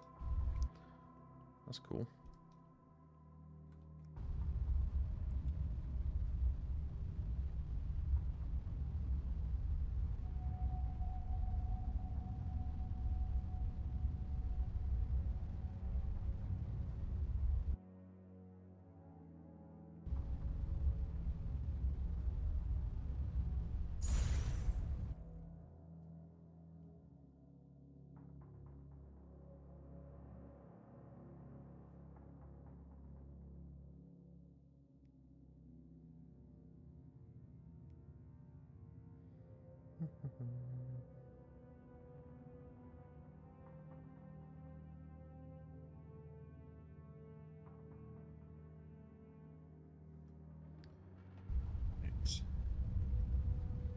Some of these planets hold for us. Nothing. There goes another crew member. What have we got here?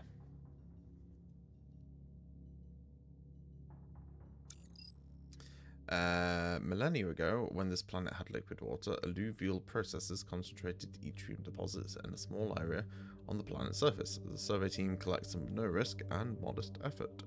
If the races of this region don't value yttrium, or they lack our ability to detect surface anomalies from orbit. Wait, why is this still a... Okay, there we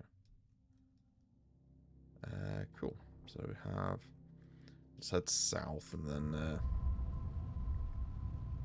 we also have the next the next warp thing to go through.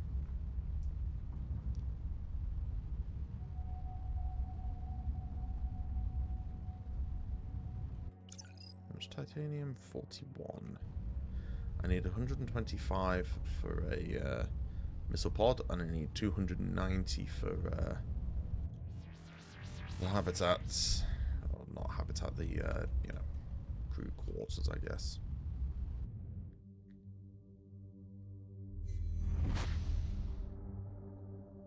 That's a big jump.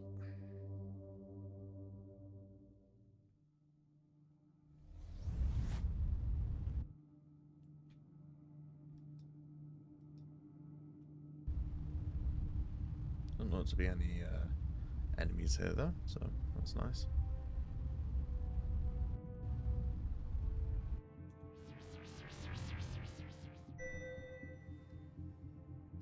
We'll talk to this vessel, see if they know anything about the Yonders. Another triangular artifact. Apart from the setting, it seems identical to the one previously encountered. This time, the team is careful not to touch the artifact as they examine it and its settings. Garden into the day, they found a war message in Starcom Standard. At first, we were optimistic, but as days turned to months, we began to lose hope. It seems likely now that our shipmates aren't coming. Maybe they're 1,000 light years away. Perhaps they are all dead. When we arrived, we found ourselves next to this artifact, just like the other one, but no amount of prodding would reactivate it. Eventually, we erected this stone day, in the optimistic belief that was somehow a necessary part of its functioning. Still nothing. If a member of Starcom ever finds this, know that we haven't suffered here. The climate is good, and with our survey kit, we were able to identify the diverse edible flora and fauna. Our only regret is not learning the fate of our fellow crew members aboard the Sloth. A thorough search of the area reveals the remains of a small settlement by the lake. The skeletal remains of a half-dozen adult humans are detected in a nearby cemetery. That can't be right. There were only 2 of them that disappeared.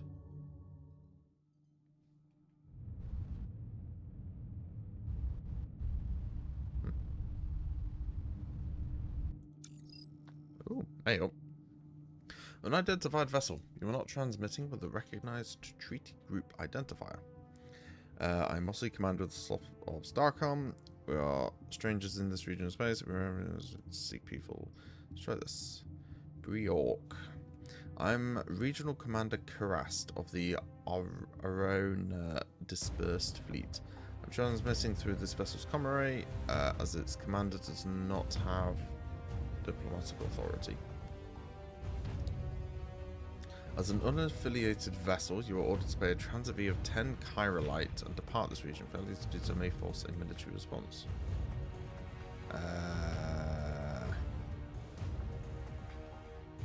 Okay, payment acknowledged. Please depart Arona control space. If you do not have a treaty group identifier in the future, may be found. How do we get one? Someone with diplomatic authority must petition at the Arona nest world. Where is that? Well, that's fucking brilliant. That is remarkable coincidence. Were you pulled here through a rift in space too? What? No. Oh my god. During the phage outbreak, the coordinate path to the nest world was restricted to Admiral Teora for security reasons. He was killed when his ship struck a Progent mine. Excellent. Seems unreasonable to demand that we get permission from somewhere you don't know how to find. 7 new ships are stranded here. Hope you survived. Surely someone must have a clue about the nest world's location. What is phage? Let's try this. I think you misunderstand. The Arona Empire has many bases and colonies in this region. The nest world remains our official political head. It is our strict adherence to orders that have allowed us to survive without their direct governance. If your ship does not broadcast the correct identifier and you do not have any more questions, must ask you to depart. This. Due to the danger of the phage, all documents and digital records of the route home were purged. We have searched thoroughly. If you're shut... Okay. What is the phage? A terrible evil from a long-forgotten war. We and other civil races fought long to defeat it. In the end, we succeeded only in driving it back to a distant star cluster. No doubt it still waits there for some unsuspecting fools to release it again. This, if your ship doesn't... Yeah, okay. Regulation clear. Okay, we'll find the nest board.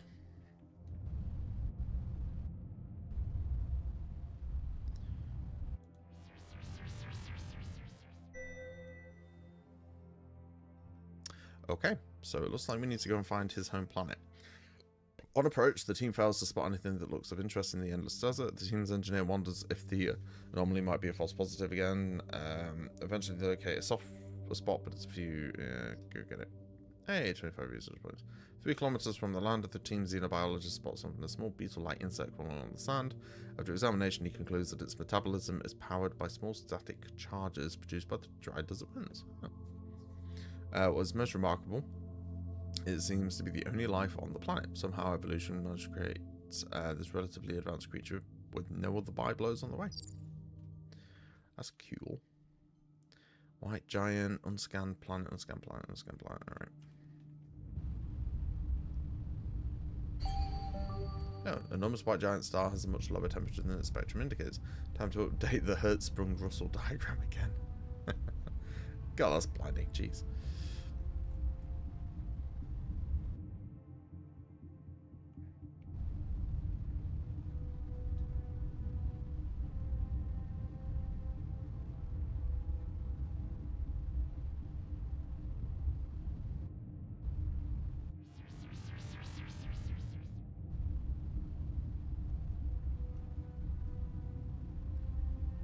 We'll hit these last few points and then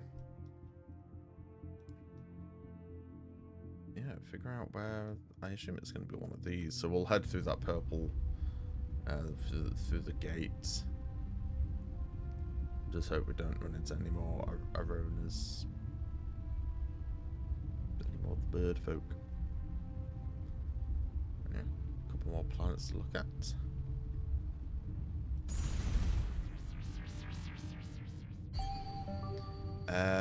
Oxygen 7. Scans show that the planet's surface is not covered in snow, but a layer of an unusual form of oxygen that is solid at 223 Kelvin. It appears that some phenomenon caused a portion of the atmosphere to crystallize some time in the past 8,000 years.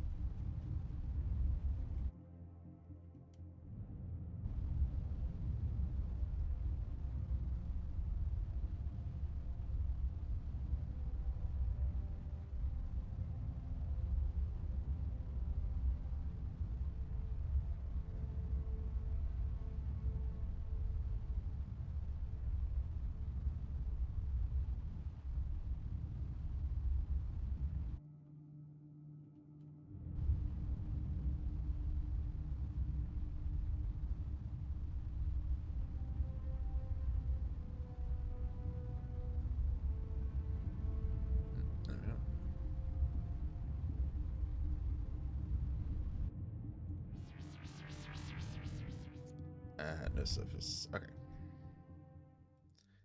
So yeah, next up, this thing.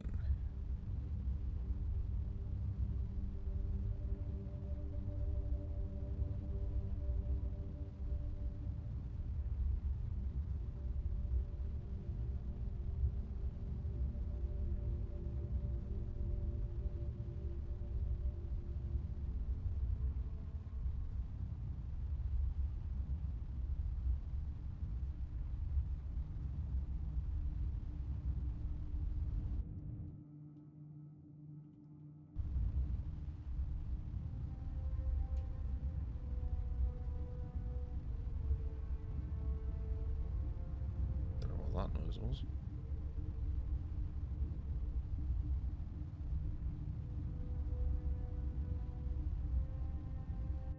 Oh, that's the...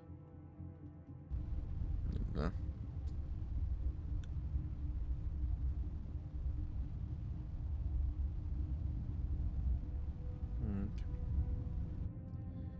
we go.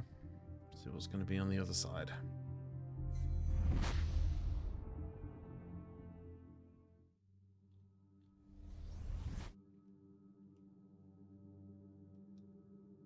Four unscanned planet. Sorry, three. 3 planets plus 1 more jump gate, so we can keep going in this direction. See where it leads. Hopefully, bird home world. But we shall have to see.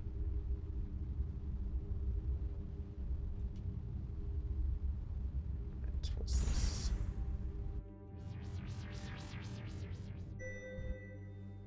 I don't know, but it's got a thing on it. The survey lander touches down in whiteout conditions. Attempting to pilot the lander any closer to the detected anomaly would be suicide. Okay, survey complete. Did I? Oh, is that it?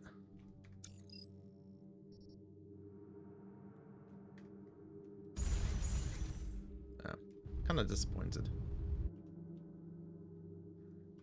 Oh well. I forgot that I'd researched a thing that allows for like extreme environments. So, oh well, I guess we're missing out on that then.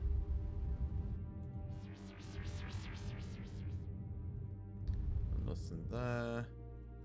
Head south.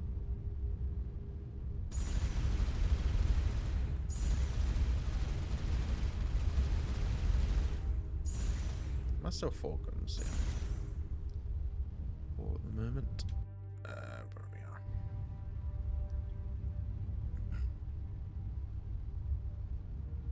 Oh, there's another crew member.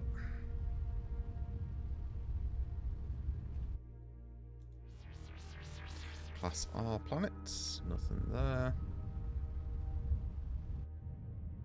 These more bird folk. Oh no, they're not. Hang on. Let me talk to these guys.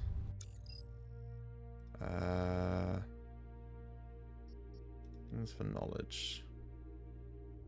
Entarx. Ah, the story of the Entarx Citadel. That might give us the password.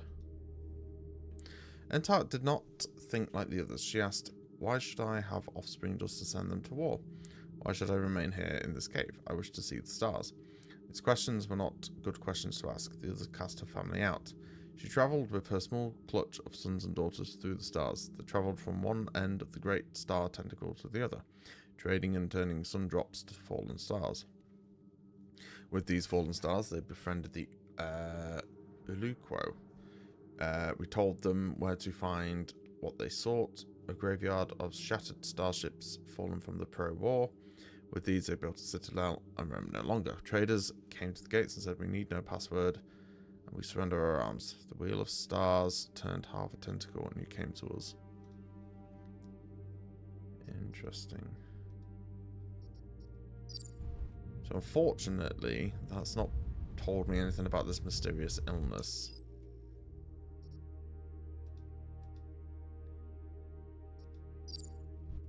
Ooh, don't crash into him. We're looking for your home world. Please don't hurt us.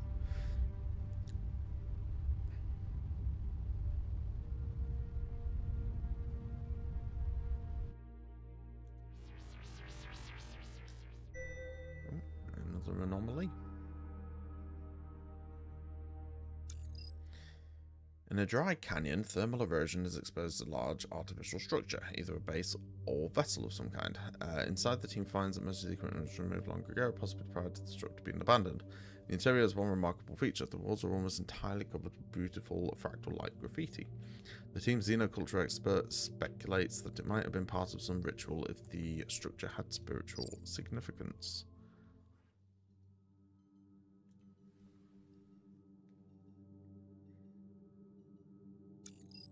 The structure remains exactly as before. The team takes a few minutes to revive the graffiti. Interesting. Okay. Graffiti base.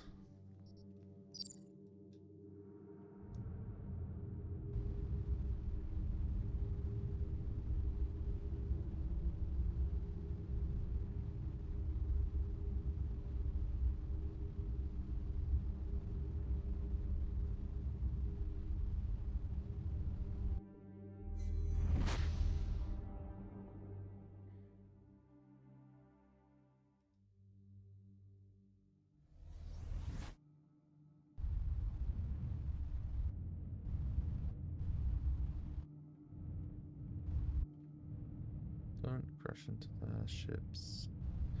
Okay.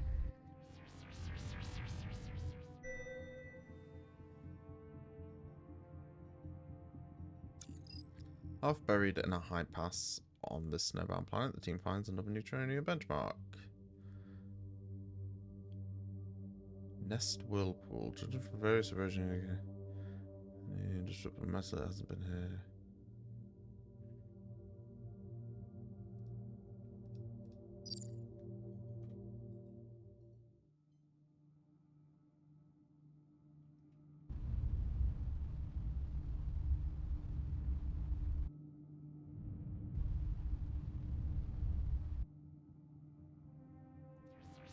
Sorry, just give me a sec.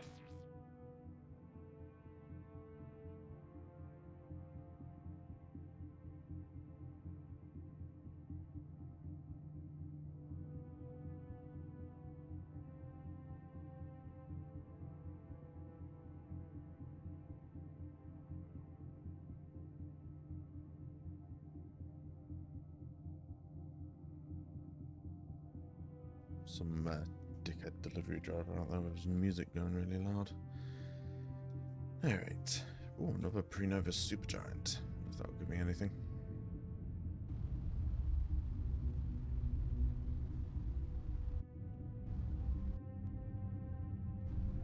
Nope. So we'll head south. One more unscanned planet, and then through the next portal, I guess. Gas giant C-class. This gas giant's colour comes from mercury sulfide. While not particularly unusual in itself, it is rare to find a gas giant with enough to in its upper atmosphere to give such a dramatic colour.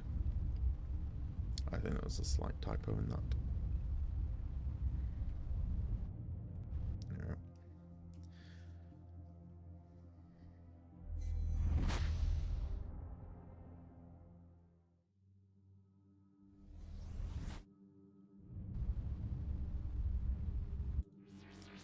Class A2 planet. Hey, it's got stuff on it. Someone has parked a small cruiser in this coastal cave. The naturally heavy metal-rich rocks completely concealed it from our scanners. Our normally scan would have missed it completely if not for some odd neutrino emissions. Limpet and plant growth on the underside of the vessel suggests it's been here for several decades. Yeah. The interior of the ship seems to be in good shape. The team doesn't recognize the markings. The equipment doesn't seem to have a consistent provenance, leading the security officers to speculate that it might belong to mercenaries or scavengers. Its computer data banks have oddly been wiped clean. The tech is not terribly advanced, but there's some salvage. I think we can claim it. Nice. The team breaks down the valuable components in the process to discover the source of the odd neutrino emissions. Concealed in the deck plates is a cylindrical device emitting an irregular pulse of muon neutrinos. The device is considerably more advanced compared to the rest of the ship. It is interesting in that at long range, its emissions could be mistaken for normal background noise until you knew specifically the pattern. The security officer guesses that it might be a tracking device, although it is unclear if it has any other purpose, and that is a good load of resources.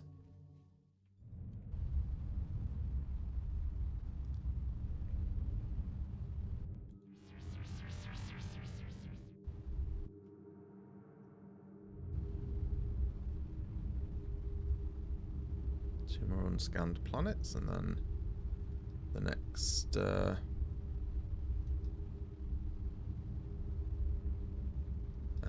that's right, that's the what do you call it, full of sentinels.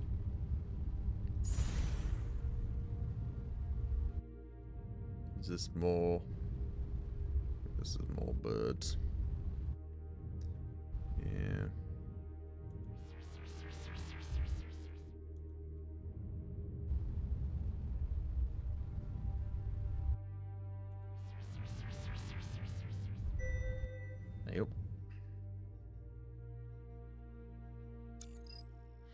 Scattered over a wide area on this rocky dead world are a number of large artifacts. Most seem to be broken fragments, inert and inscrutable on their own. One still seems functional. As the team approaches, it emits a warm glow. It has no obvious controls, save for 2 open canisters and an empty area suggesting a receptacle. The team engineer speculates that this device takes 2 materials as inputs and outputs another. The size of the canisters reveals the quantity of the inputs, 30 units. Traces around their openings suggest that the device expects yttrium, gold, and or neutronium.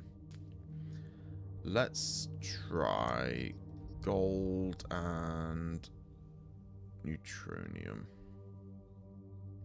The machine swallows the provided resource. A few seconds later, outputs some adamantine.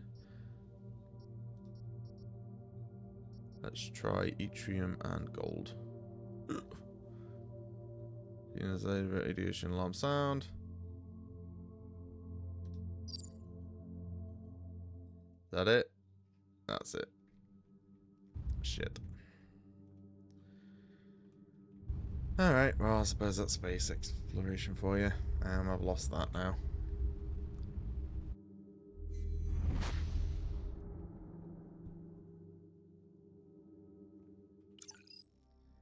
Titanium 70. Gold, we've still got loads. Yttrium.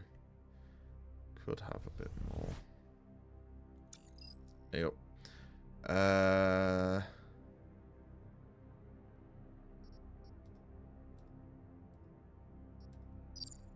We're trying to find your world, dude.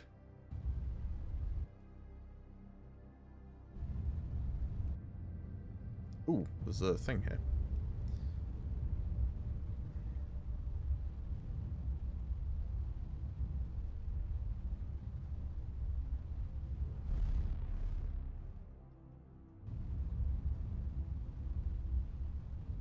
How much titanium? 70.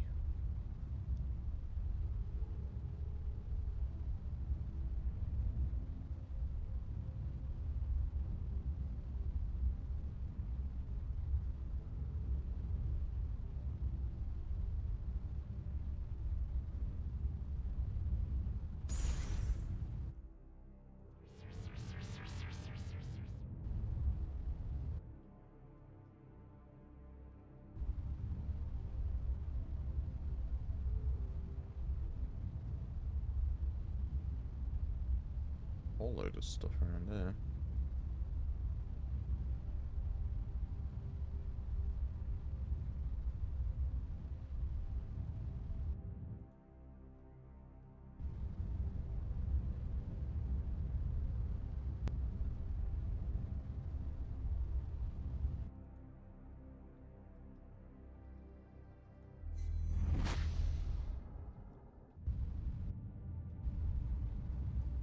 Head back to the kite.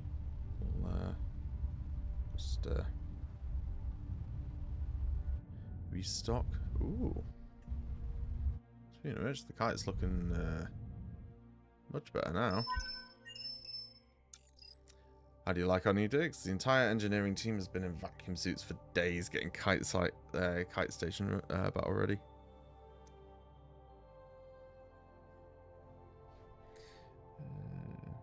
What's that?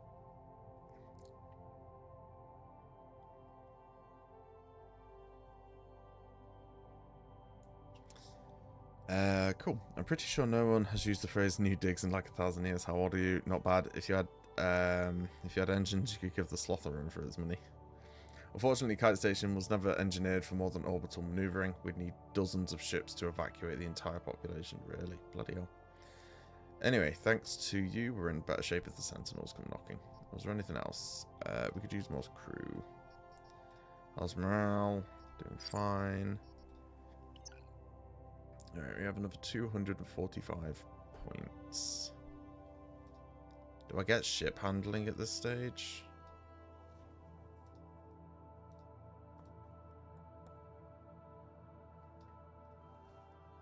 I don't really think I can afford the energy. Unless I could drop. Ooh. If I did, no, I know. I'm gonna do this, and then I'm gonna lose a cannon. Got 45 more points. What's this? Signet, collection speeds, whatever. Not 45, 95 points. Let's just do this. Shipyard. So yeah, actually, if we just leave, yeah, we can no longer sustain this. Although I don't, I can't remember. So if we recycle that, we could get a missile launcher.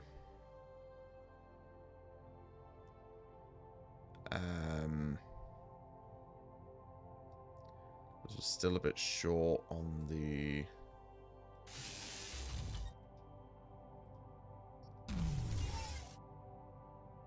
Oh, I can't put it. It's not going to be symmetrical. Dang it. There we go.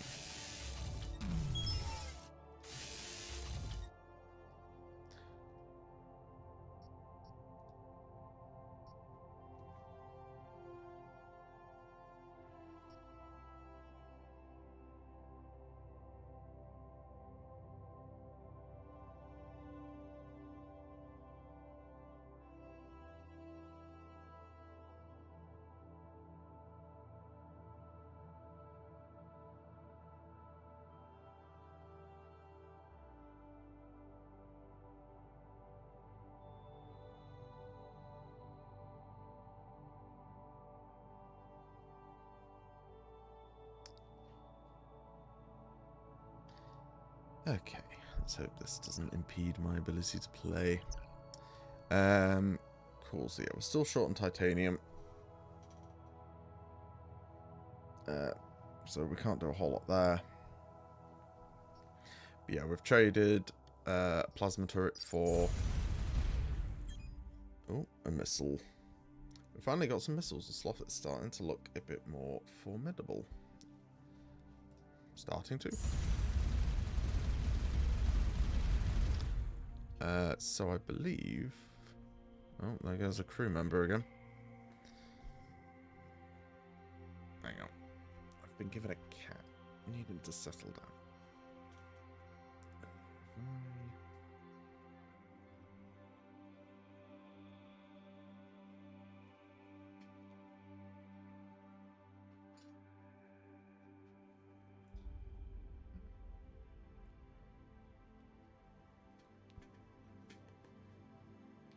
Come on. Got 2 cats now, actually.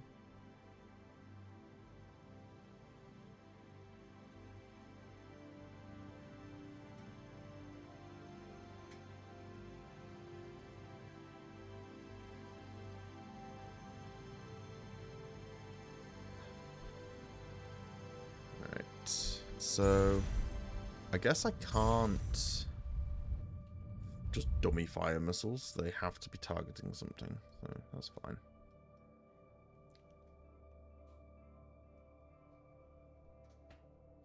Okay. I have 3 cats, 1 minute.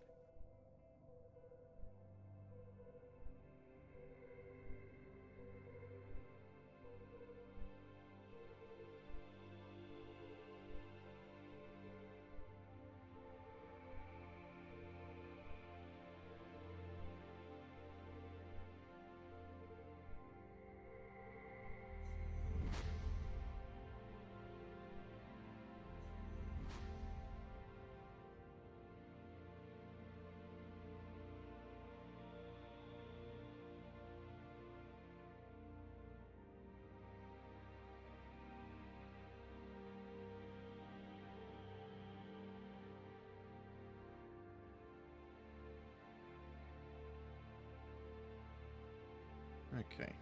I may... Okay, depending on how things go, I may... Alright, let's see. Just...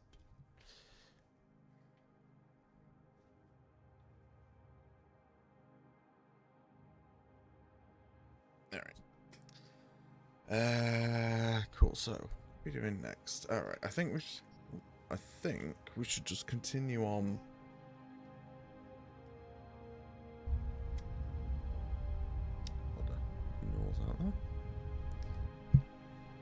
Well.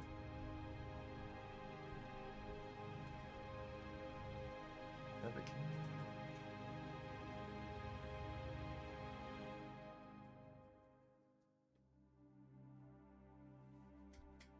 Alright, that's gonna get a bit distracting.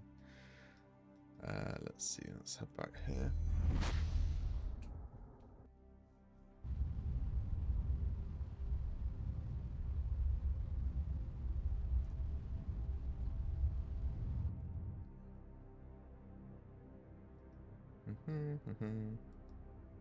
Okay.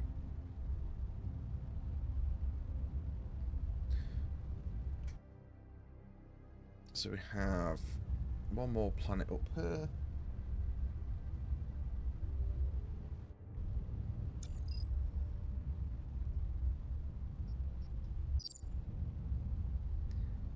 How many more times are we going to have to tell them that we are looking for the thing?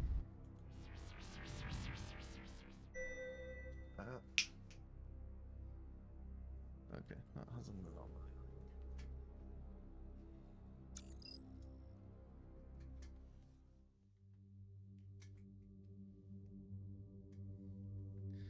Alright, give me a another.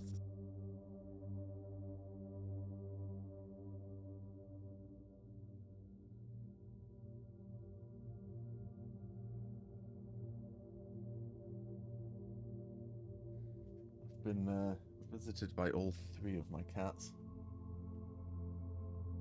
So I think I might have to call stream and just spend some time with them. Yeah, alright. Planet anomaly. From high altitude, the location of the anomaly shows the clear markings of an old impact crater. The team sets the lander. Hey, 23 titanium.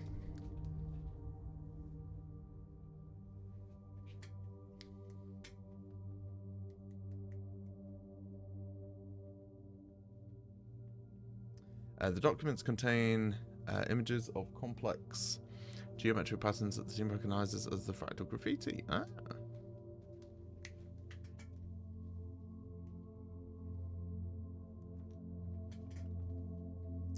The documents reveal that a fractal graffiti is actually a language, a unique structure unlike anything the translator has encountered before. Not only that, they provide enough context that the team should be able to translate it now. Interesting. Where was that? I made a note about it. Right. I think that was it. Graffiti, yeah. Do we just head there now and just see? Or do we keep going? No, let's push on towards the home world.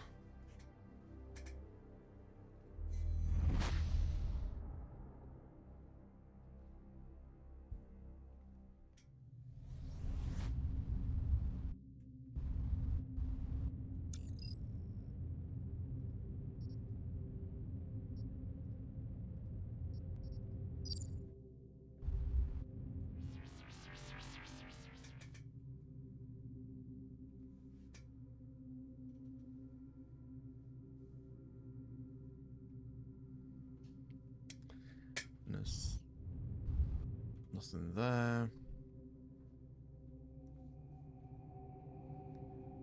And 2 more. Oh, this is a dead end.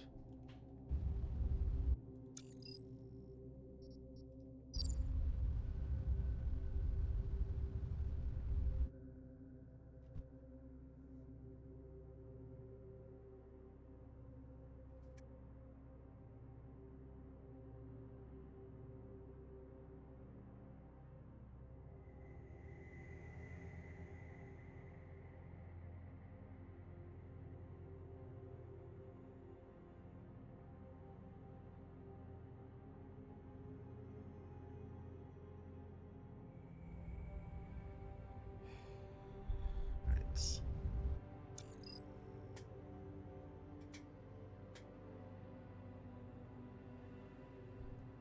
We'll be off. Okay. Let's try magnetic focus. Okay.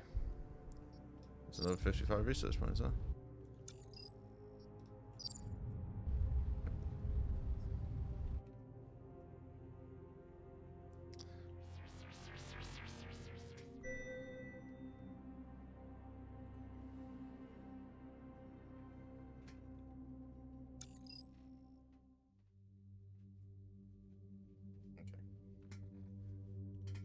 So 2 cats. And the first, that's weird. From high altitude, the location... Oh, it's another impact crater. 8 and titanium. Take that.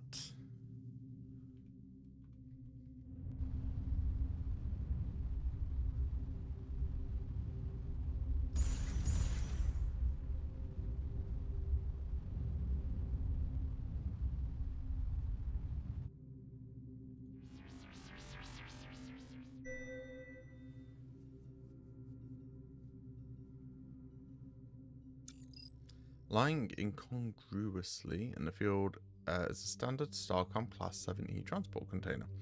It appears to be heavily scuffed and shows signs of heat damage, but is otherwise intact. Inside are mostly ashes, apparently from incinerated optipaper. The team engineer speculates that this low-mass container may have survived atmospheric re-entry. An ultraviolet scan of the inside of the container is able to reconstruct a partial document, invisibly etched into the casing. Delivered to Morningstar Labs Neural Research Division. Cortoiset terminifera 300, Araron 6 or whatever they are, and Varanus acanthorus. Careful scan of the air reveals no explanation for the container's presence. Anything else? No. Okay, but that appears to be it. So what we're going to do, just whilst we're kind of in the neighbourhood, we're going to head directly north to this next system. Not necessarily because it's going to actually be anything, but hopefully it'll either have the next portal or even a gateway. The ship scanners... Ooh, some jetsam. Nothing particularly valuable, gives us some data on its unknown makers. 20 research points. Let's take a gander.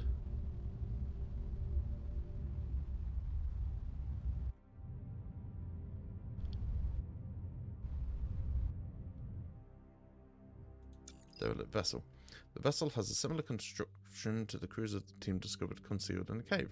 The ship is devoid of any life and appears to have been abandoned for some time, although it's difficult to tell how long. Like the vessel, there's some salvage and an identical neutrino emitter in the hull. Titanium, chirolite, and platinum. Makes up for the fact we've been given bird people a whole load of our chirolite, which I'd far rather we kept for our reactors. Speaking of reactors, we can afford another one. Hey, and there's the next gate. Perfect. I might shoot off in that direction or in that direction. I don't know.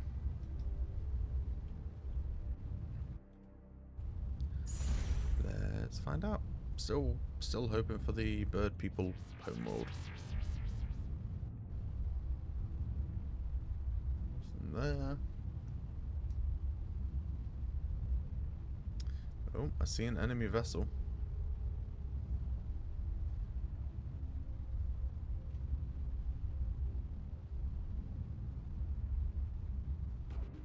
What is it? Hostiles closing. Might be a chance to try out our missiles.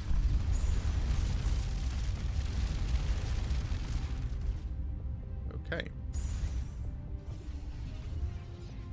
It's a Sentinel base.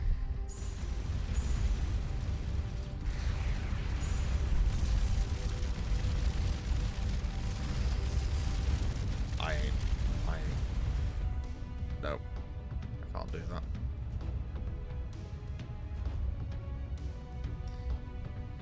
Okay. They have shields now.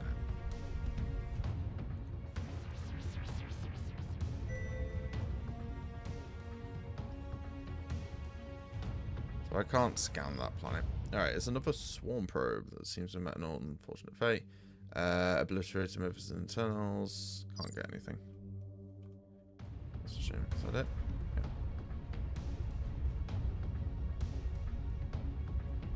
So short of being able to outrange it, which I'm pretty sure I can't under any circumstances, Yeah, I can't do that. I think I need some armor. Armor would help.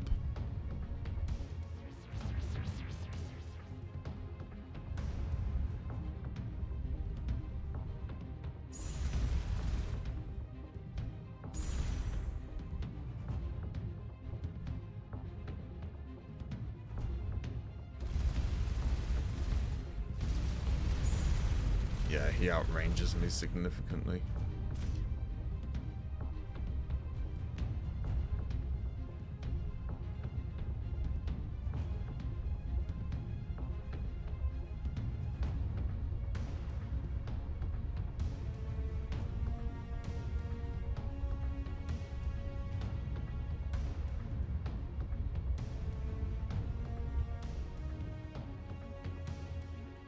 There's a chance that this just sends me to another sentinel.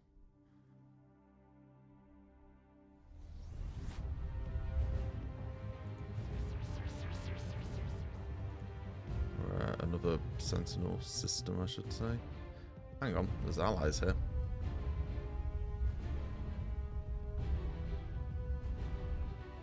What are these guys? We'll be light. Oh, it's these guys. Gyroscope control. See, survive research points. Nice. Oh no, it's the Chitic folks. Standard bad people. Can I flag any of these? Okay, so that's just for standard trades. Okay.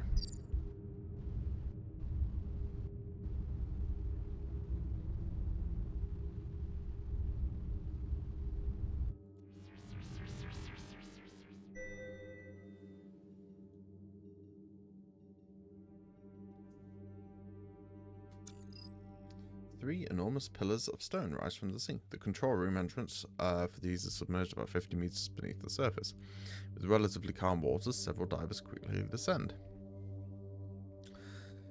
The entrance is guarded by a tribe of apparently intelligent, manatee-like creatures. They seem to understand that the chamber has value, if not exactly why. They demand either 30 tons of a particular species of local fish or 20 gold. I guess we're sending them fishing. Using survival rations as bait, the team spends an hour trying to catch the elusive and picky fish. Teams managed to catch a total of 5 of the required 30 tons. Keep going. Using survival rations, 7, keep going. 10, keep going. 13, 15, 19, 24, 29. Finally, they've got enough. And now probably endangered fish to satisfy the creatures. Well, the tribe doesn't allow the team to enter the sacred room. The ship detects the telltale EM pulse of the eye opening. Perfect. Oh. Complete 100 planetary scans. Nice. Oh, hey, there's a thing here. So let's see. Nothing there. That's fine. Let's head this direction.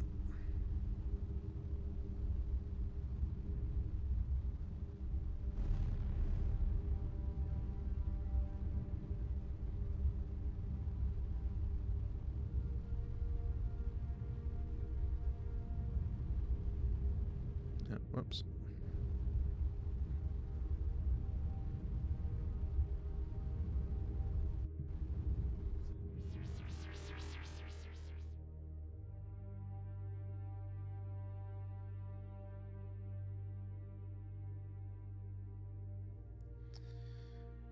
Right, nothing on that planet. Cat, don't lick my hand.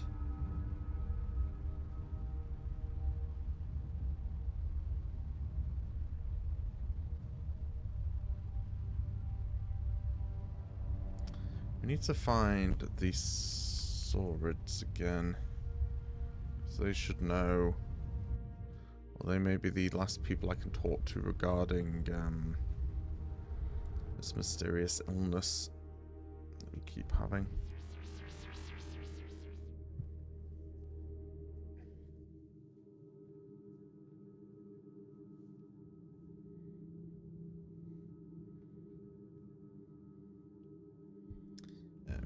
Nothing there. That was a weird red line. God, please, settle down. Go to sleep.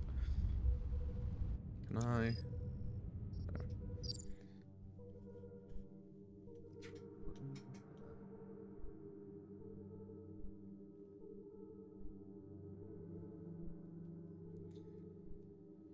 Nope. Okay.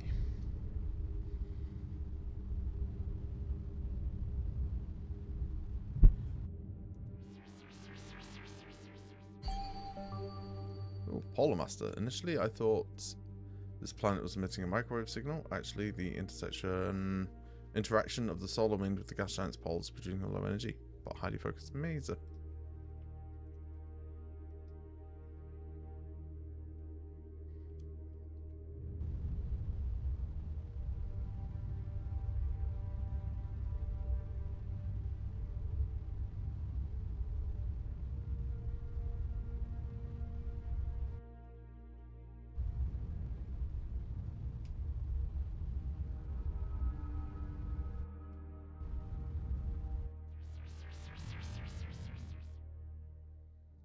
Nothing there. Oh, I can't dummy fire the missiles.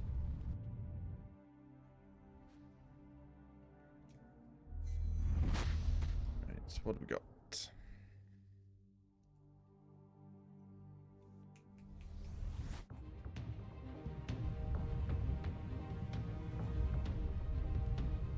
Tritix.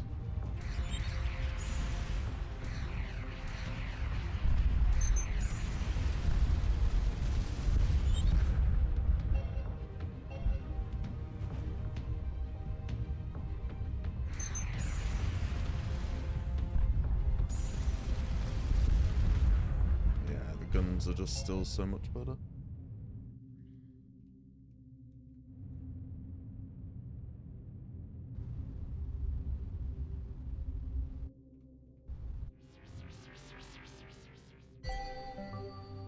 The planet has a gaseous composition very similar to most gas giants, except a fraction of the size of mass. So it's a gas... Actually, I think it's a gas dwarf giant there. Wait, unsurveyed planet? Is there more? Survey in progress. Ah. Floating in a clear nitrogen layer of this oxymoron is a station lightly buoyed by a few anti-gravelists. A short radio signal transmits a message to the approaching survey vessel, which roughly translates as, "This is a non-military automated data collection station. In the interest of science, please do not dismantle it." The team analyzes the station's unencrypted logs, which contain a wealth of interesting data about the unusual planet.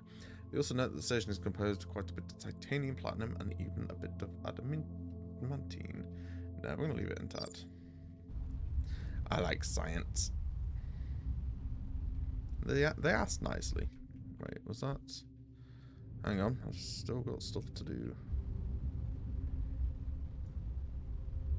Hang on, I need to grab my cat.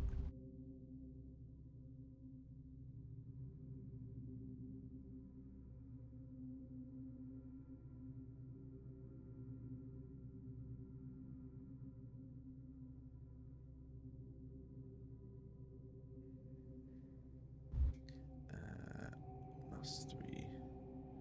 Is that another bird ship? What's that Saurian? The station is more or less as the team left it. No more. Okay, so leave the station intact. What I should be able to do then is, let's see, gas dwarf with research station, and I think we can potentially use that as just potentially just a source of research points, like the Yttrium mine that we found earlier. Saw-Red Battlecruiser, yes, these guys. Hail again, friends. Your presence warms us like the sun on a basking rock. A number of our crew have been incapacitated by some kind of disease that causes extreme drowsiness. Have you ever encountered this? It's a condition caused by a rare fungus found on some warm, wet planets. Its parasitic spores produce profound sleepiness while gestating in the lungs. We've historically treated it with the leaves of a silver colnar tree. Unfortunately, it's been harvested to near extinction for its supposed aphrodisiac properties. Oh, God. Some specialist botanists probably still cultivate it, but I'm afraid I don't know any. Okay. Ooh. Okay, so we're about to get a whole load of lore. So, the Uluquo. They're a curious race and a bit difficult to converse with.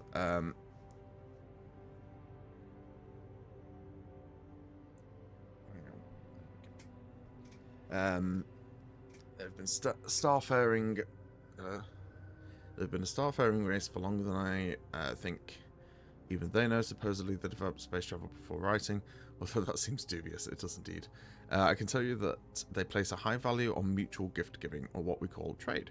If you've gotten off on the wrong appendage, I'd suggest a gift. I believe they've been interested in platinum lately. We've had some run-in with the Chitik. The Chitik are a most difficult race. Like the insects they descend from, yeah, that's that. Sentinels, they're a curious race, if that is what they are. They patrol various regions of space. Sometimes they hail you, conduct some scans, and then they're off. They seem harmless. Are you familiar with a race called the Banderi? We are. We avoid contact with them outside of official diplomatic channels. They're obsessed with improving their technology to the point of resorting to aggression when they think it will help them get it. Have you encountered the Araona? Yes.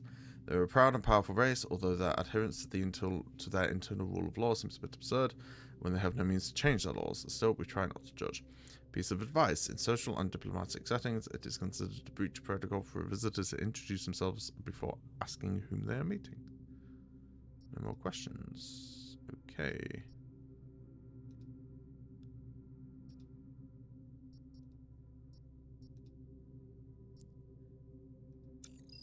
And we can now trade with them. So they use gold as their standard.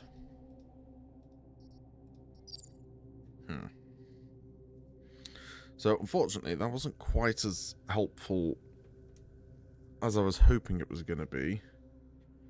Because we still don't know where the bird people's homeworld is.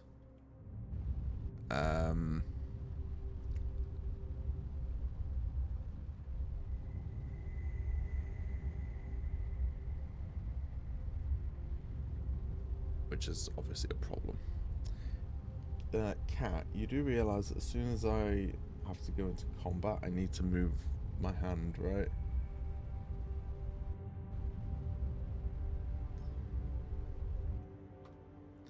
I'm currently only able to play with a single hand. No anomalies detected.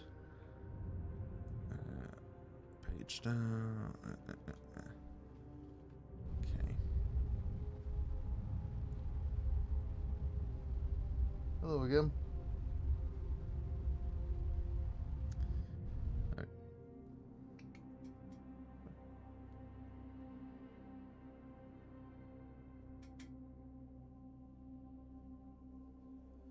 Hang on, where's the nearest,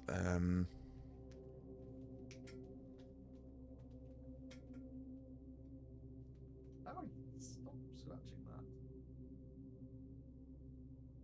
that. Okay.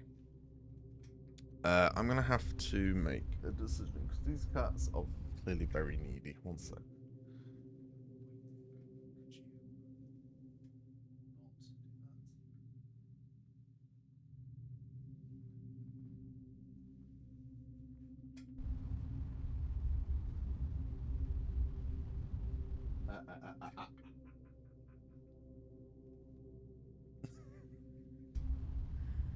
Oh, God.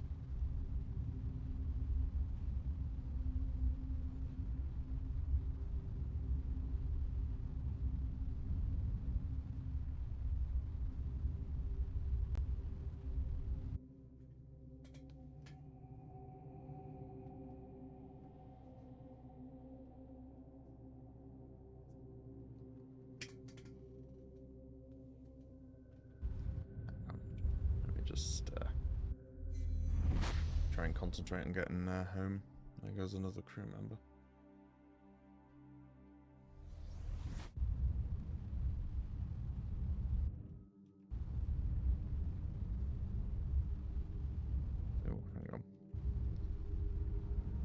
Critic. Let me just defeat these real quick, because obviously, give me a load of resources.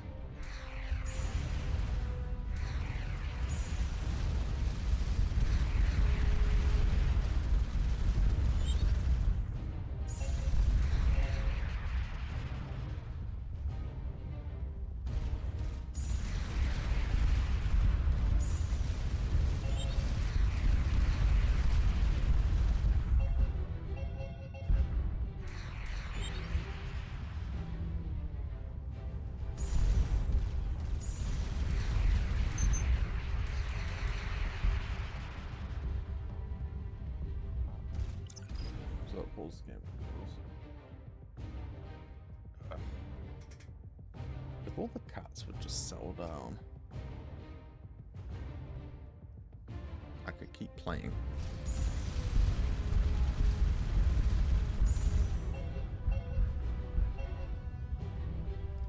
Where's this last one? There it is.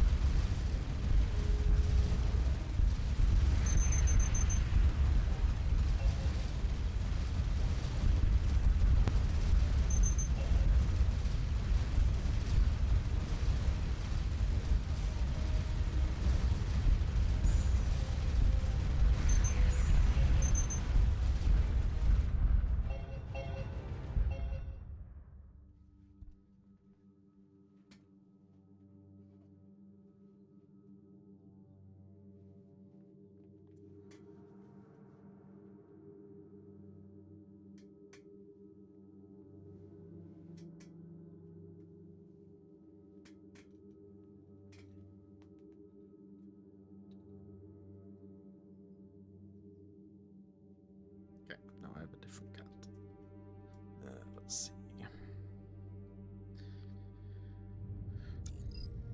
Oh, it's these guys again. Let's go high energy bolts. Alright, there's another 35 points. I'll always take.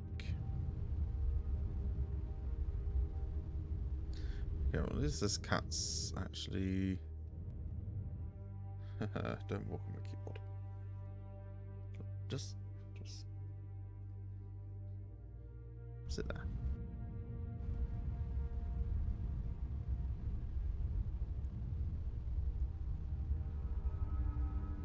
Where are we even going? Oh, actually, is this the...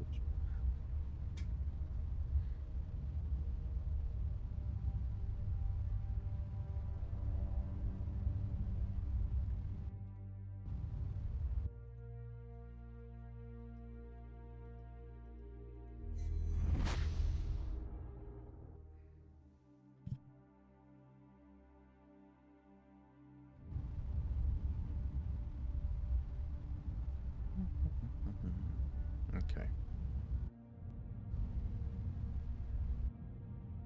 Right, we're now docked.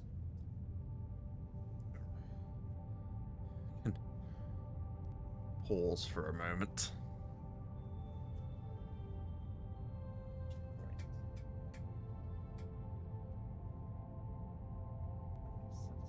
She's settled. I've just got the big one in my arms now. Okay. Actually, let's go command first. So, crew. Let's check how morale's doing. Hold it together. The news of your discoveries are giving everyone hope, but nerves are starting to fray a bit. Okay. This guy. Pottery, I wonder? No, he's still busy. And the engineer, all good. Okay, research. How much have we got? 290 points. So, as I kind of predicted, I'm not a huge fan of missiles. Probably because I haven't, like, upgraded them at all. And compared to guns, they're just... eh. So, what have we got? We have kinetic overload. Increases damage, but increase energy. We don't want to do that, because we're still a bit tight on energy budget. Laser cooling is fire rate. That also affects budget. Energy budget. We could do range again. Range would be good. I can't afford range, even though I'm considering it. Can't do that. Energy reserves might not be the worst idea.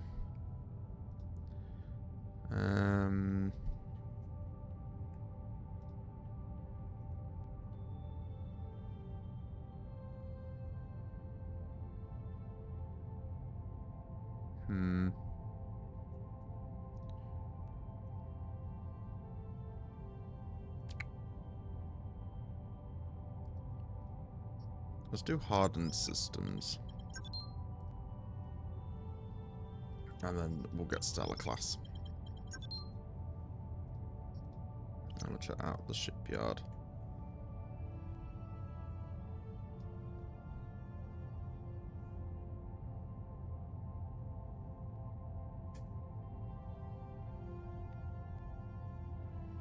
So let's scrap the missile launcher. Because, yeah, it's not very good. 290. Does this need... no, it doesn't.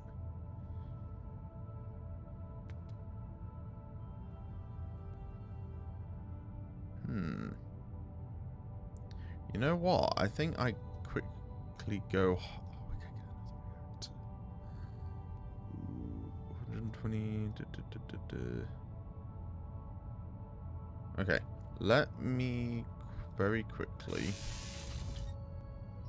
Okay. We're gonna go just harvest up a little bit of titanium.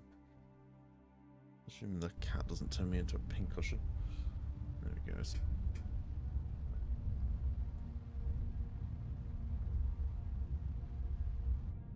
So we're gonna go here.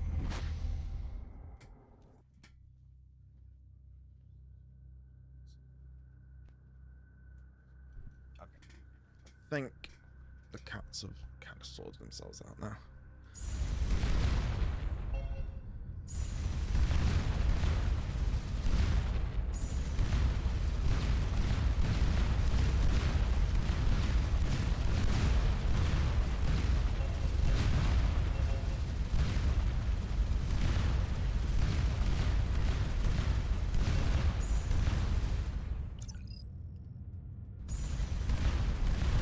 Oh, I'm on 100.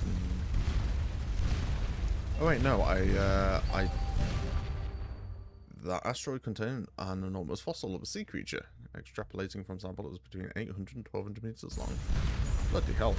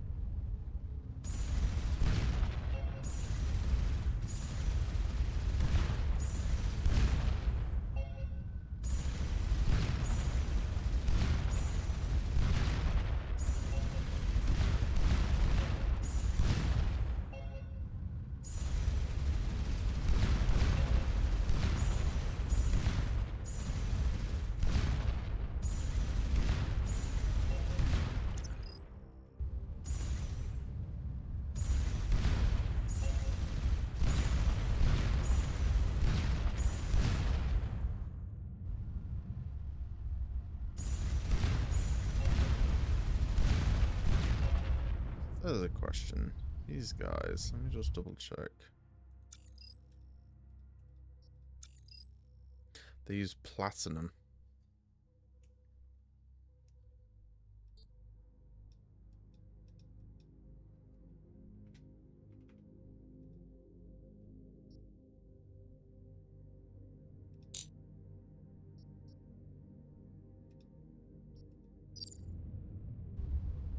So what you can do is farm the asteroids here for titanium, gold, platinum, and then trade for more resources from him. Alright, I need to actually set a destination, which is exactly what I just decided to do. So sod it, let's just buy 500 titanium.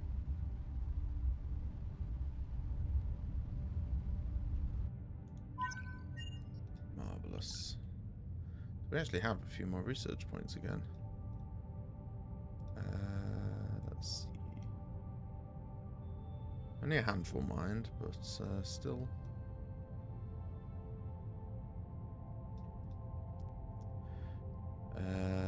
Yeah, and I think I need to start actually implementing some armor into my ships. So we can do habitat module now, and an extra reactor. So what we're going to do is we're going to recycle everything.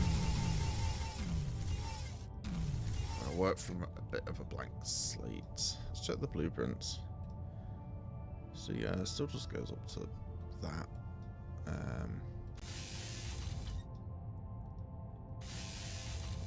Oh, I can build 2 of them. No, I don't need to. So that's how it goes. Okay, I was wondering if we might just get to, you know, orientate it. But I guess not. Then we're going to need these 3 engines and 2 more plasma turrets. Where does that leave us? Oh, we need a surveyor module. Yeah.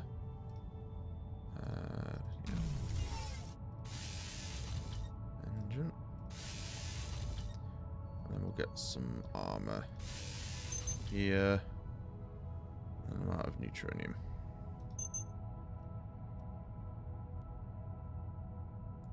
Excellent. Okay.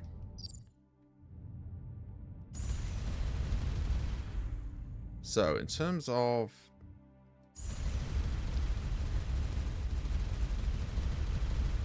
looks like we do in fact have infinite ammo. And then oh yeah, of course we have infinite propulsion. Let me check. Can I add any additional engines? I can. How many? Probably a couple. Hang on, let me recycle this.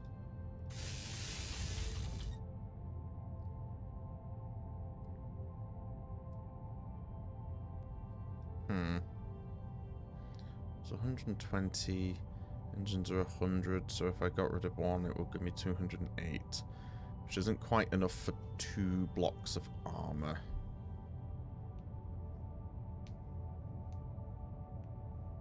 Okay, I think let's try this.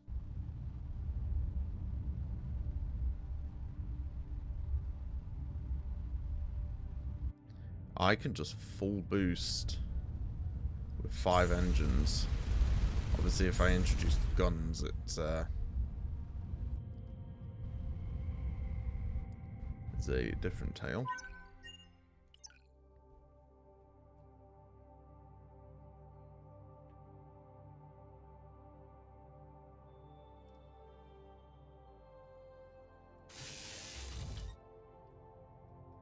I think we do this.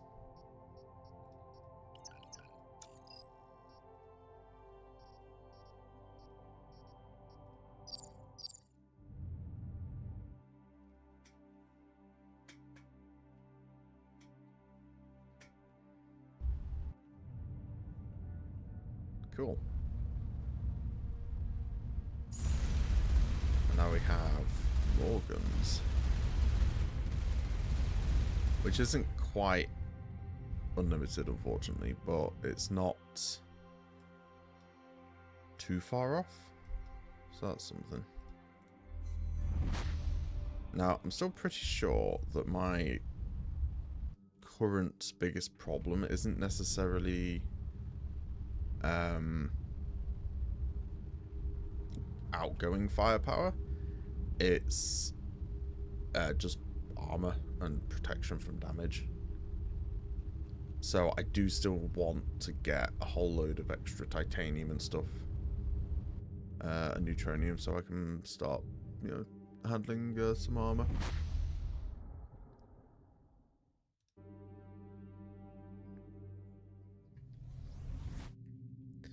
Right, let's see.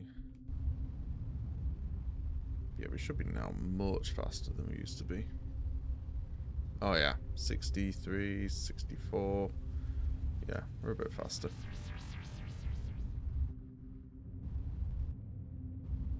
And obviously with 50 crew, we should be able to repair so much faster, and we'll have, you know, way more headroom for losing oh, salutations. You've been good allies at Sword. We'd like to make a small request of you. One of our unmanned science platforms seems to have malfunctioned, ended up in our own control space. Over diplomatic relations with them, our government is worried that if they discover the vessel, they may misunderstand its purpose. If you could destroy it, might prevent an interstellar incident. Also, if you could retrieve its encrypted databanks, that'd be exceptional. Yeah, sure. Where is it?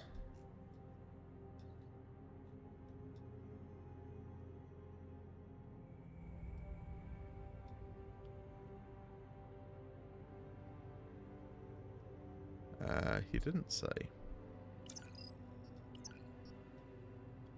Oh. Somewhere minus 18, minus 45. Let's see, minus 18, minus...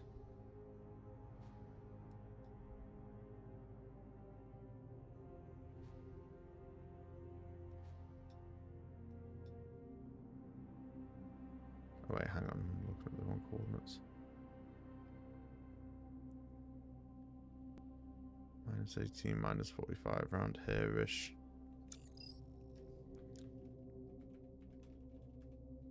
Solid, research, destroy.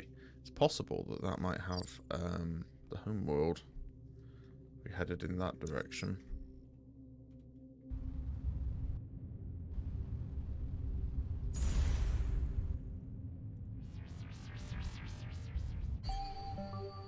No localized anomalies said we're witnessing an early stage of life developing on this planet.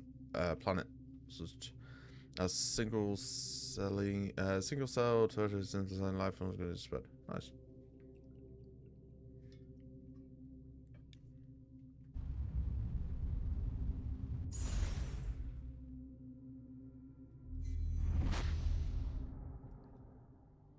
So it's coming all the way over here.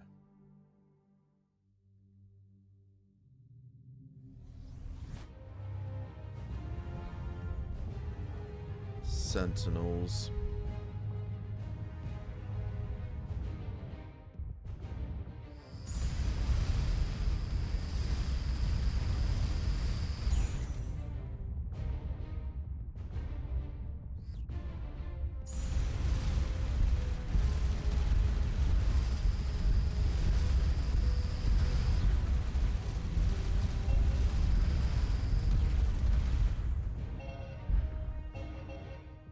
Wow, a whole bunch of resources. But I lost 2 crew members. Just fighting a single sentinel ship. And it's like, it wasn't Chitic levels of weakness either. It's like, they're pretty darn tanky.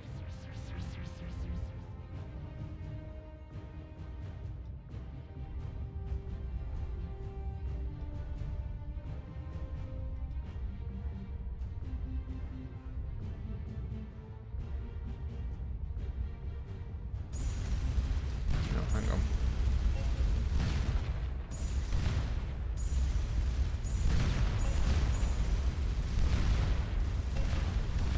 This is just bog standard asteroids.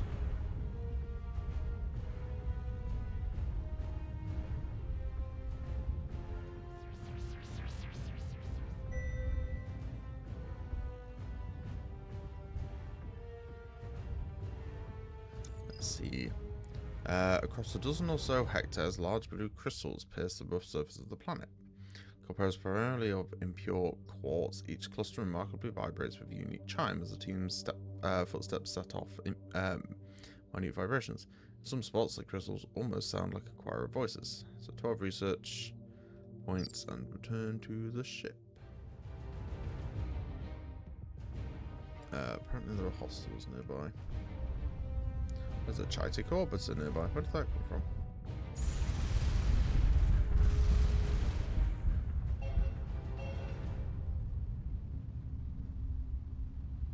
Can I do anything else with this? I can.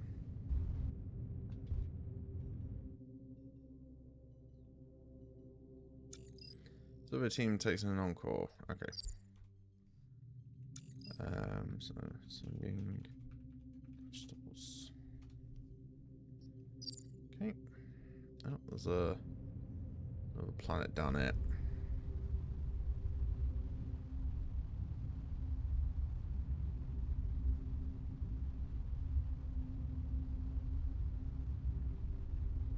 Oh, and another one.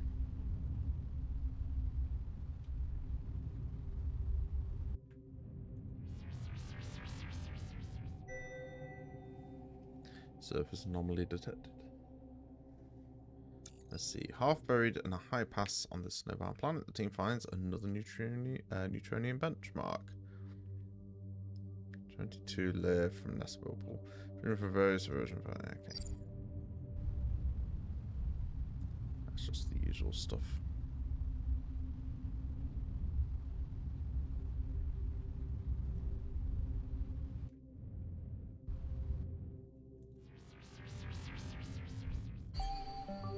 Tiny meteors in this planet's orbit have polished it to a lens-like smoothness, and allowing us to use it to observe the region's background radiation, which turns out to be surprisingly higher than that in our galaxy.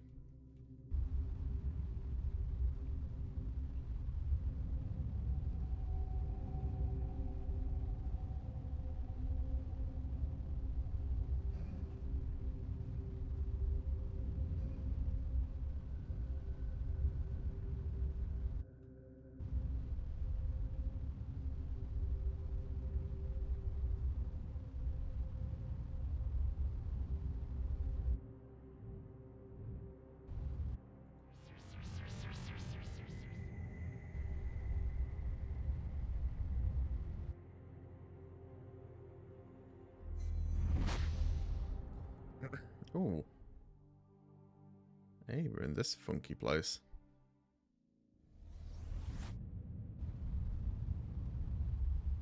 Probably some sentinels around, but let's see.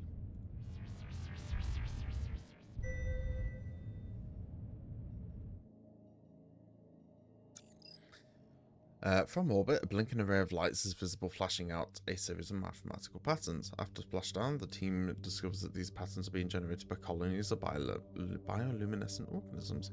The team's xenoculture expert has the bright idea of connecting the lander's camera and landing lights to the universal translator, allowing communication with these biolumes. Biolumes have spent the past 2 centuries trying in vain to communicate with the great pulsing light that regularly measures time and bombards their oceans with life-giving gamma rays. Trying in vain to communicate with the great pulsing... Oh, okay. While disappointed that the survey team are not emissaries from the poles, they readily agree to a friendly exchange of information.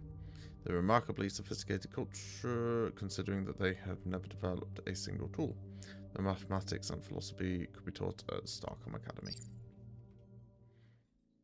Oh, and there's... that's it. So I assume they're talking about this thing.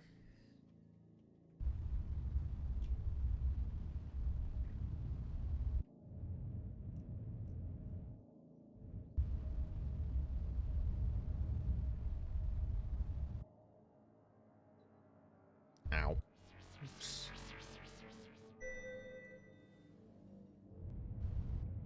Okay, so note to self, that hurts. During a brief intermission between bursts of the spinning pulsar, the team hurriedly investigates a cluster of artificial debris. On closer inspection, this is clearly the remnants of an advanced drive system. Its adamantine shielding kept the most important technical elements intact. The plating is badly melted, but the lettering Arcom Morningstar is still visible on the inside panel. Never mind what it says on the tin. This drive is way more advanced than anything we have. Should get this back to Kite. Okay, but first I want to see... Oh my god, look at how quickly I regen health now. Ow. Can I get in closer to this? To research it. Yes, those beams interacting with the accretion disk are really giving us front row seats to high energy neutron physics. I guess I probably should have waited until we were at safe distance before I distracted you. Yes, probably. That's very cool. It's probably my favourite star so far.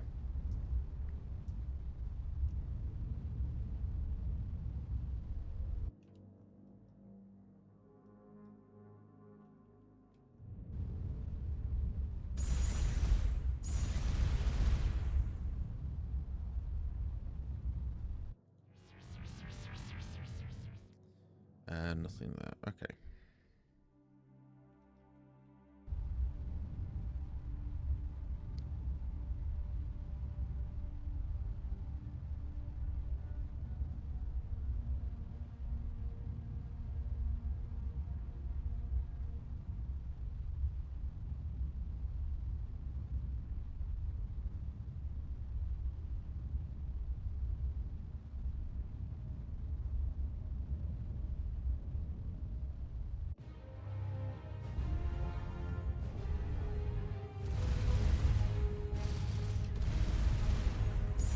Alright, I wasn't ready for that.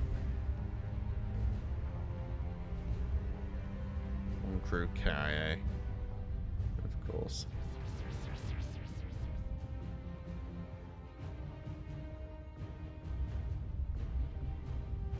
I don't really fancy trying to take on two of them simultaneously.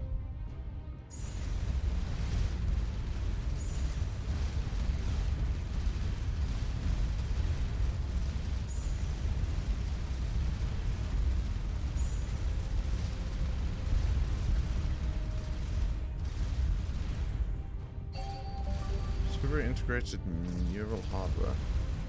Switching from the fragment, neural circuitry. Cool. You're in continued violation of directives 2 and 3. Exit your vessel immediately or be destroyed.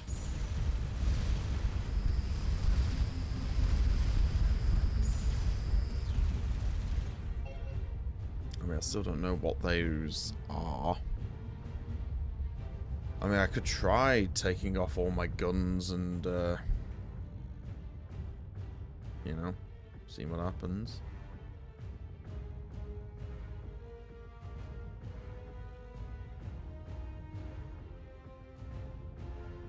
God, crew repair is so good now.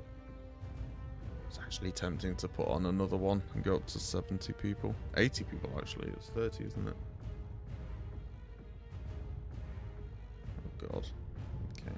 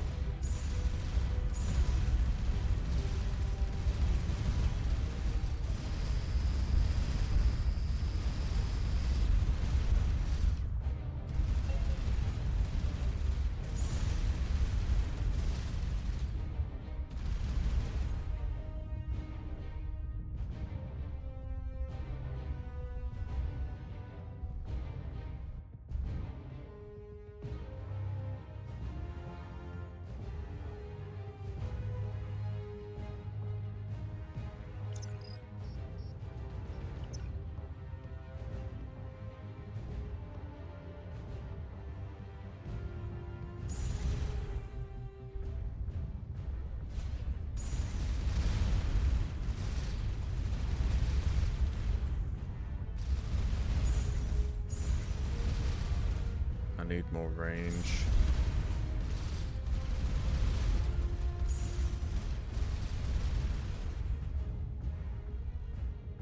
There's another crew member to the illness.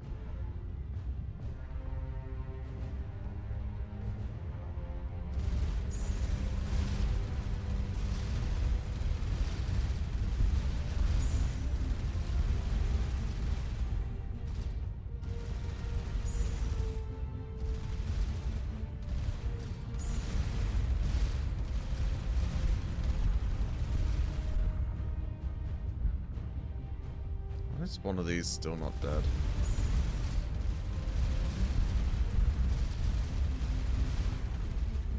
There's another crew I need to run. Because I accidentally bashed into one of them.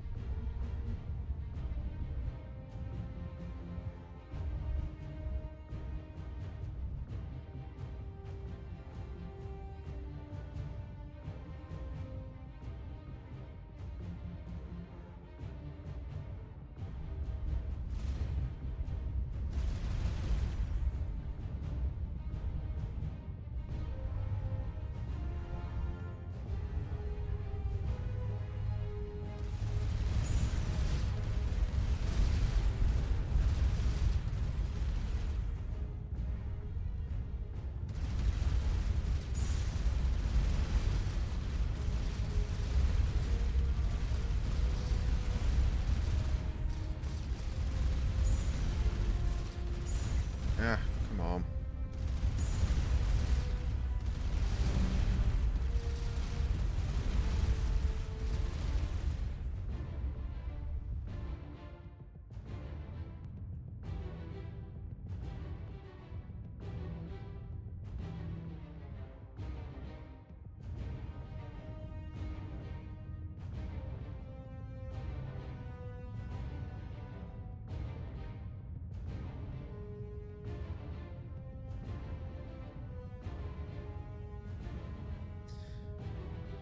Slowly back away, because they are, in fact, still coming for me.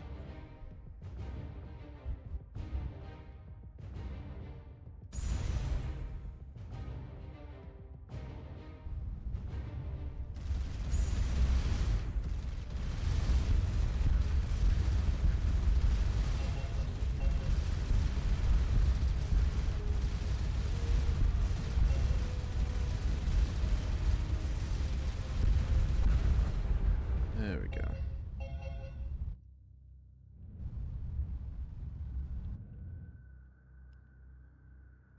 Alright. Let's hit up whatever this anomaly is and get out of here.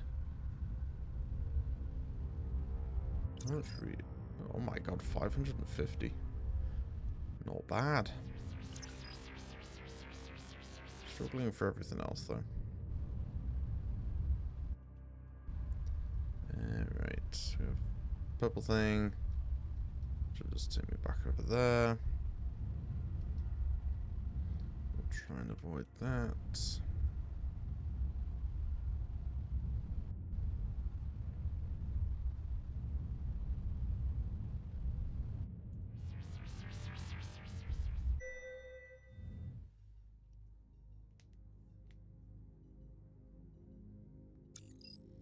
Right. What was once likely the capital city of this planet is slowly being reclaimed by nature. It appears that this was a nuclear-age civilization that succumbed to the secrets of the atom. The landers' flyover showed evidence of a planet-wide war fought with fusion weapons and neutron bombs. There are a few scattered spots like this one, with radiation levels low enough to allow brief exposure. Near the city, the team finds a massive abstract sculpture celebrating the achievements of its vanished creators. It is full of irony and also quite a bit of titanium. Nah, I'm going to leave it there. As a reminder to the futility of war. Right, we've had a fart in space. We're encountering a strong localized dark energy flow. This is an entirely new phenomenon.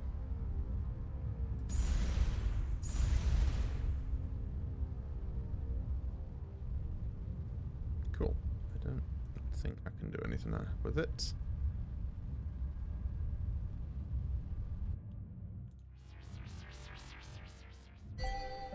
This planet has almost no magnetic field, which is highly unusual for this class of planet. Oh, is there a bit more to do, or surface anomaly? Orbital scans show traces of civilization across this nearly dead planet, but now the only signs of life are confined to a tiny region. As the survey team approaches, they're greeted by an incongruous sight, an oasis of life and technology beneath a shimmering bubble, like an ancient snow globe. The engineer determines that the bubble is a coherent energy field, keeping the harsh solar radiation at bay, as well as an effective security shield. The inhabitants of the bubble, a race of small, colourful urchin-like creatures, permit the team to enter. The team learns that the planet lost its magnetic field quite suddenly nearly a century ago. Without the natural magnetic shield, the planet was bombarded with deadly radiation. Within a few years, almost all life of the planet was wiped out. During that time, they were able to construct protective shield generators and concentrated their population in this location. Unfortunately, their generators are starting to fail, and they lack sufficient adamantine to repair them. If the Sloth could deliver 55 units of adamantine, they would share technical details with the shield generator. How much have I got? 45. I need 10. Okay. So I need a trader.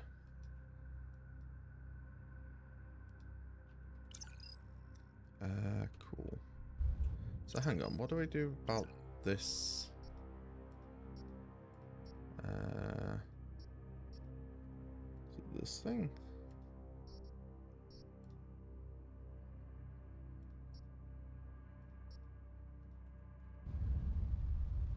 I don't think I can do anything about this thing.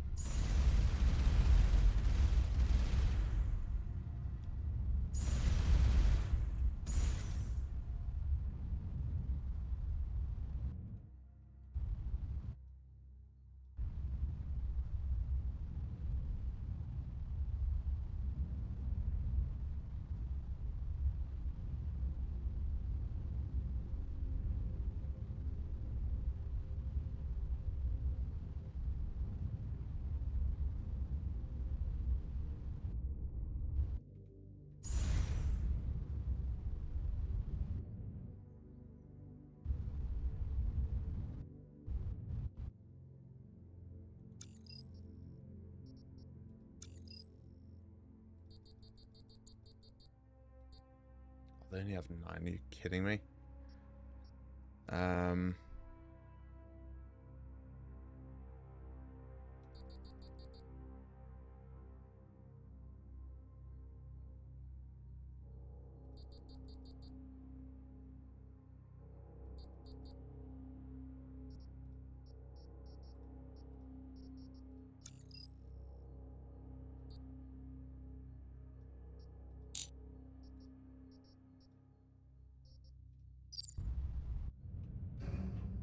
Sorry. Right.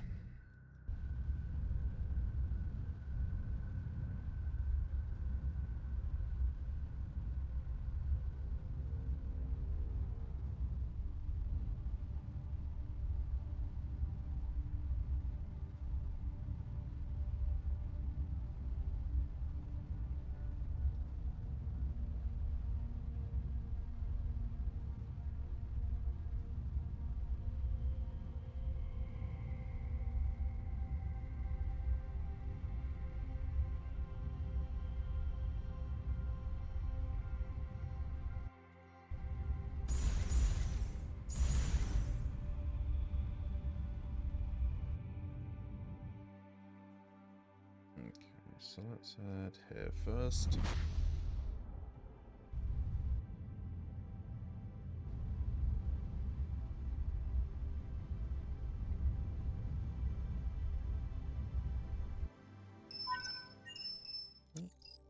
The drive you found with the morning star markings is very advanced. We don't have anything like that in the fleet. Maybe it's a top secret new drive that may explain how it got here.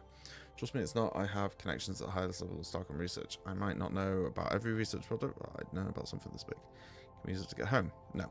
First, unless you've been holding out on us, we don't even know which way home is. Second, the way this device works, seems like it would be limited to relatively short distances, maybe across the sector at most.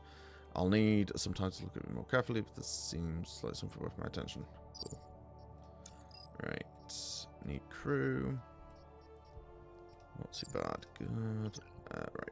Research. 657 points. Awesome.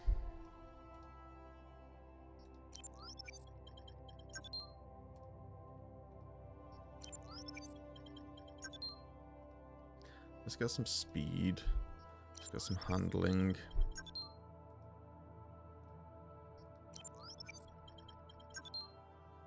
There we go. So we need 1 adamantine.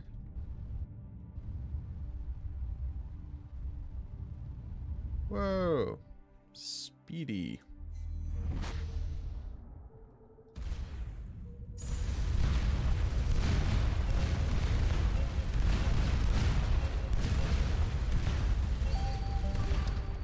This probe spent quite a while in the vast detected message encoding the cosmic background radiation, intermission interference, proper analysis. Nice.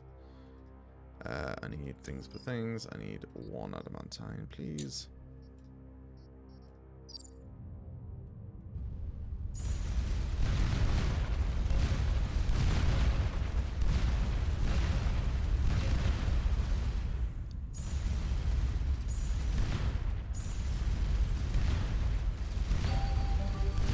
Discovered a perfect diamond inside the asteroid fragment the size of my head.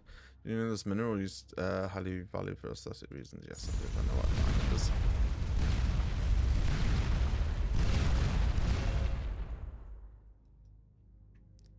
Okay, we're now going to head back here. Could talk to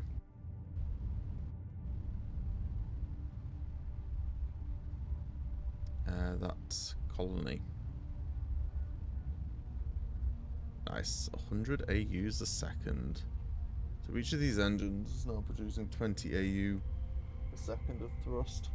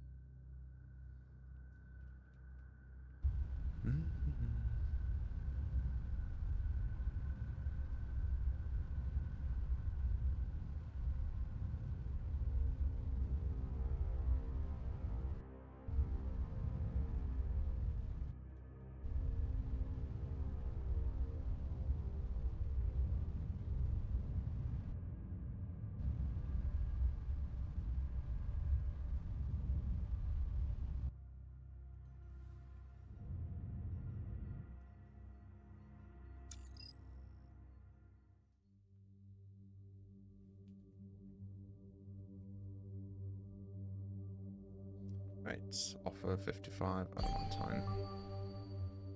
Using the adamantine and some expertise from the team's engineer, they were able to repair the shield generator. As promised, the inhabitants share the generator's technical schematics. The engineer believes we can reverse engineer their shield system and some points. Nice. Still don't know what to do about that dark flow thing we do.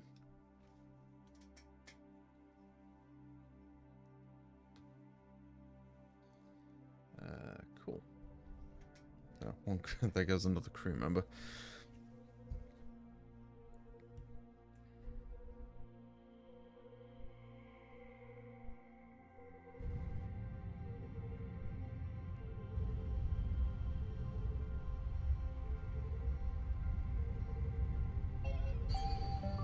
Holy shit.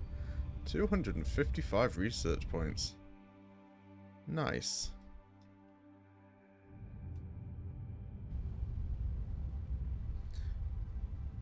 Alright, just whilst we're in the neighborhood.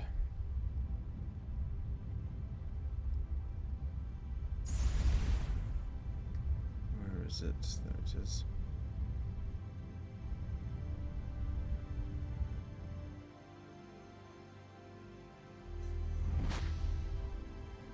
We're going to head up to this white dwarf.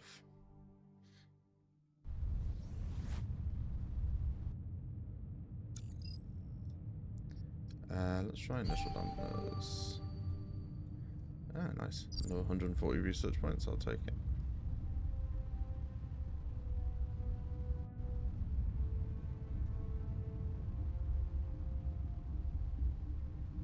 We'll see how quick we go in the openness of space. 110, 120, 130. Detect another neutrino emitter on the scanners. Where is it? Nice. 150.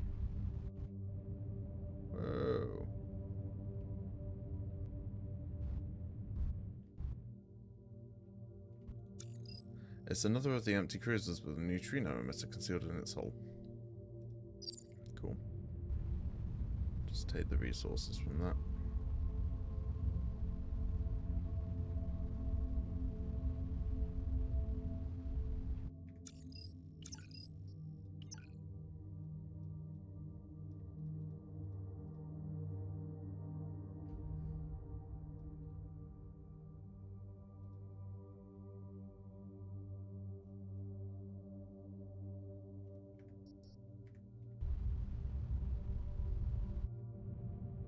Right. These seeds are more research points.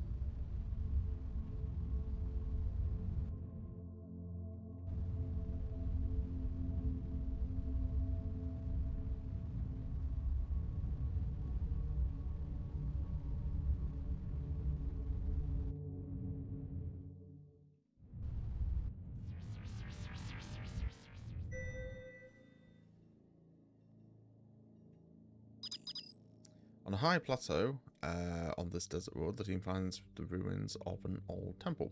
Several bas-relief carvings in its broken stone tell a partial tale of those who formerly worshipped here.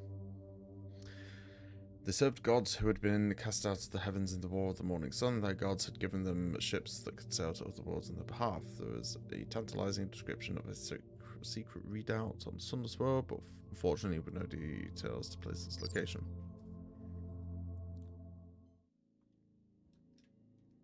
There's a friendly ship here. These guys. Except apparently it's the same one that I just spoke to.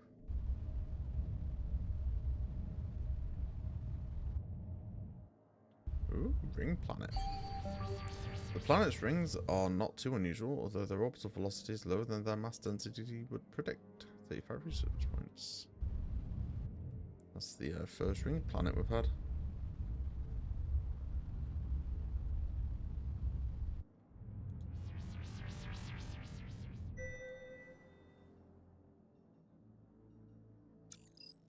Rising ocean levels have erased most evidence of this planet's civilization. Atop a high plateau, a slowly corroding radio telescope array is one of the few remaining artifacts. Civilization's tech level suggests that there's probably not much to learn here, but the array contains some useful materials. Let's restart the array. It takes some engineering effort to come up with a power supply compatible with the old telescopes, but eventually the team restarts the system.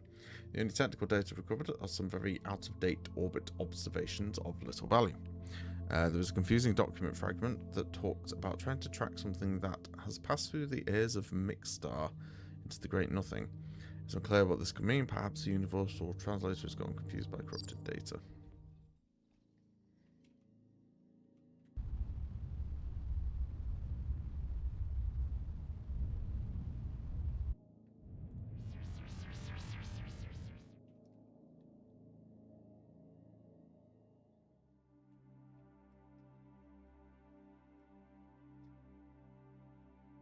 Okay. That appeared to be it for this area.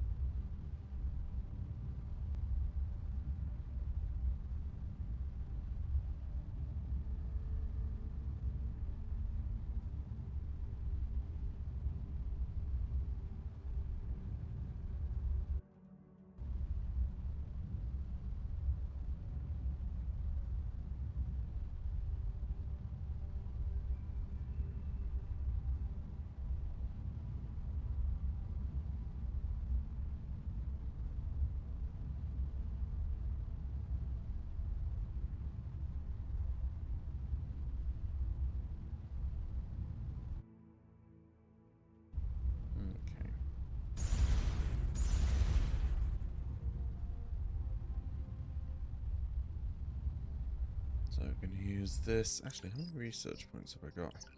700. Okay. I guess we're heading back. Oh god.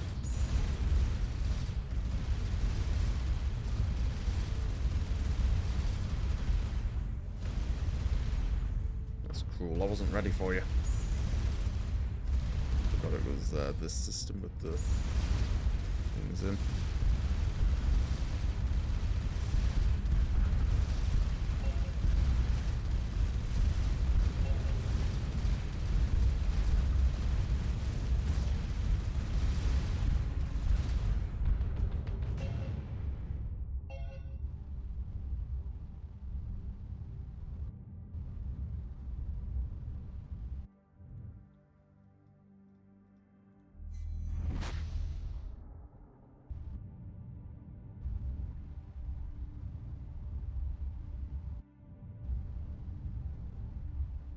Okay. Whoa. Alright, Miranda. In recognition of the tasks you've performed under trying circumstances and based on crew evaluation, I'm hereby field promoting you to Commander First Class. Nice. Was there anything else? we could use more crew for the slaughter. Thank you. How's morale? Not too bad. Good. I'm not entirely sure what a promotion is going to do, but sure. This broken drive you brought us is definitely not something Starcom is anywhere near developing, but it uses a number of techniques that I have seen used in the fleet. Regardless of its provenance, this opens up a new area of propulsion research to us. Is there anything else? Pottery? No.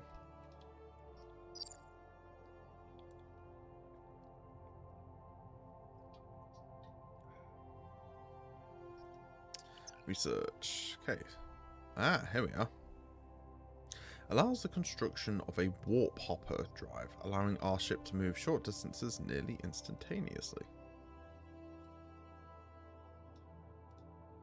Increases the maximum range of warp hops. Okay, so this is just all range. Reduces energy consumption and it releases a shockwave of high energy particles when exiting. I don't know why that would be necessary. Alright, we'll get a warp hop.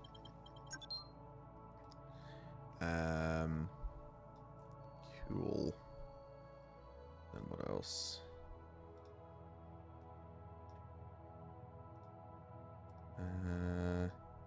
It's fire rate. Range? Range. Let's get the final range. Nice. Okay, shipyard. What can we do? We have enough for one armor. Engine, plasma turret, or survey module. I could get an armor.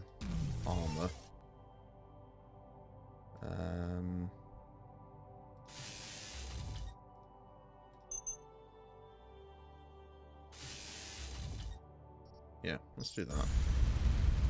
So, it will ever so slightly decrease the fire rate on 2 of my guns, potentially 3. But, I'll protect them. Congratulations, your promotion. I know several crew members submitted recommendations to the Commodore. Nice. Okay, so there's the fractal graffiti. We're going to head there next.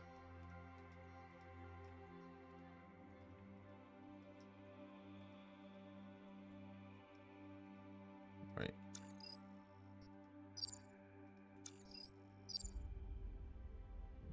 Oh, I just floated too far away from it.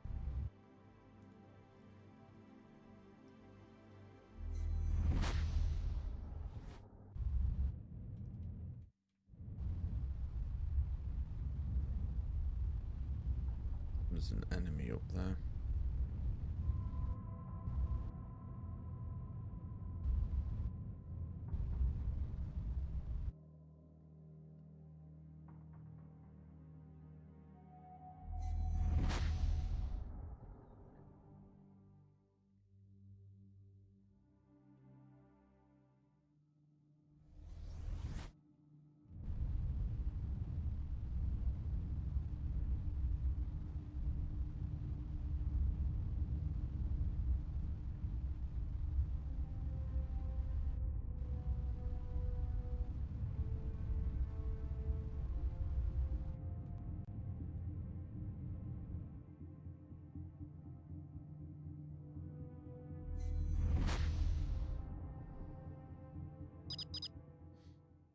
Unknown particulate matter detected, probably comet within 2000 AU of current position.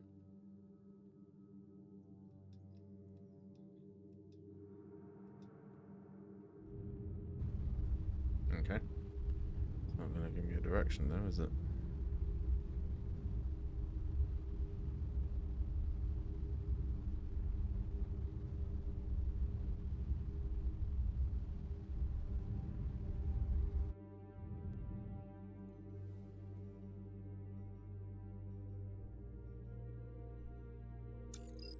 Right, using our new understanding of the graffitian language, the team is able to translate the markings on the wall. The structure was formerly a training facility in orbit around this planet. Researchers used to prepare for life aboard a deep space station, deep space science station even. Based on the markings, the real station was being constructed at minus 21.2 by 0.4.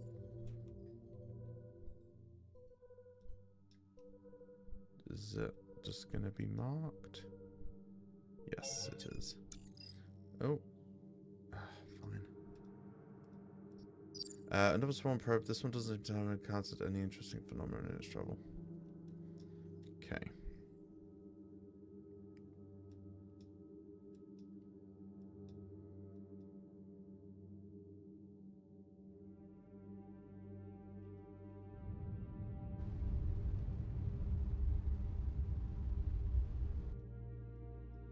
Yeah, we're going to head up to this blue giant, because we're a lot quicker in open space now than we used to be. So I don't mind taking detours to go off and, you know, find stuff. Plus, we're still looking for the bird home planet.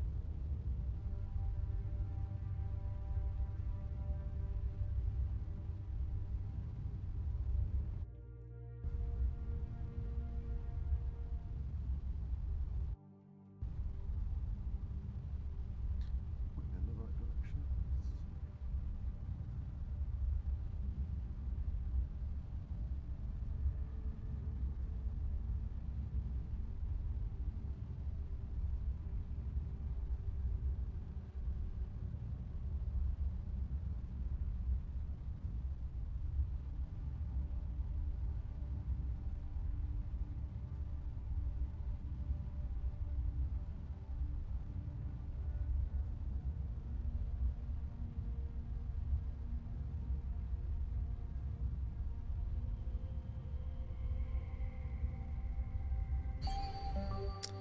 Here in deep space, our instruments confirm that the high free hydrogen density isn't just a localized phenomenon. This galaxy is like a very thin nebula.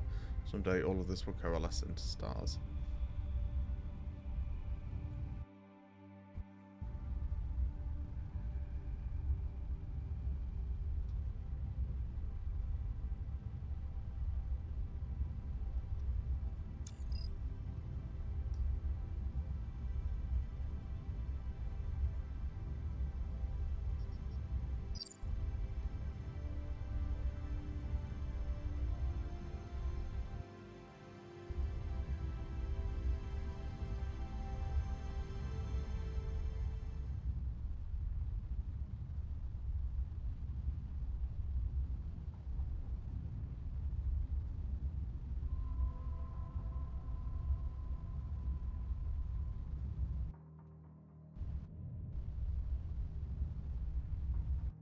Cool. Found some stuff here. Let's see.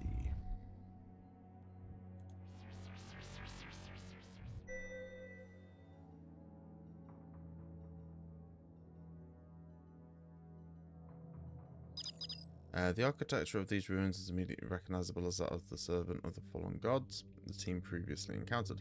Carefully sifting through the ruins reveals that the hidden readout was reached by sailing due west from Typhon. Hey, Presto. Yeah, well, not a lot else to do. And I'm actually having a lot of fun with it. It's really good. Given the context, seems like this is the culture's interpretation of celestial navigation, but no clues given to where or what Typhon is. Let's see. Oh, we've got a couple of allies up here. It's the bird people.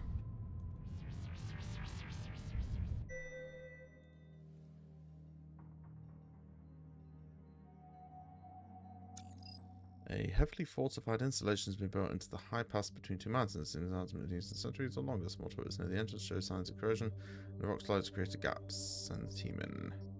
As the team enters, several automated defense systems activated, but years of neglect taking the toll, and they fail to fire out their ordnances.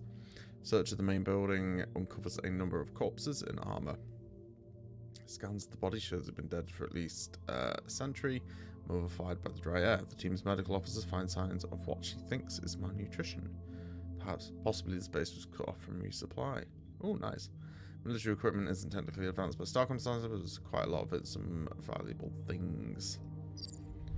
I'll always take more titanium.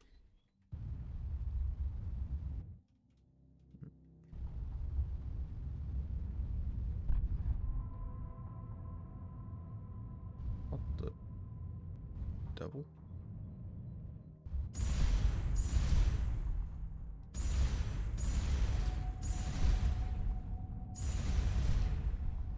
Alright, someone's put a minefield around this.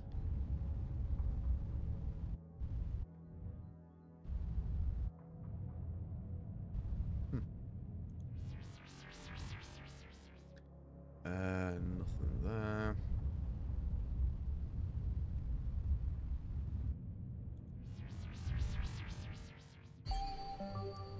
This gas giant's magnetic poles are oscillating at a regular interval of once every 6.5 minutes. It's unclear what internal processes could cause this.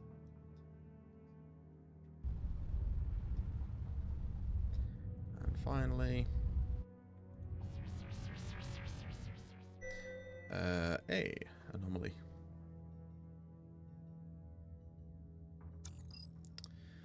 An old starship, probably a freighter, lies half buried on the surface of the small moon. It looks like a large explosion ripped the hull wide open. Most of its cargo is apparently food and medical supplies, long decayed, but the hull and engines have some useful metals in them.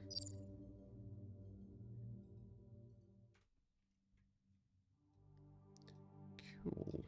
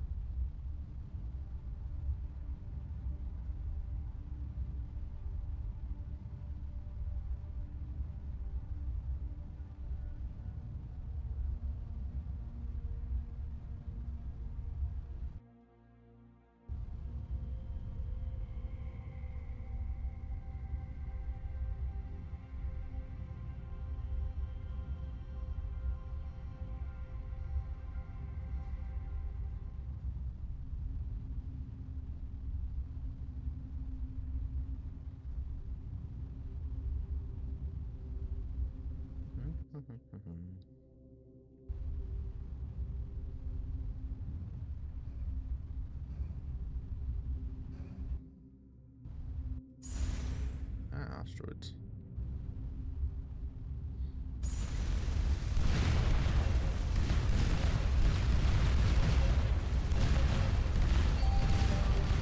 Oh, the core of that asteroid wasn't rock, it was a collection of what appears to be an ancient garbage from an advanced race that formed a concretion over millions of years.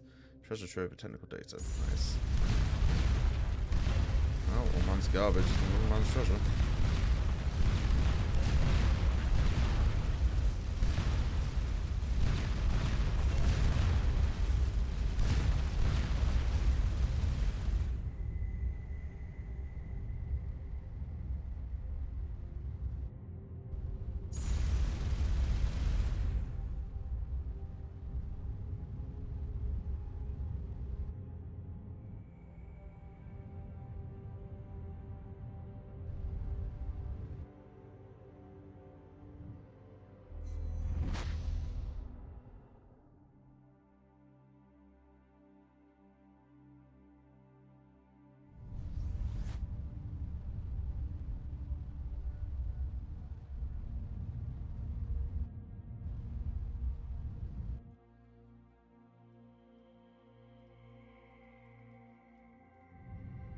Oops. Alright, let's head here.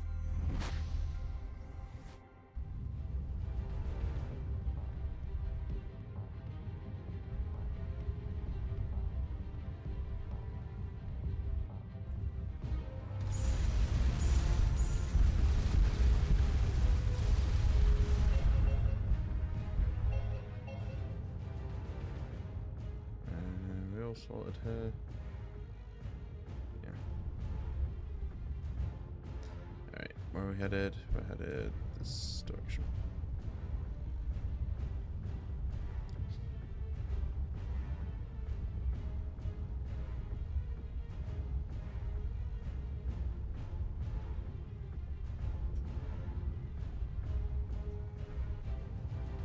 Whoops.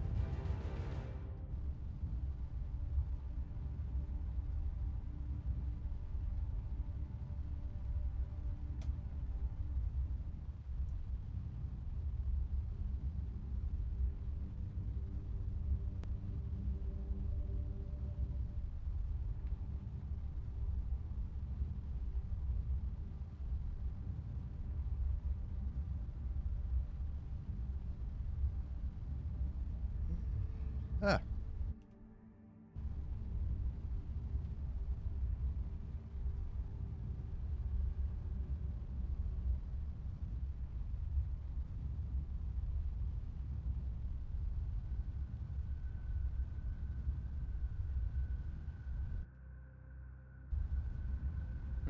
Some more allies.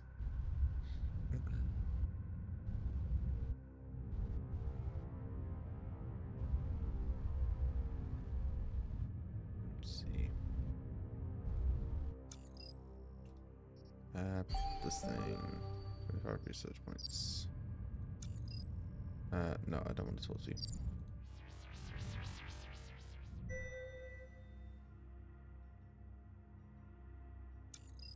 Beside a mountain lake on a temperate planet, the team finds another Neutronian bedrock. Nice.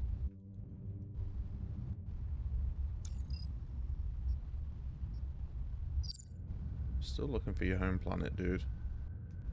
Very annoying that none of you know where it is.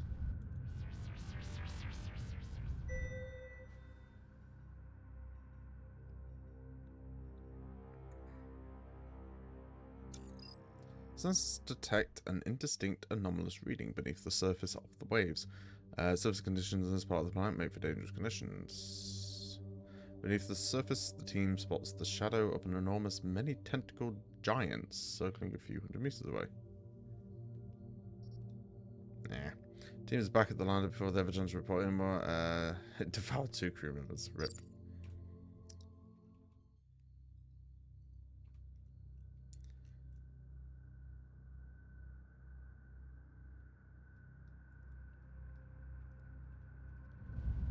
Okay. I'm curious. Let's work for 23.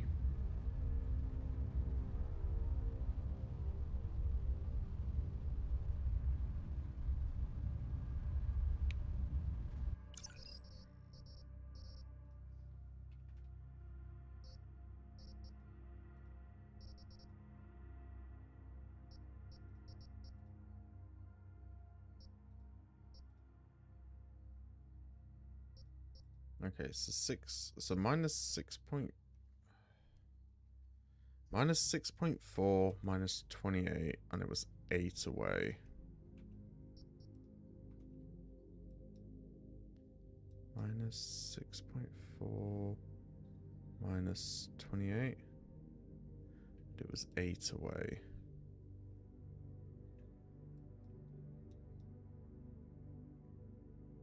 I don't know what a lure is, so doesn't really help me.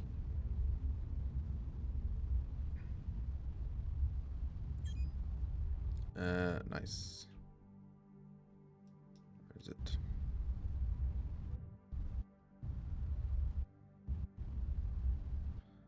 Another abandoned ship. It is indeed.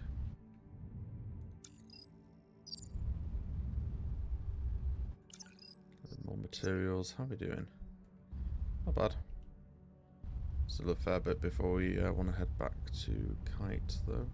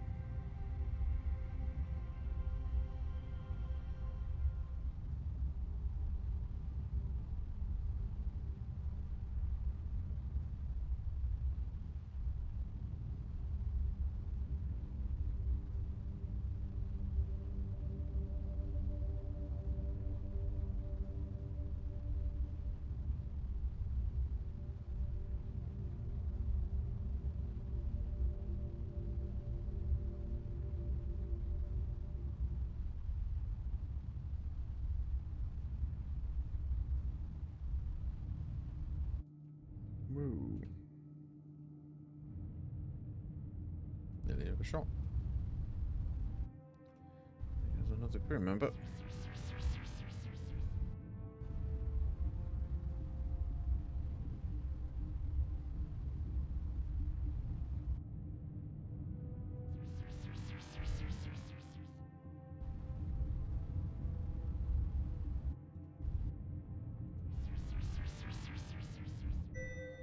Surface anomaly.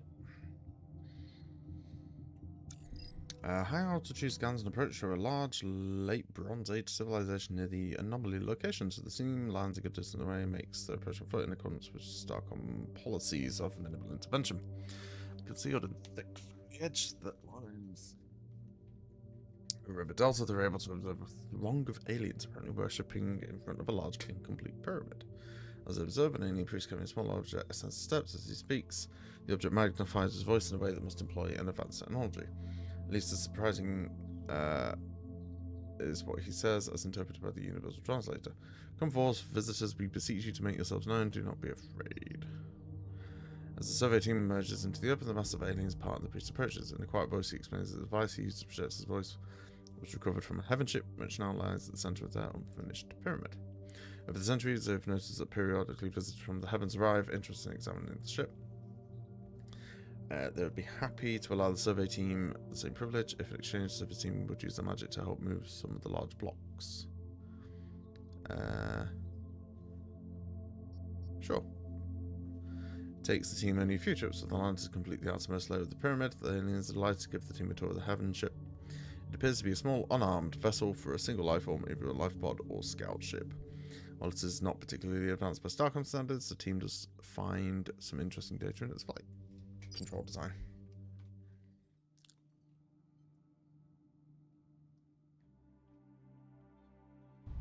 It looks like we have another anomaly over here.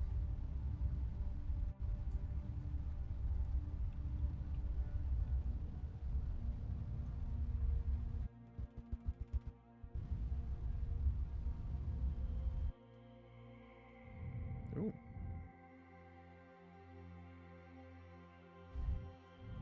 Another one of these. So another station. Okay.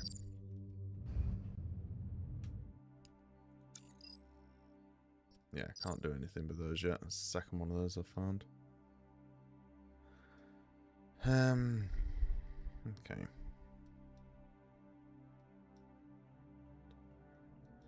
Just mission log.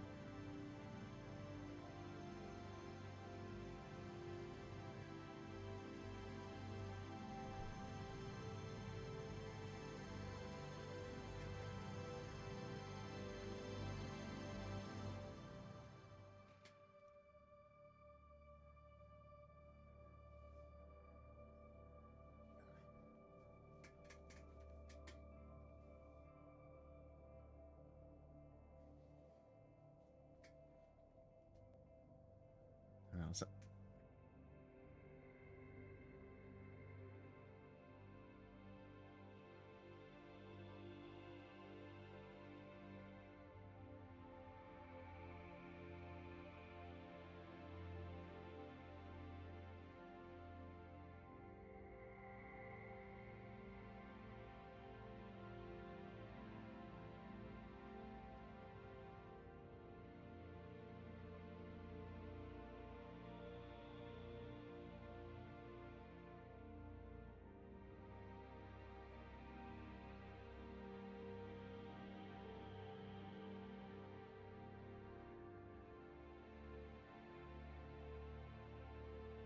Okay.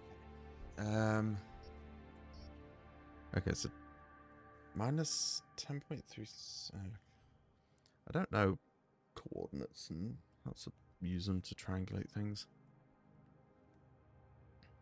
Minus 10.36 minus... This is 23.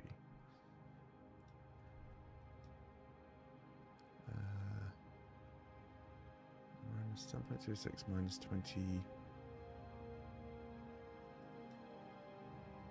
23.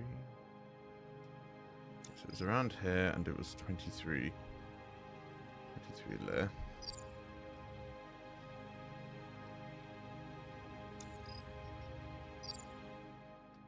Next was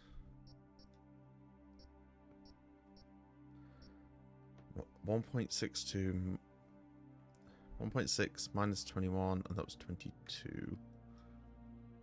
1.6. Oh god, nearly. 1.6 minus that. Yeah, it's around here. I think. Is it minus 21.8? Yeah. And this was 22 there.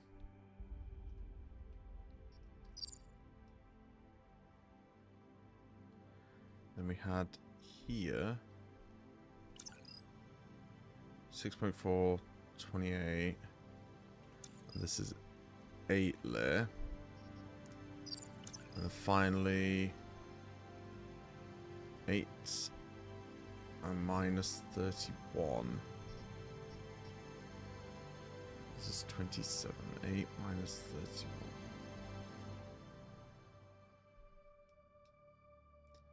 8 minus 31. This is what, 27? 27 there.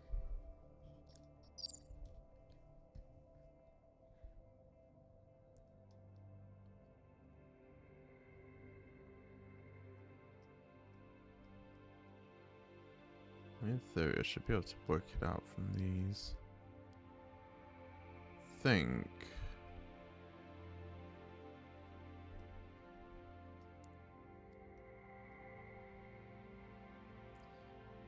Maybe equidistant, but if we just kind of head in the direction we're pointing, we might, without crashing into that twice,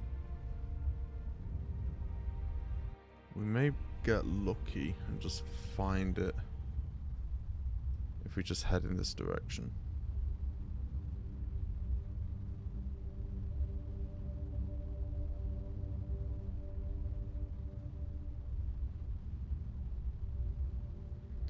It's going to be above, that was what, 27 there.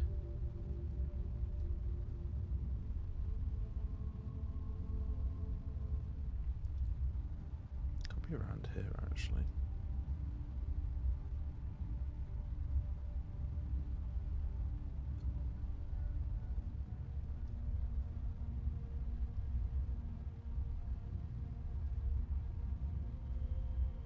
So if you're wondering what I'm trying to do, there's a race of aliens who kind of look like birds, who don't like me being in their territory without an official bit of documentation, something like that. And the only place that I can get said documentation is from their home planet. Problem is, none of them know where their home planet is. Because they basically cold protocoled it. So yeah, I'm finding these adamantine pillars which have what appear to be distances to the homeworld, and it's basically just trying to use those to find where this planet is. I think I'm going to try turning this direction a bit.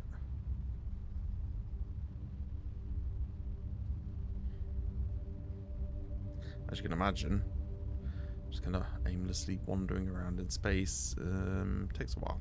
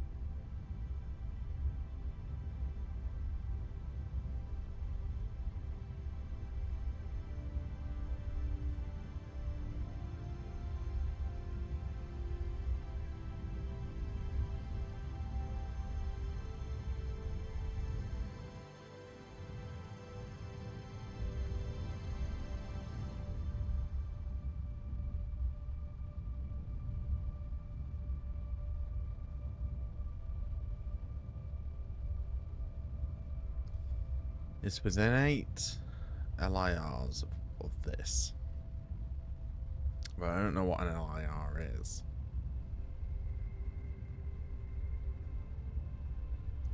That's the problem.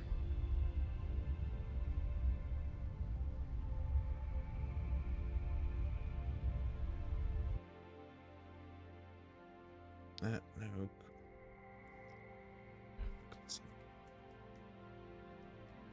Yeah. Come on, no.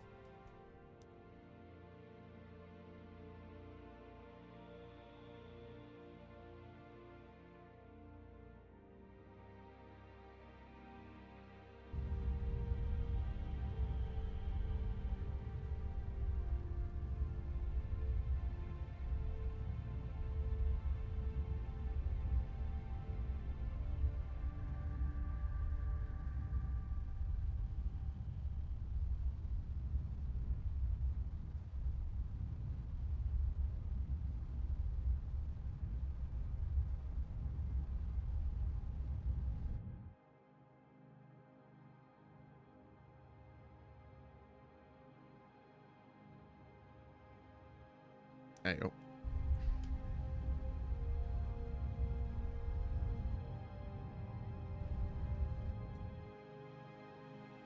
I just found a random one of these things. See where this goes.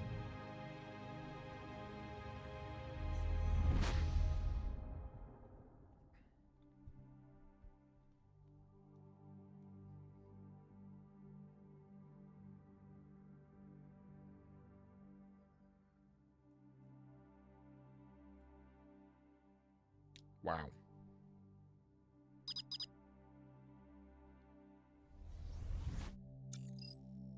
That was a distance. Over 100 hatchings ago, our ships flew through the whirlpool. 3 hatchings later, a single caster returned. They brought reports of terrible evil called the Page that threatened the entire world. You could pluck memories from those it consumed to better help it devour. The path back to the nest was guarded with secrecy. No arrow, no would divulge it. If you come here, you must be the Phage. We're not the Phage. We found a way here by examining the markers left by one of your survey ships. We found it.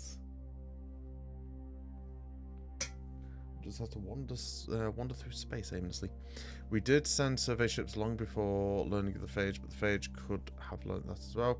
If what you say is true, then tell us the names of. We've given some of your stars. I don't fucking know. Pink Sapphire. You ever found any survey markers?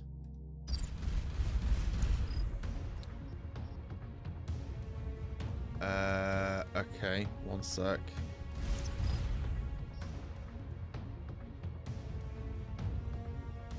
Right, these down.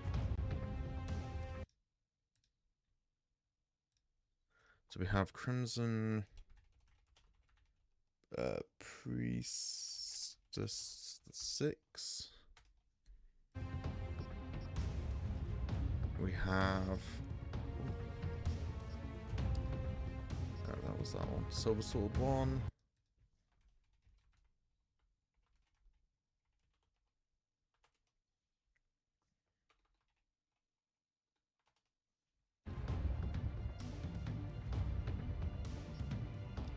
Dying Cathedral 1.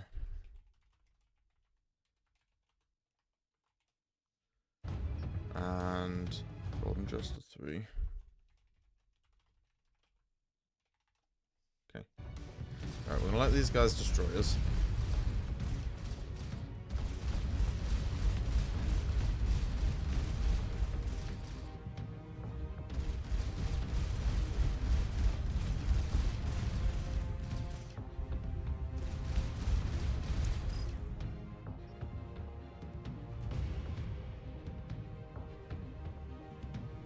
Okay. I don't need to die. Crimson, let's see. Golden Jester.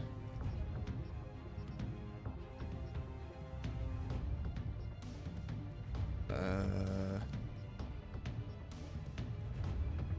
don't have any of these. Crimson Prince.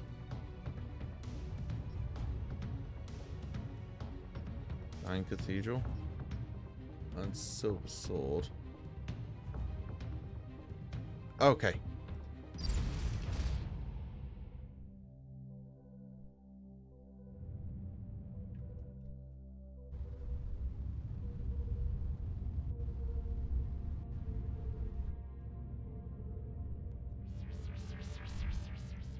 We might be alright.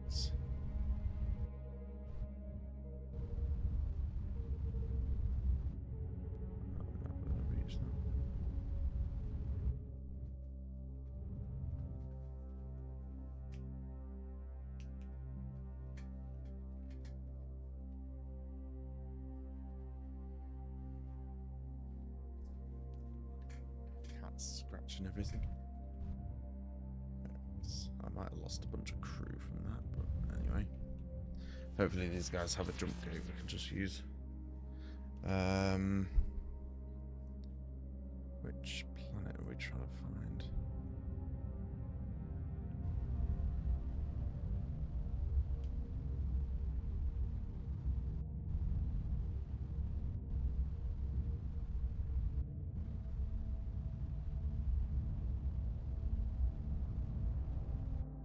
Hopefully it's this one. There we go.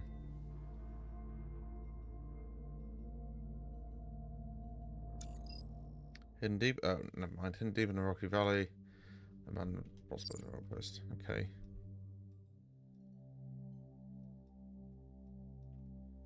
Guess we just try the next system over. Discovery orange. What the hell was that? The self-illuminate orange color of the comet seems to come from a novel phenomenon related to the Casimir effect generated. I guess the particles. Huh, cool.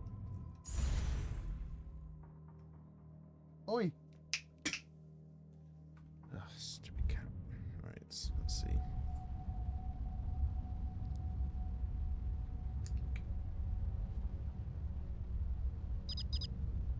Unknown matter. I mean, it doesn't help because I don't know where it is. Hang on.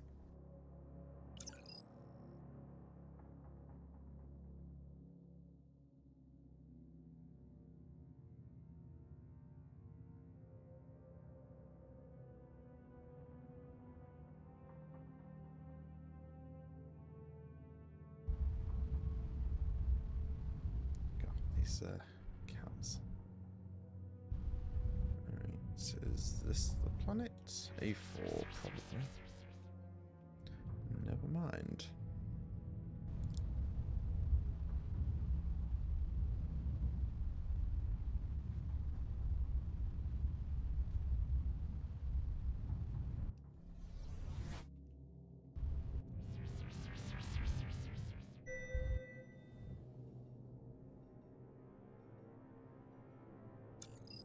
Constant high-speed dust storms render visibility near 0 below 200 meters. Open the eye.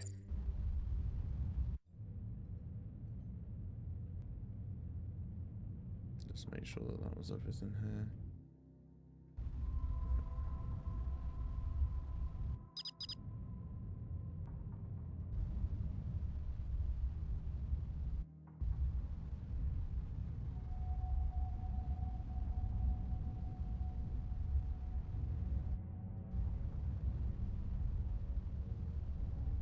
Hang on, this is one of those comets, but it outmaneuvers me. So like, I can't get to it. Oh, there we go. We got it.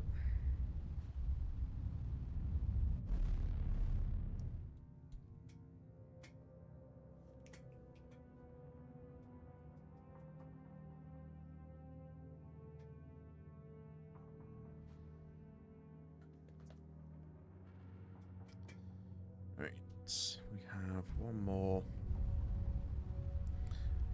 question right here.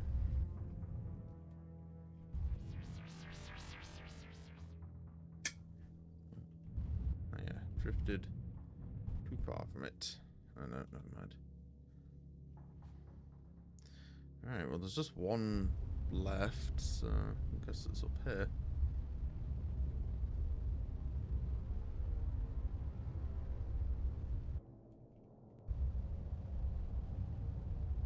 And if it isn't, well, I don't really know where I'm going. There are, in fact, more of these ships, though, so that's something.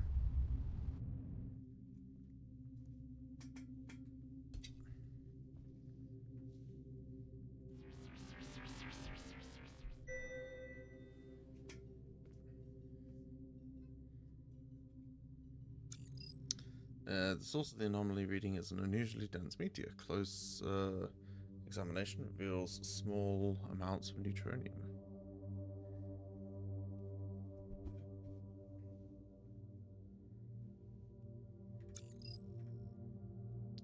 Space.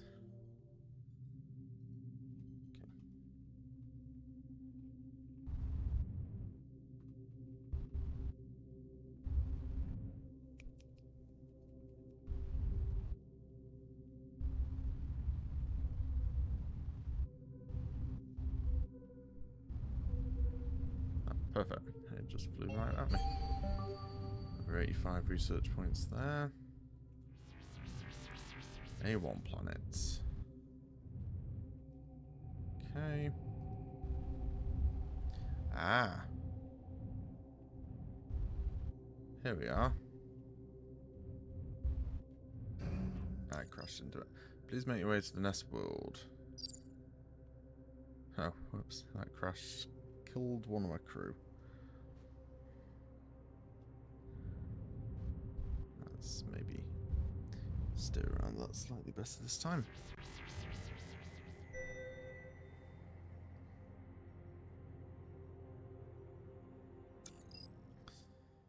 As the survey lander descends, a small fighter ship appears and escorts it to a landing pad on a high summit. From there, the team is escorted to a plain air perch, where they're met by a distinguished-looking Eronian flanked by a dozen guards.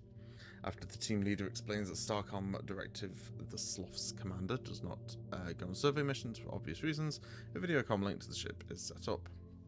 On behalf of the Araona, I don't know how to pronounce it. Murphy, please don't. Come on, there we go. Could you not walk on my laptop, please?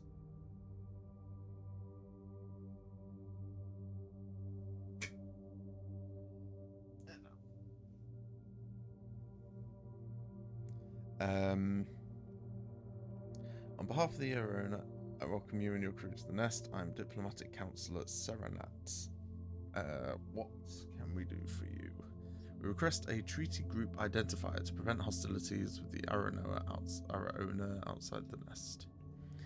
There are Araona outside the nest by the prismatic messenger. This is extraordinary. We have long given up any hope that any of the original scouting fleet survived. I will have treaty codes transmitted to your ship immediately. With them, you should be able to make diplomatic contact with the dispersed fleet. In recognition of the tremendous service you have done for us, I'm presenting you with a Telonia.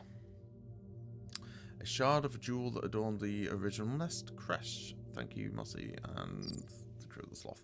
The jewel is actually part of a data crystal, not just any data crystal, Starcom data archive. I don't know how they could have ended up with it, but even though it's a fragment, it has tremendous things. Nice.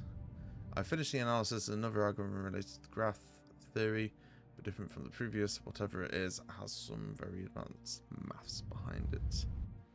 So can I dock with this thing? I can hail it. Just trading for now.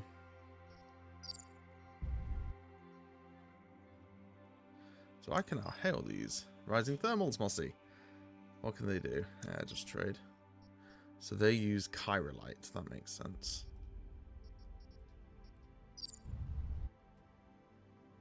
Oh yeah, what's this just up here? So we don't have to worry about these guys attacking us anymore, and we don't have to worry about giving them any more of our precious Chirolite, which is good. Oh, I bet it was just the survey probe, wasn't it?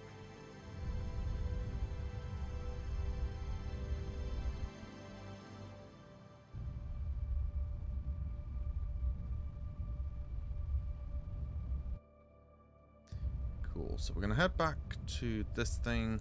I'm going to take that up to Kite. Bloody hell, we were a far way away. Alright,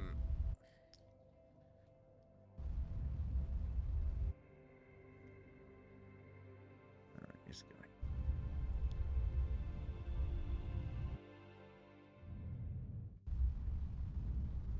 And we'll get ourselves sorted out a bit. Whoops. I keep accidentally fat fingering. Okay. I hope I didn't just drift out of that. I did.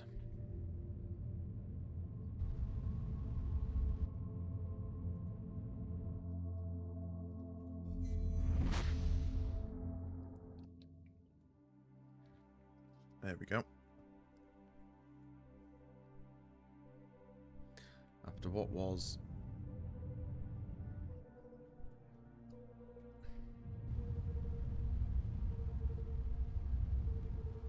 a very long journey.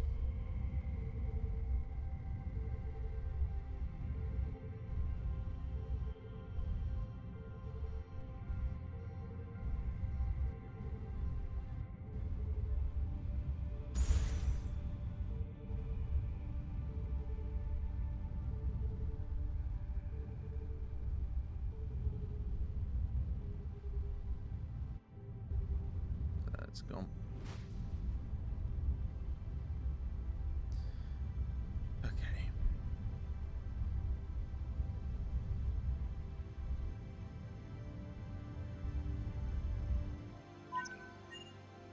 Right. We need more crew. Pottery. Okay, so no. And you have nothing. Alright, research. How much have we got? 1,000! God damn. Oh, the possibilities. What are we thinking? Ooh, shield generation. Allows the construction of a shield generation module which can create a temporary defensive. Hell yes. I assume it will be very, very... You know, let's do... couple of those as well. And actually, let's just do this. There we go. Nice. So we now have the best recharge on our generators possible. We have a bit more capacity as well. Energy vis. Oh my god, it's gone up to 1,300. Nice. We could build another reactor, and we need adamantine for the shield generator, unfortunately.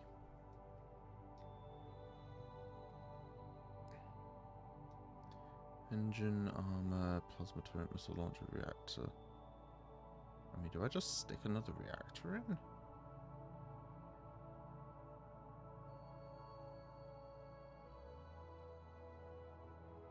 I think so.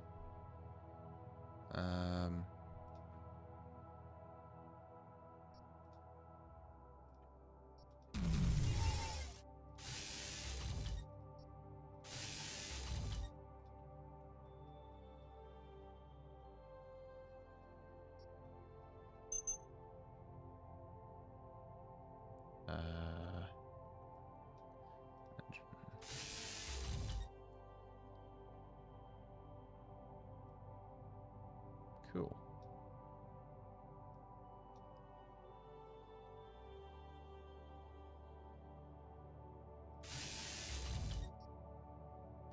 Actually, let me... There we go.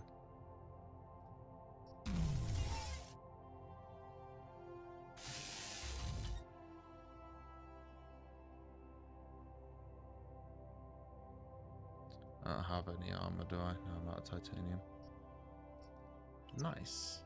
So, actually, I've still got a bunch of points I can use.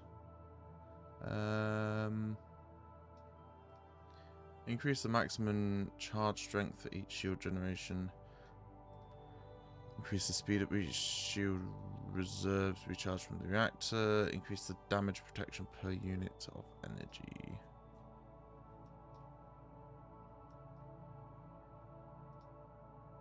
Yeah, I'm gonna start going into negotiations just so I can my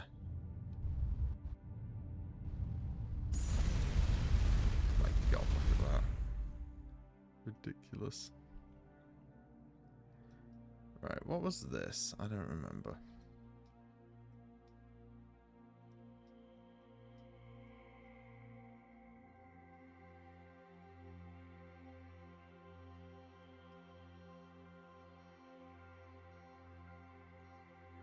Should we go to it? Let's go to it.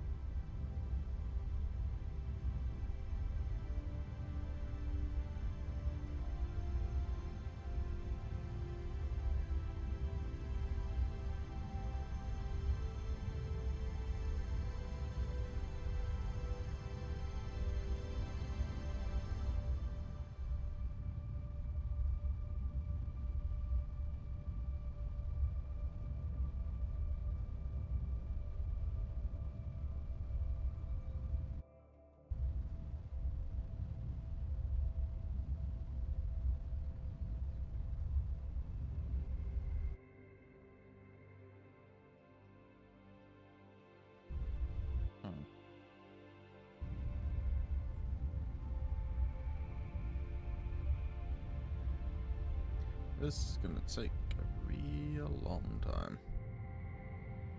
So I'm gonna double back. We're not gonna go there yet.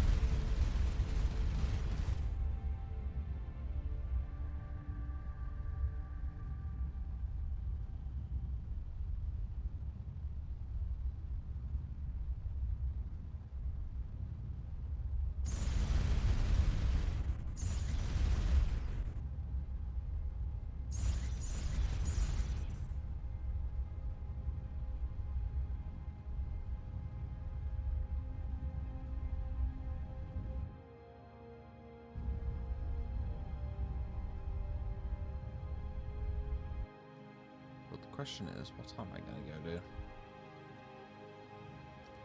Um...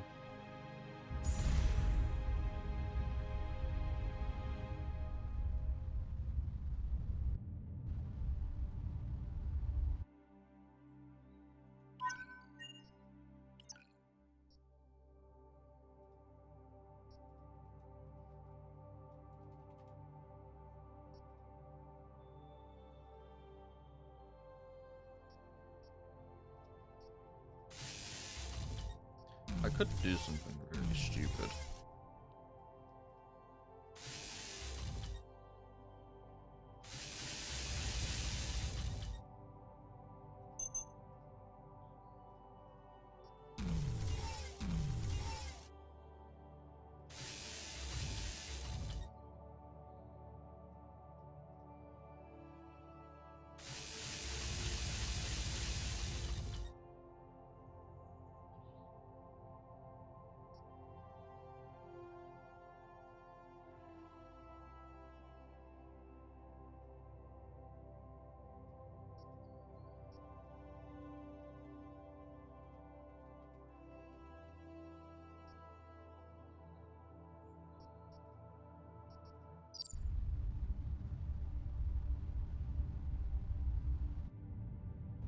Okay, this might work.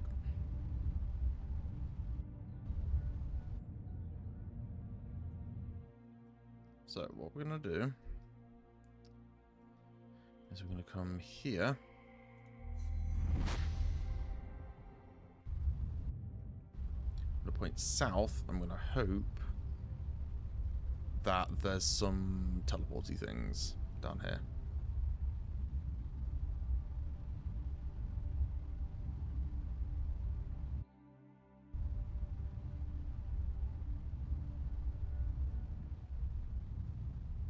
Because this is as fast as this ship will go. 230 AUs. Or 230 AUs a second.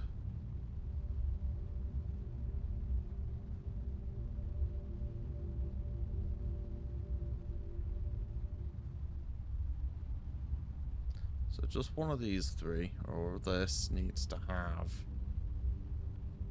well, A, no hostiles for one. B, one of the Nexus warp gates.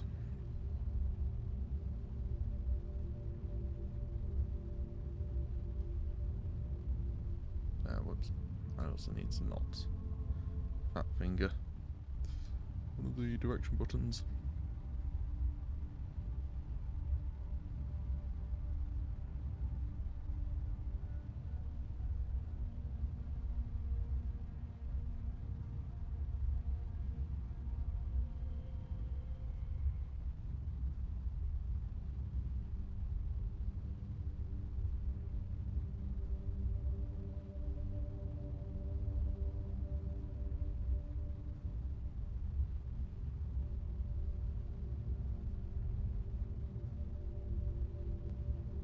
See what we're gonna get.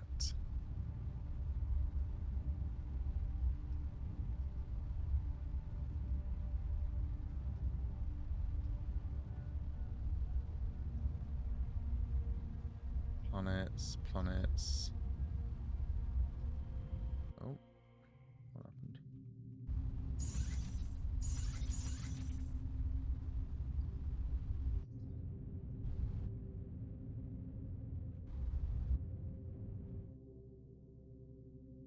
Let's see where this goes. Exactly where I wanted it to.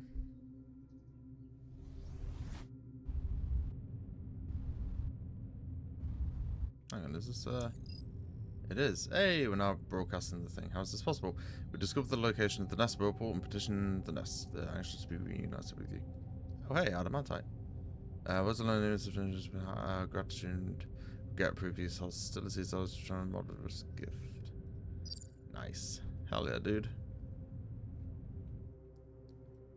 Oh, nice. And this has a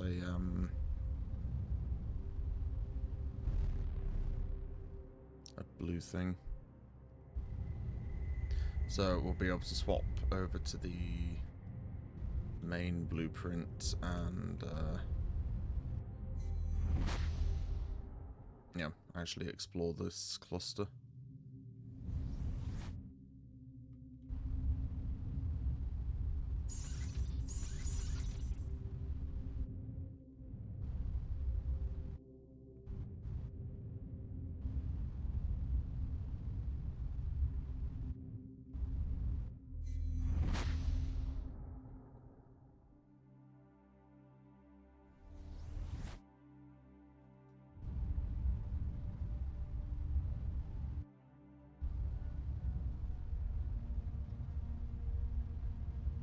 Just want to see if there's a thing here.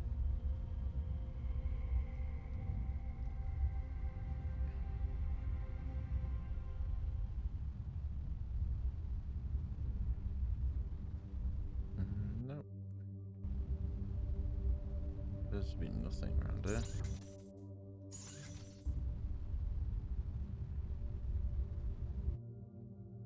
This isn't even the right coordinate for that base.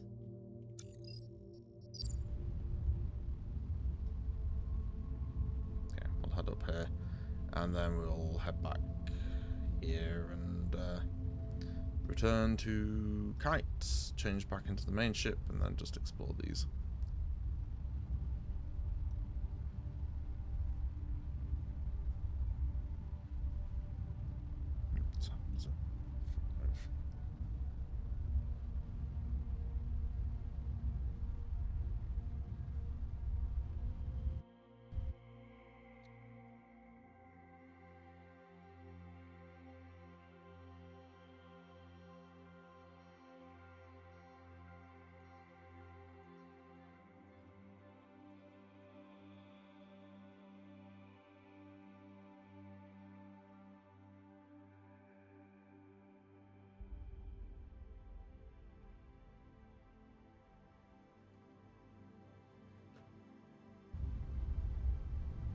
Alright, has this got anything? It has neither a purple teleport nor a blue one.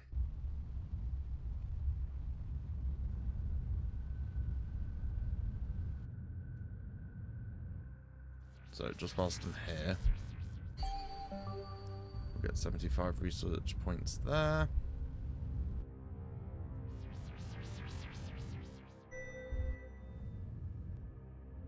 See what these anomalies are. Oh, hey. The planets in this system show evidence of having been hit with high energy photons between 4 and 10,000 years ago.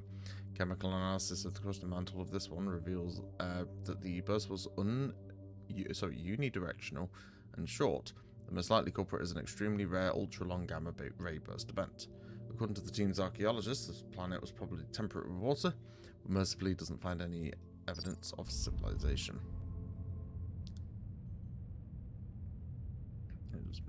That was that.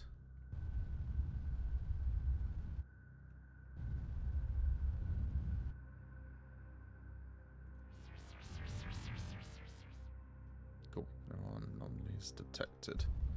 So now I'll head back up here, head here, Kite, etc. But that's knocked this one out at least.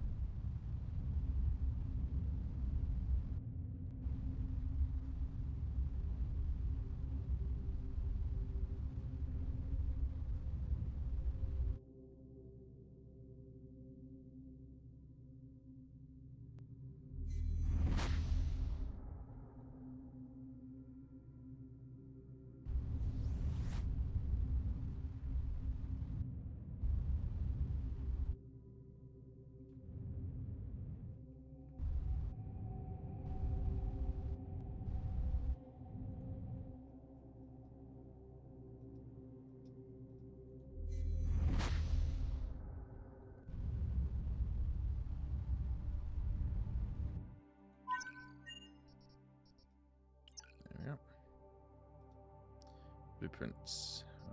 Pull up name. There we go. Research. How much have we got? 267. So I am going to go for Nebula class.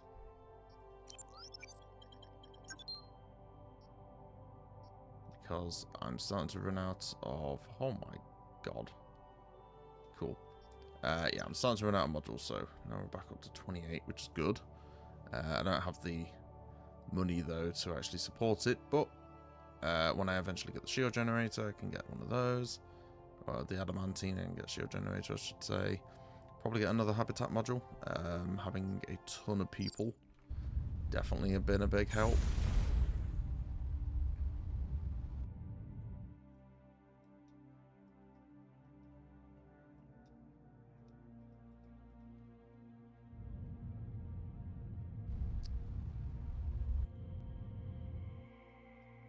So, let's head back. Oh my god, I keep drifting out of the freaking thing. There we go. Cool, so now we need to head north. There goes a crew member. So we need to suss out this mysterious illness.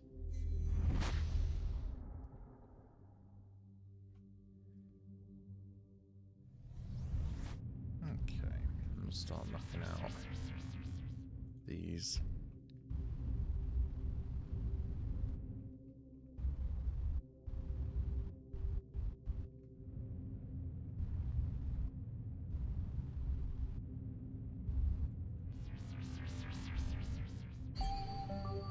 This planetoid is far too small to develop such a perfectly spherical shape.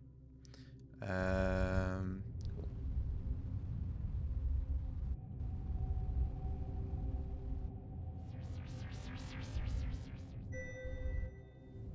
And we have an anomaly. Ooh. This terrestrial planet is mainly comprised of large continents covered with extensive grassy plains. Strong energy reading detected from orbit turns out to be from a rough stone arch. From one side it shows the same empty plains that cover the continent, from the other the arch seems to lead to another world filled with an advanced industrial civilization. Have the team disassemble the archway to find... No, we're going to send a team member through. As the team member steps through the portal, rather than enter the other world, she simply appears on the other side of the arch. But her scanner picked up some very strange reading as she passed through. Analysis reveals that the arch contains a crystalline lattice powered by the planet's magnetic field. It slows down free photons by a factor of several hundred quintillion. The arch is showing the light that passed through it 100,000 years ago. That's cool.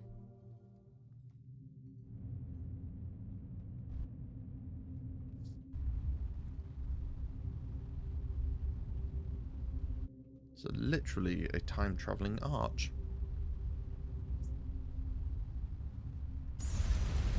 Sort of.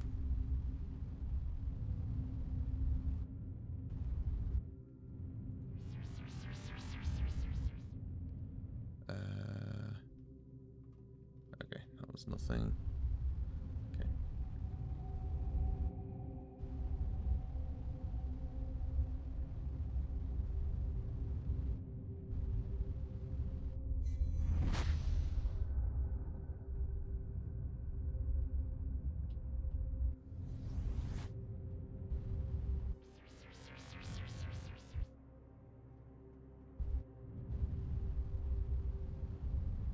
Head over here first.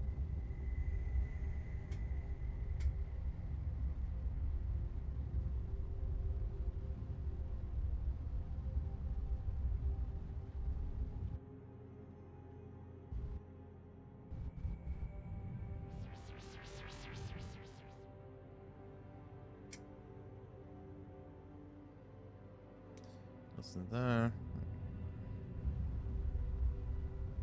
Oh god.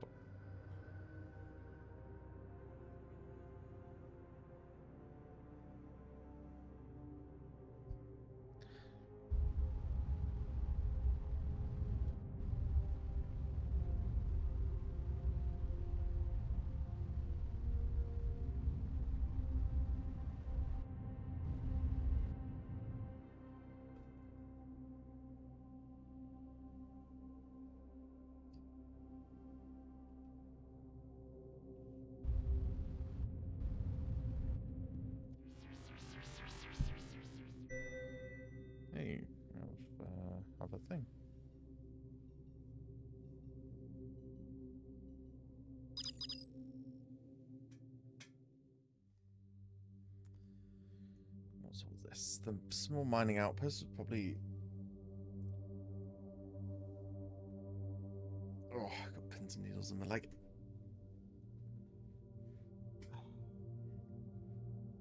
Small mining outpost was probably never a pinnacle of prosperity at the best of times, and those times are a distant memory.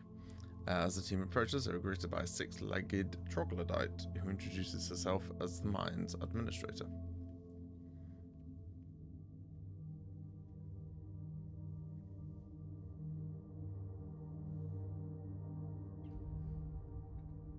Trying to find where one of my counts.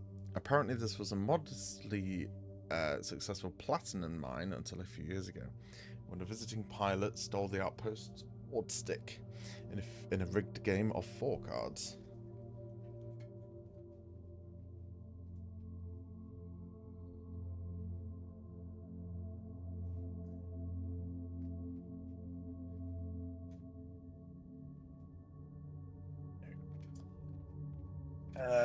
As far as the team's xenoculture expert can ascertain, the ward stick is a good luck totem.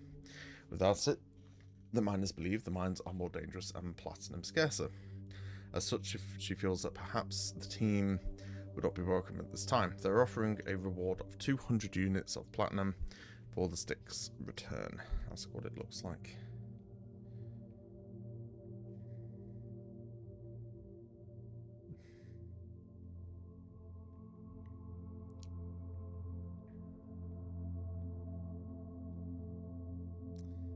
According to the administrator, it is roughly 2 meters long, composed of an unknown silvery metal.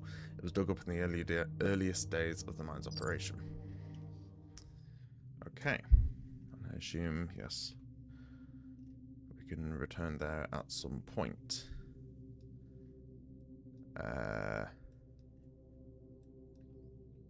Cool. I'll make a note. Return silver yardstick.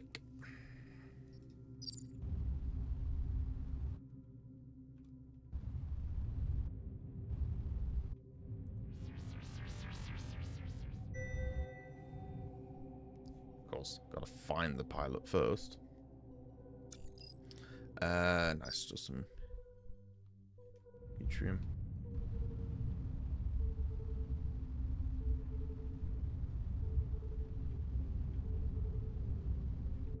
Can't catch up to it.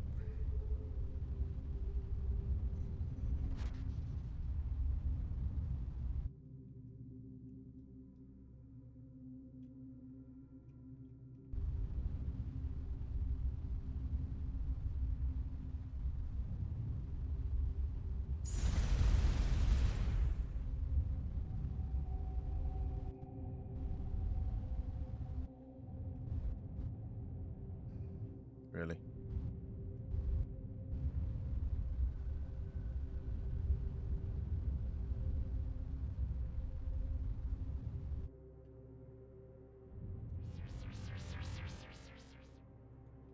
Okay. Nothing there.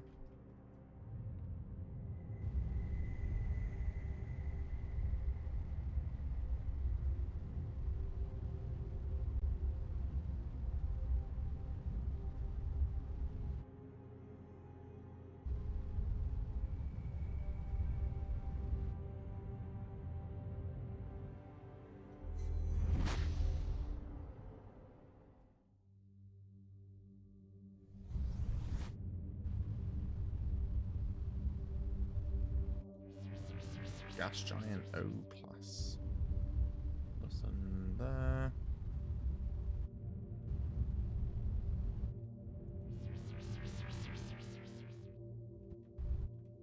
Nothing there. Actually, we'll head this one first.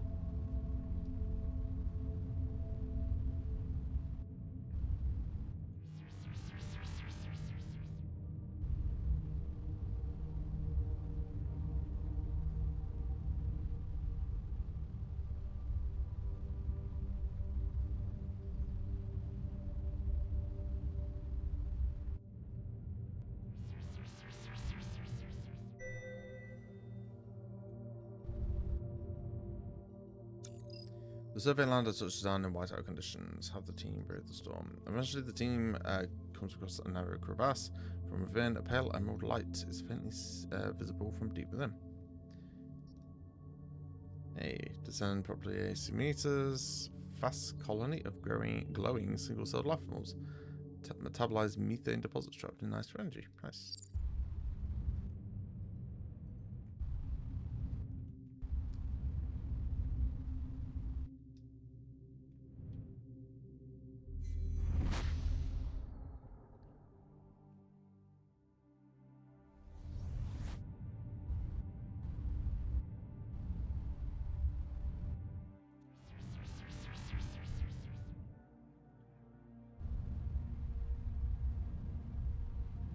This would appear to be another dead end.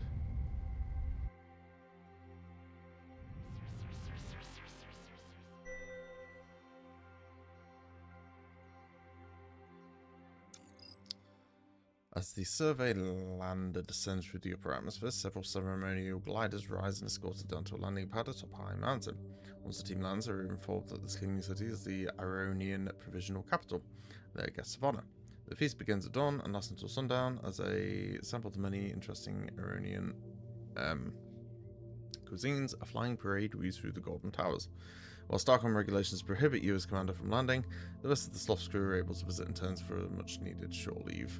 It is, for a time, all anyone aboard seems to be able to talk about. What's that? Visit the Provisional Capital. At the culmination of festivities, the neutronium replica of the Sloth is unveiled. Huh? Cool. The team engineer informs you that the design is even more beautiful in person, both sublime and informative, suggesting some possible improvements to modular configuration. Nice. 25 research points. I'll take it. Apparently there's further investigation. There goes another crew member. The team is treated like royalty on their return visit. Privately, you feel that the restriction on command crew going on survey missions should be more flexible. Is that everything? Nope. Further investigation possible. Okay. That just lets us repeat that as many times as we like. So that's that little cluster done.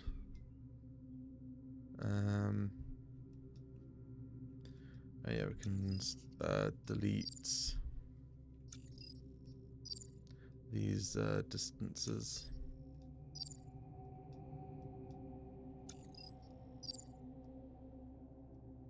Still don't know what I'm meant to do about that.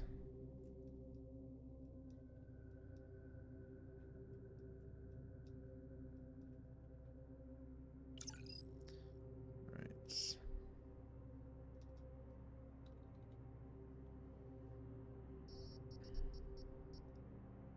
Minus 18.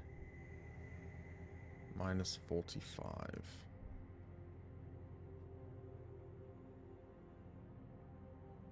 Minus 18. Minus 45. We're actually really close.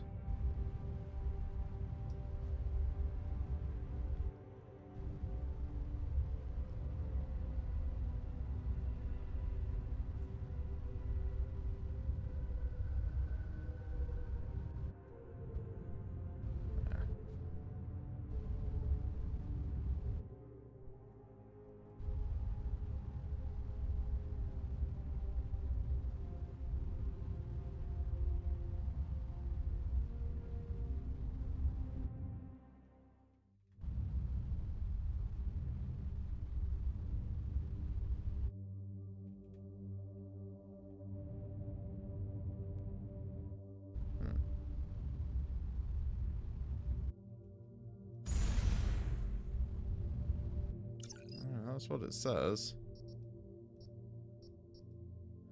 Request to be found investigating the destroyed the science station has been lost somewhere in Arona near minus 18, minus 45.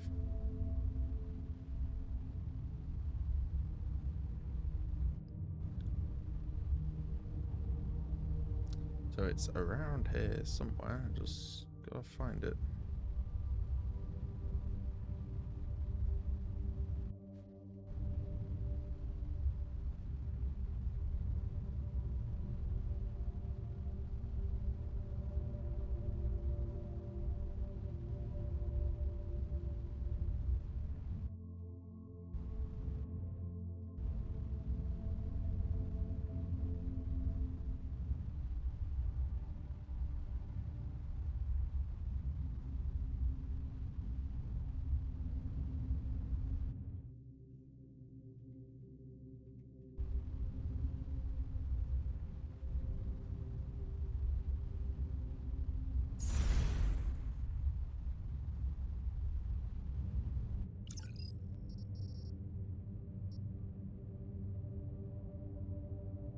minus 18, minus 45.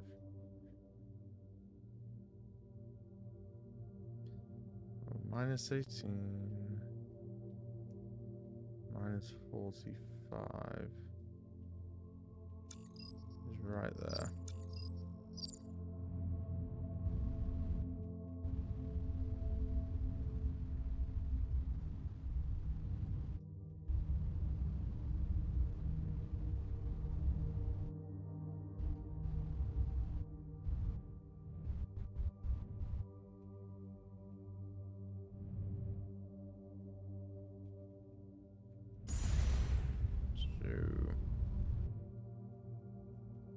But they said a Ronin territory, so that would indicate it's up here. Somewhere in this territory.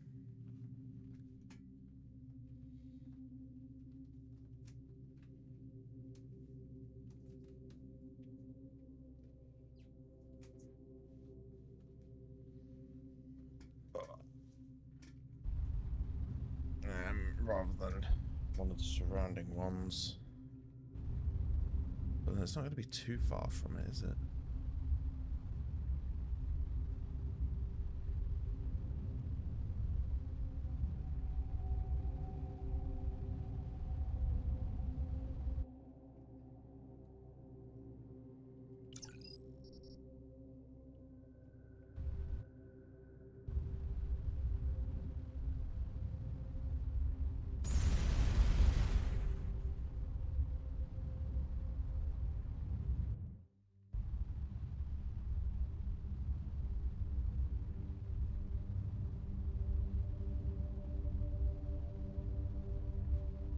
I'd have expected to find it by now.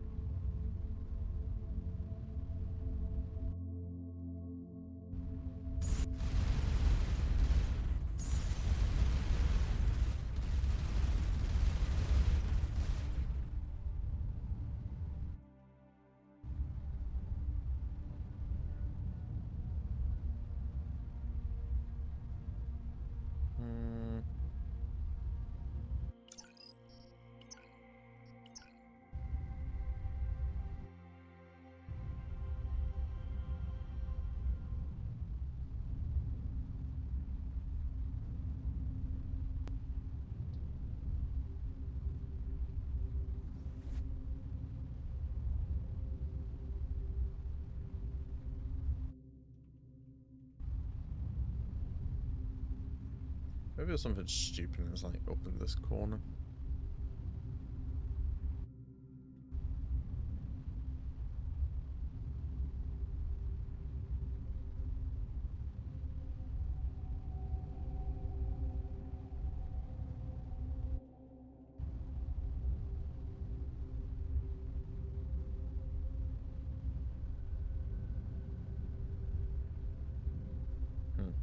Or not.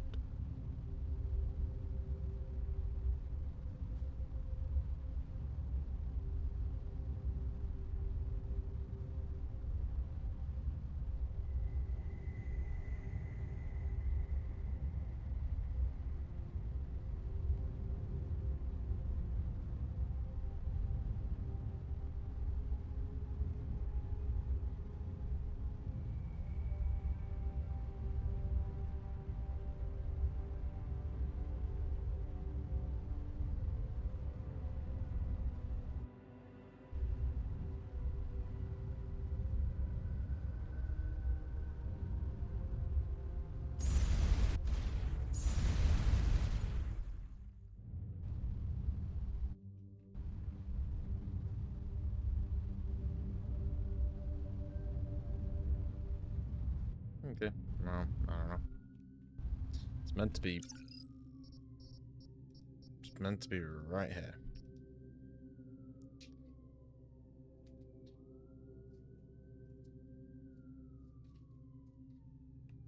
If request we find investigating the destroyed the science station have been lost somewhere in our own territory near -18,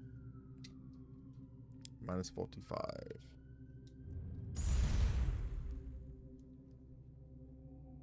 Which is right there.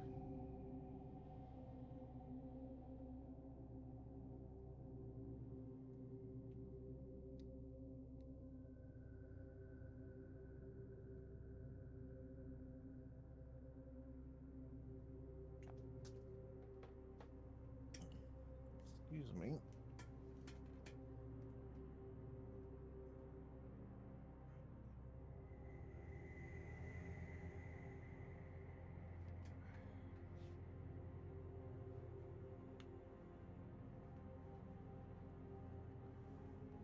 Okay, well, I don't know. But what I do know is that I am starting to feel a bit tired and hungry and need to go stretch and like do human things. So I think I'm gonna call it there. Let's kind of just plonk ourselves there. Let's see, save game, saving.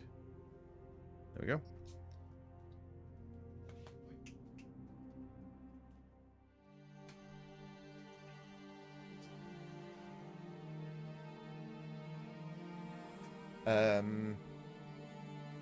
Yeah, and clearly I need to go give some attention to these cats.